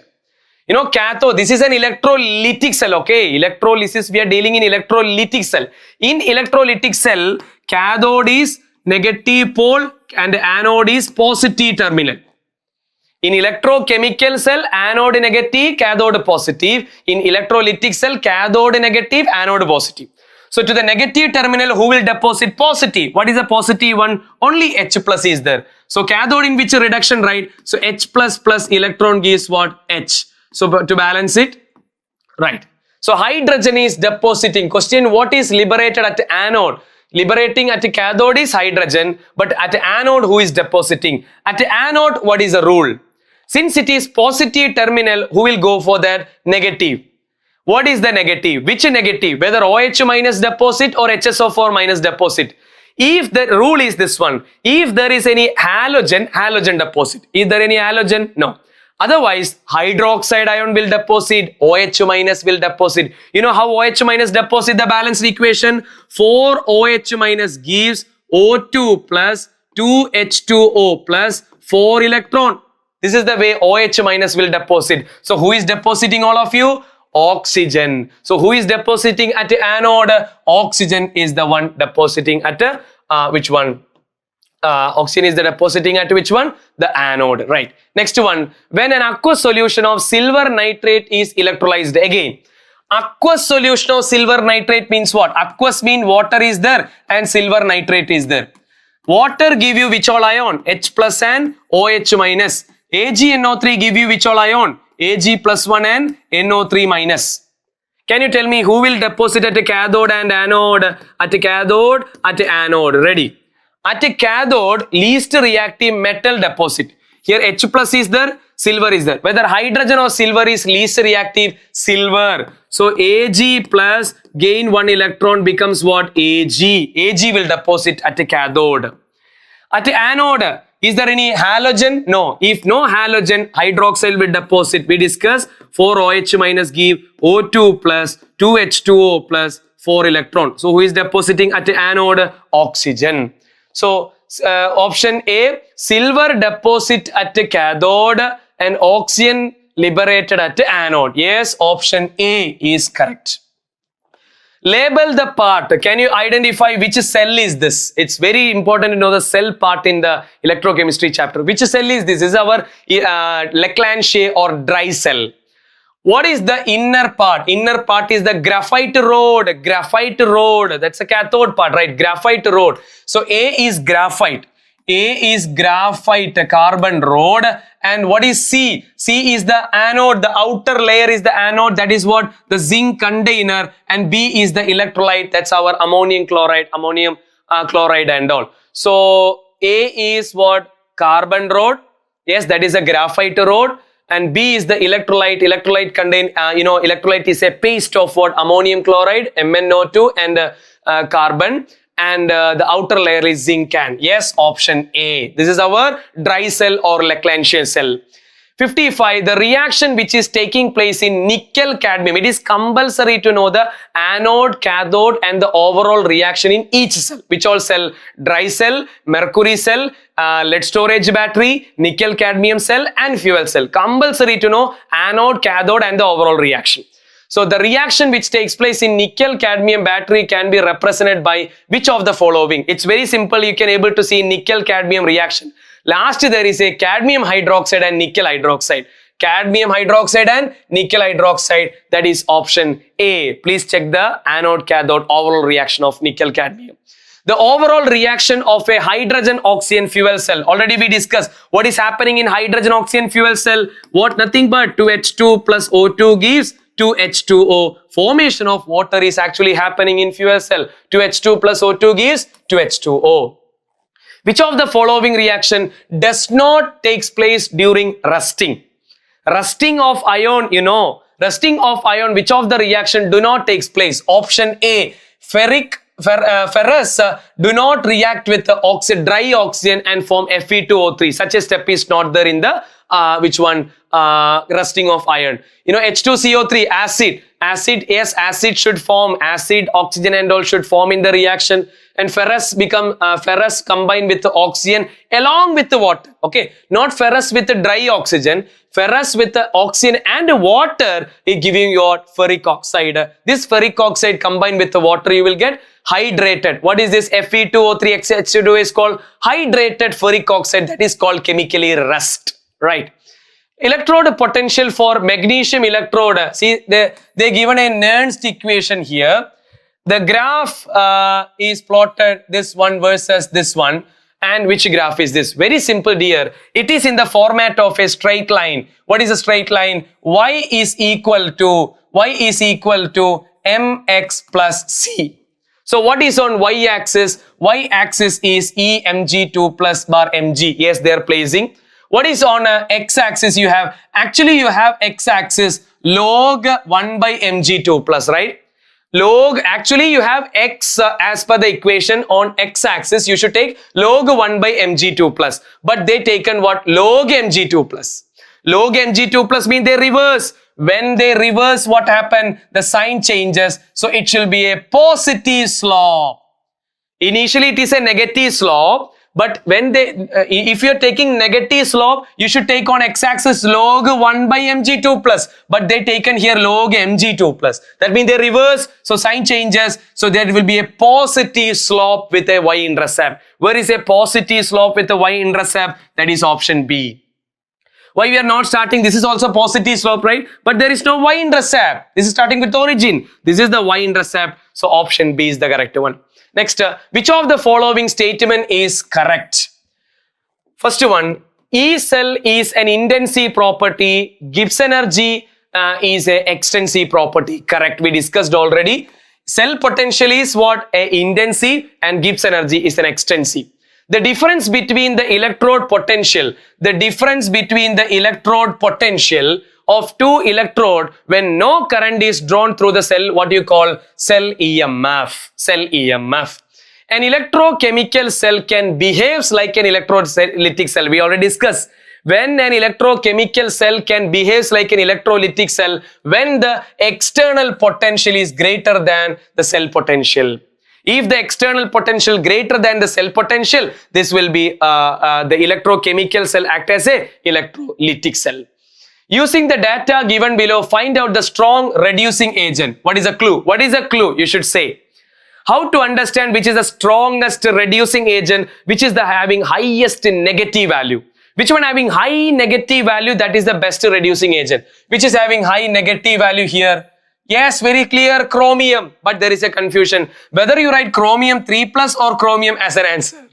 Dear, reducing agent means what? It undergo oxidation.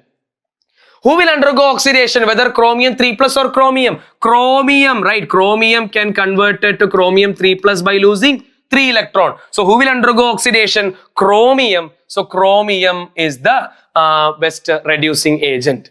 Now, the quantity of charge required to obtain 1 mole of aluminium from Al2O3 is, see, aluminium in Al2O3. Can you say what is the charge of aluminium in Al2O3? 2x minus 6 equal to 0, right? 2 aluminium, therefore 2x. 1 oxygen minus 2, so 3 oxygen minus 6. So 2x equal to what? 6 and x equal to what? Plus 3. 1 aluminium charge is what? Plus 3. So the quantity of charge required to obtain 1 mole aluminium from, right? So how Al3 plus can converted to Al, right? Al means what? Is a atom, right? Atom is what is the element. Element oxidation state is what? 0. How 3 plus becomes 0, dear? How 3 plus becomes 0? 3 electron is required. That means how much farad? 3 farad is required, right? So in Al2O3, aluminium charge is plus 3. Aluminium means charge is 0. How 3 becomes 0? 3 electrons, so 3 farad is required. While charging the lead storage battery, while it is very important to study the charging and discharging, two type of reactions are there in lead storage battery. While charging the lead storage battery, what is happening there? You may study it. PbSO4 is the anode, is reduced to what? Pb. Okay, while charging the lead storage battery, PbSO4, lead sulfate anode, is reduced to which one? Pb.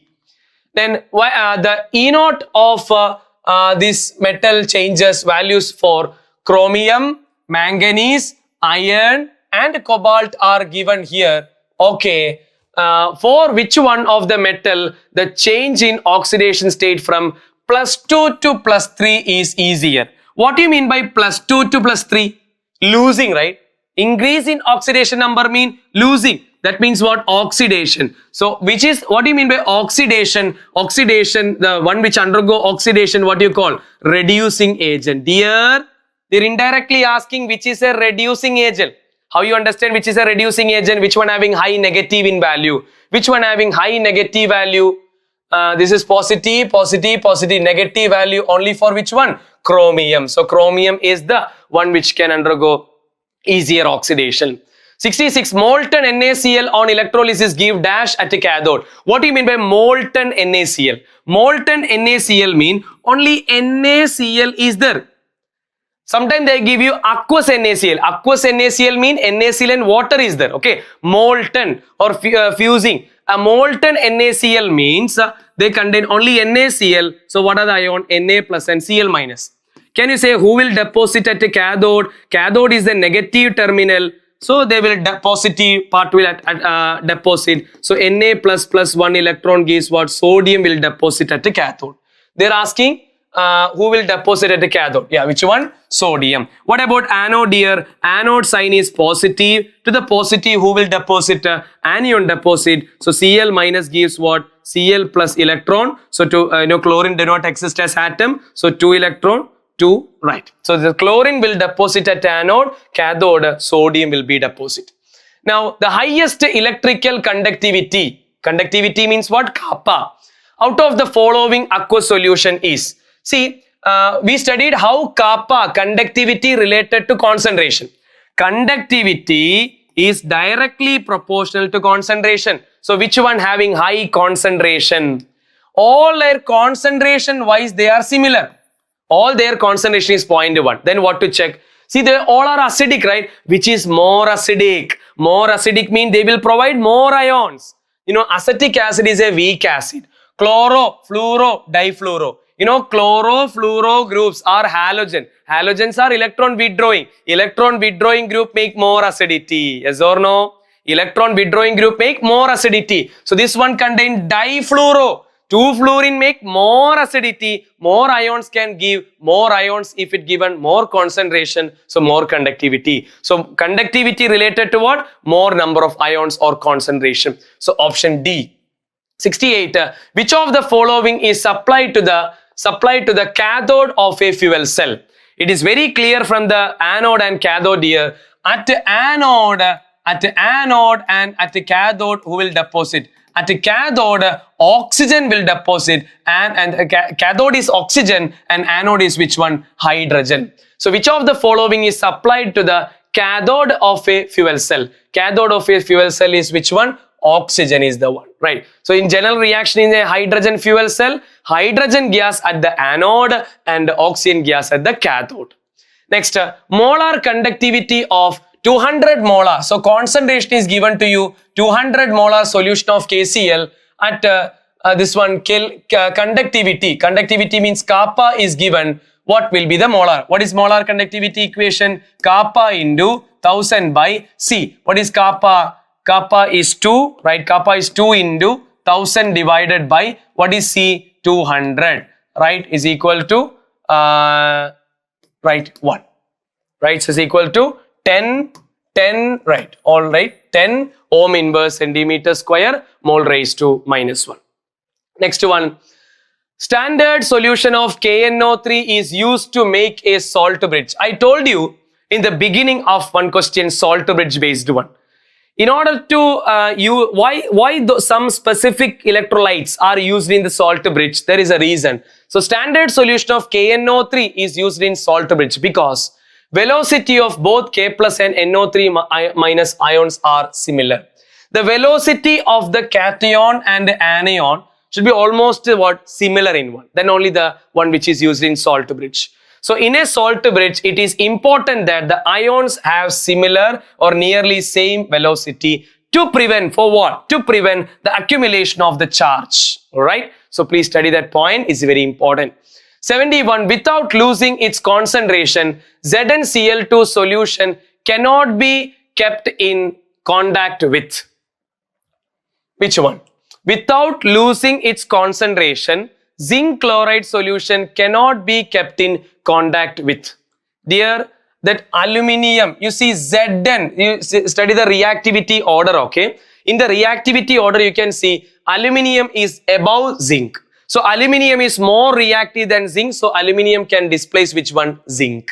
Whereas gold, lead, silver, these all are least reactive metal. They are coming under zinc, so they do not react with zinc. All right. So the standard reduction potential, again X, Y, Z are given 0.52 minus respectively. What is the correct order of reducing power? What do you mean by reducing power? Reducing agent.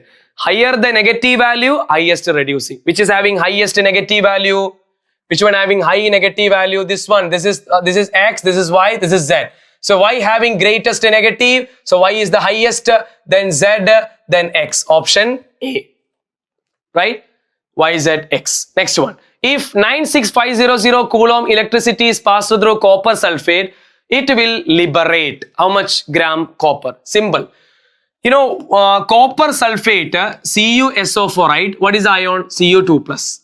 So Cu2 plus, how it becomes Cu? You know, Cu2 plus 2 electron gives what? Cu.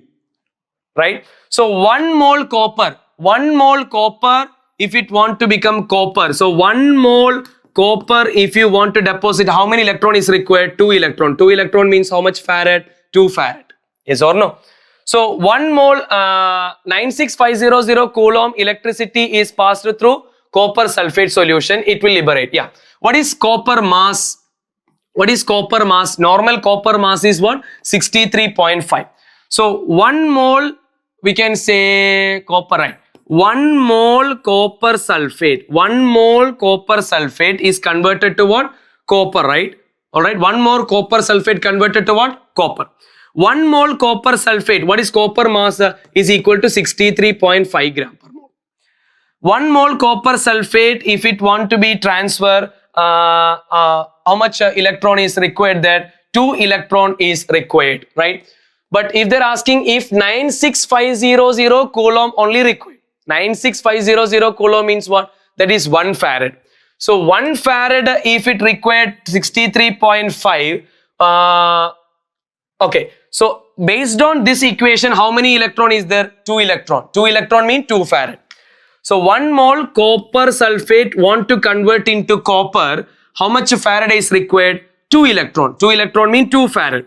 So 2 farad is required to deposit 63.5 gram of which one? Copper, right? So 96500 coulomb means what? 1 farad. So what about 1 farad? Its half is enough. 31.76 gram is enough. Clear all of you? So copper sulfate contain copper 2 plus, right? Copper 2 plus, if you want to convert into copper, how many electron required? 2 electron. 2 electron means 2 farad. So 2 farad is required to deposit 63.5. So what about 1 farad? That is 31.76. Which of the following is a secondary cell? Which of the following is a secondary cell? Lead storage battery. Leclanche and mercury cell are primary cell. Faraday's law of electrolysis is related to what? Faraday's law of electrolysis related to what? Equivalent weight of electrolyte. Remember, Faraday's second law, W1 by E1 equal to W2 by E2. Effect of concentration on conductivity of solution. Conductivity, kappa, conductivity directly proportional to what? Concentration. If you add more particle, conductivity increases. So effect of concentration on conductivity increases. Effect of concentration on conductivity of solution increases. Next, effect of concentration on molar conductivity. We discussed molar conductivity is inversely proportional to concentration. So effect of concentration on molar conductivity what? Decreases, right? Decreases the molar conductivity. Which of the following statement about galvanic cell is incorrect? Galvanic cell or the electrochemical cell. Anode is positive. No, in galvanic cell, anode is negative. Yeah, so that is the answer, right? Which is incorrect, they're asking. What about that? Oxidation occur at electrode with a lower reduction potential. Cathode is positive. Reduction occur at a cathode. Yes. So which of the following statement is about galvanic cell or electrochemical cell is incorrect? Anode is positive. No, anode is negative. Cathode is positive in electrochemical cell. The standard hydrogen electrode potential is 0. You know, the potential of SHE, we take it as 0. Why? That's nothing but electrode potential is considered as what? 0. Electrode potential is considered as 0 for SHE. Therefore, it's taking as a reference. The oxidation potential of A and B are given plus this respectively in chemical reaction. Dear, the oxidation potential is given, right? Oxidation potential, which one having greater in value, that can displace the other one. So A having greatest value, B having lowest. So A can replace which one? B. A will replace B. The one which having higher oxidation potential, that can replace the one with the lower oxidation. Which of the following statement is not correct about an inert electrode? Inert, we studied now platinum is an inert electrode like that. Which of the following not correct? It does not participate in the cell, correct? It provides surface either for oxidation or for reduction. Yes, it provide inert electrode provides surface for oxidation and reduction. It provides surface for conduction of electrode. It provides surface for redox reaction. No, inert electrode do not give any provide surface for a redox reaction. It give only for oxidation and reduction separately, not for a redox reaction. It not provide. The amount of electricity that can deposit. 108 gram of silver from AgNO3. We know AgNO3 contain Ag plus 1. That is depositing as Ag, right? So Ag plus 1, how it become Ag0, 1 electron. That means 1 farad. So the 1 farad means 1 Ag means, you know, what is the weight of Ag, right? 108. So amount of electricity that can deposit 108 gram silver. If you want to deposit 1 electron is required. 1 electron, what is a 1 mole electron? What is the charge? 1 farad, right? 1 farad. The G star of a conductivity cell. What do you mean by G star? G star means cell constant, that is L by A.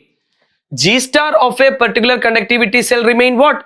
Constant. It remain constant for a cell. G star is called what? Cell constant. Length and area same, right? So length by area is a constant. Remains same. A device that convert energy of combustion of fuels like hydrogen and methane directly into electrical energy. What do you call that? Fuel cell. The fuel cell which convert where some hydrocarbons and hydrogen all are combusting, right? Combusting, reacting with oxygen and producing what? High amount of heat energy, that is fuel cell.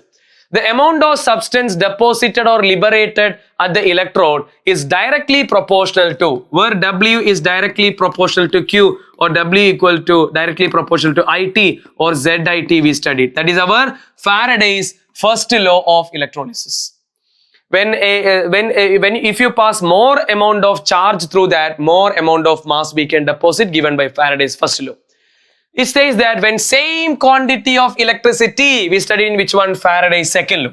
When same quantity of electricity passed through solution of different substances, the amount of substance deposited related to their equivalent weight, what? W1 by E1 equal to W2 by E2. That's Faraday's second law.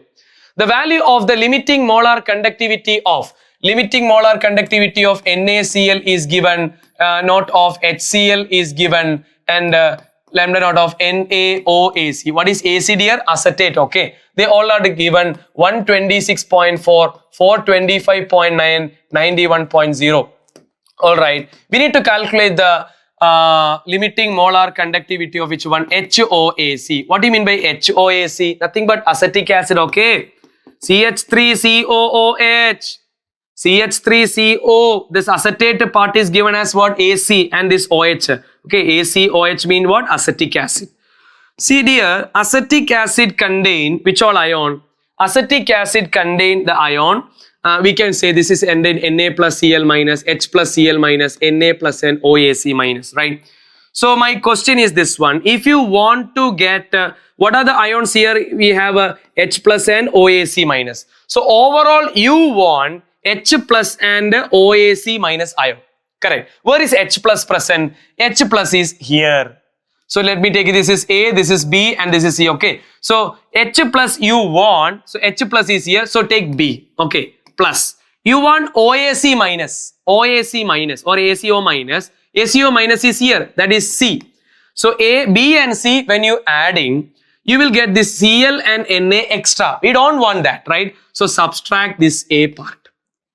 Clear? So when you add these two, this H plus and OAc, you will get this one. But where NaCl is extra, so subtract this one, so that will cut. So what is B? That is 425.9 plus what is C? 91 minus what is A? 126.4. Right? So calculate the value, we'll get around 390.5.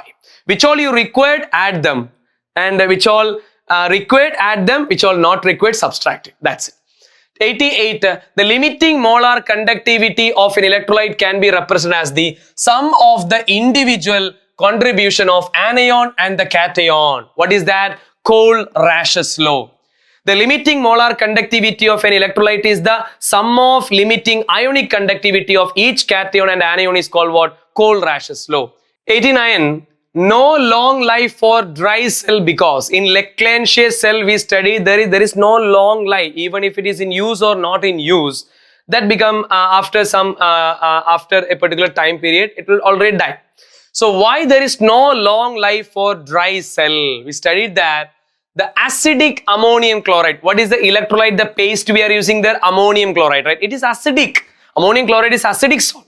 This acidic ammonium chloride corrode the zinc container. What is the zinc? The outer cover, that's an anode. So zinc container get contaminated or corroded by which one? Ammonium chloride. Therefore, there is no long life for which one? Dry cell. Question number 90. The anode reaction in mercury cell. Their anode, which is zinc, that will combine with the, what is the electrolyte which is using in mercury? KOH. Where OH minus will react, that becomes zinc oxide water by losing. So anode, right? Anode means what? Losing electron. You see, these all are reduction, right? Gaining electron. So anode Zn becomes what? ZnO by losing electron. Advantages of fuel cell is, the main two advantages you may study. They are eco-friendly because the product is water, and the main thing, they have high fuel efficiency. So do not cause any pollution, high fuel efficiency. Let's go with both A and B. Chemically rust is, what is chemically rust? Hydrated ferric oxide, Fe2O3XH2O. Hydrated ferric oxide is called what? Chemically rust. So answer is option C. Next one, the cell used in automobiles and inverter is, very compulsory to know all the cell and where they are using. Automobiles and inverter, which one we are using? Lead storage battery that we are using. The cell used in calculator, we are using nickel cadmium cell. Okay dear, study the purpose. Where we are using dry cell or the Leclanché cell? In transistor and clock, right? Clock battery. Lead storage battery used in automobiles and inverter. Mercury cell is also called what? Button cell. Button cell. Have you seen button batteries in where we can use it? In watches, in hearing aids, small devices we are using button cell. That is mercury cell. Okay. Now the ammonia formed is not liberated as gas. You know, in dry cell ammonium chloride is there. That becomes what? Ammonia gas. If you see in a reaction gas produces in a battery. Suppose gas produced in a battery, what happened? It burst, right? But that ammonia gas is produced, but it's not bursting. Why? The ammonia formed is not liberated as gas, but it combined immediately with the zinc ion, form a complex. What is that complex? ZnNH3 4 times 2 plus. The ammonia gas is not produced, that gas, liberated gas not exist as gas there. It combined immediately with the Zn form a complex ZnNH3 4 times 2 plus. Which is correct for a dry cell? Which is correct for a dry cell? Consists of a cylindrical zinc container which act as anode and a graphite rod placed in the center as a cathode. Yes, zinc is the anode, the carbon rod is the cathode. Used in transistor and clock. Yes. No long life because we discussed the ammonium chloride corrode the zinc container. So all of these are correct for dry cell. The overall reaction in lead storage battery during recharge. During recharge and during discharge, there is two topics we have to study there. It is very, you may study it in theory part. During recharge the battery, when during recharge the battery, lead storage battery, sulfuric acid is regenerated. What is sulfuric acid? H2SO4, that is what? H plus and SO4 2 minus. Right? So H plus will give you SO4 2 minus, that is A. So during recharge, lead sulfate with water give you lead dioxide along with the sulfuric acid. Now calculate the EMF of the following cell, and they given a cell reaction with the E0 cell. E0 cell given, they are asking you to calculate the EMF. What do you mean by EMF? E cell, Nernst equation. What is Nernst equation? E cell equal to E0 cell minus 0.0591 by N into log of product concentration by reactant concentration. Let me write the reaction first. From the cell, it is very clear. Iron is the anode, SHE is the cathode. So what is at anode? Fe gives Fe2 plus 2 electron. When SHE act as cathode, what is the reaction? 2H plus 2 electron gives H2. When you take in the overall reaction, it will be Fe plus 2H plus give Fe2 plus and H2. You know, the states is compulsory to write. Fe is a solid. This is what? Aqueous. Ion is aqueous and H2 is what? Gas. In the product and reactant concentration, when you're writing gas and solid, we never consider. Only ions we need to consider. So product is Fe2 plus, reactant is 2H plus. So applying to our Nernst equation, E cell is equal to E0 cell already given 0.44 minus 0.0591 by what is N? What is the number of electron transferring here? 2 electron divided by 2 into log of. What is the product? Product is Fe2 plus. What is Fe2 plus concentration? 0.001. What is 0.001? 10 raised to minus 3. What is reactant? Reactant is H plus square. Yes or no? 2H plus, right? So H plus concentration is what? 1 molar. But square comes, right? The coefficient come as power. So its concentration is given 1 molar. So that is 1 square. That's 1. Leave it. So denominator is 1. What is log 10 raised to minus 3? Minus 3. So it's equal to 0.44 minus. What is 0.0591 by 2 dear? 0.029. 0.029 into 3 minus 3. Minus get positive. 0.44 plus 3 into 0.029. That will be 0.0. This one almost you can take it 0.03. 3 into 3.4 just above 0.5 something. Yes. 0.5285. Nernst equation related questions are most expecting. Second last question. The tendency of a metal. The tendency of a metal to gain or lose electron when it is kept in its own solution. If you kept Z in zinc sulfate, copper in copper sulfate, when a metal kept in its own solution, maybe it lose electron or gain electron, the tendency what you call? Electrode potential. What is that called? Electrode potential. Last question here. During the electrolysis of aqueous NaCl. What do you mean by aqueous NaCl? Aqueous mean water is there, NaCl is there. Water give you which all ion? H plus and OH. NaCl give you which all ion? Na plus and Cl minus.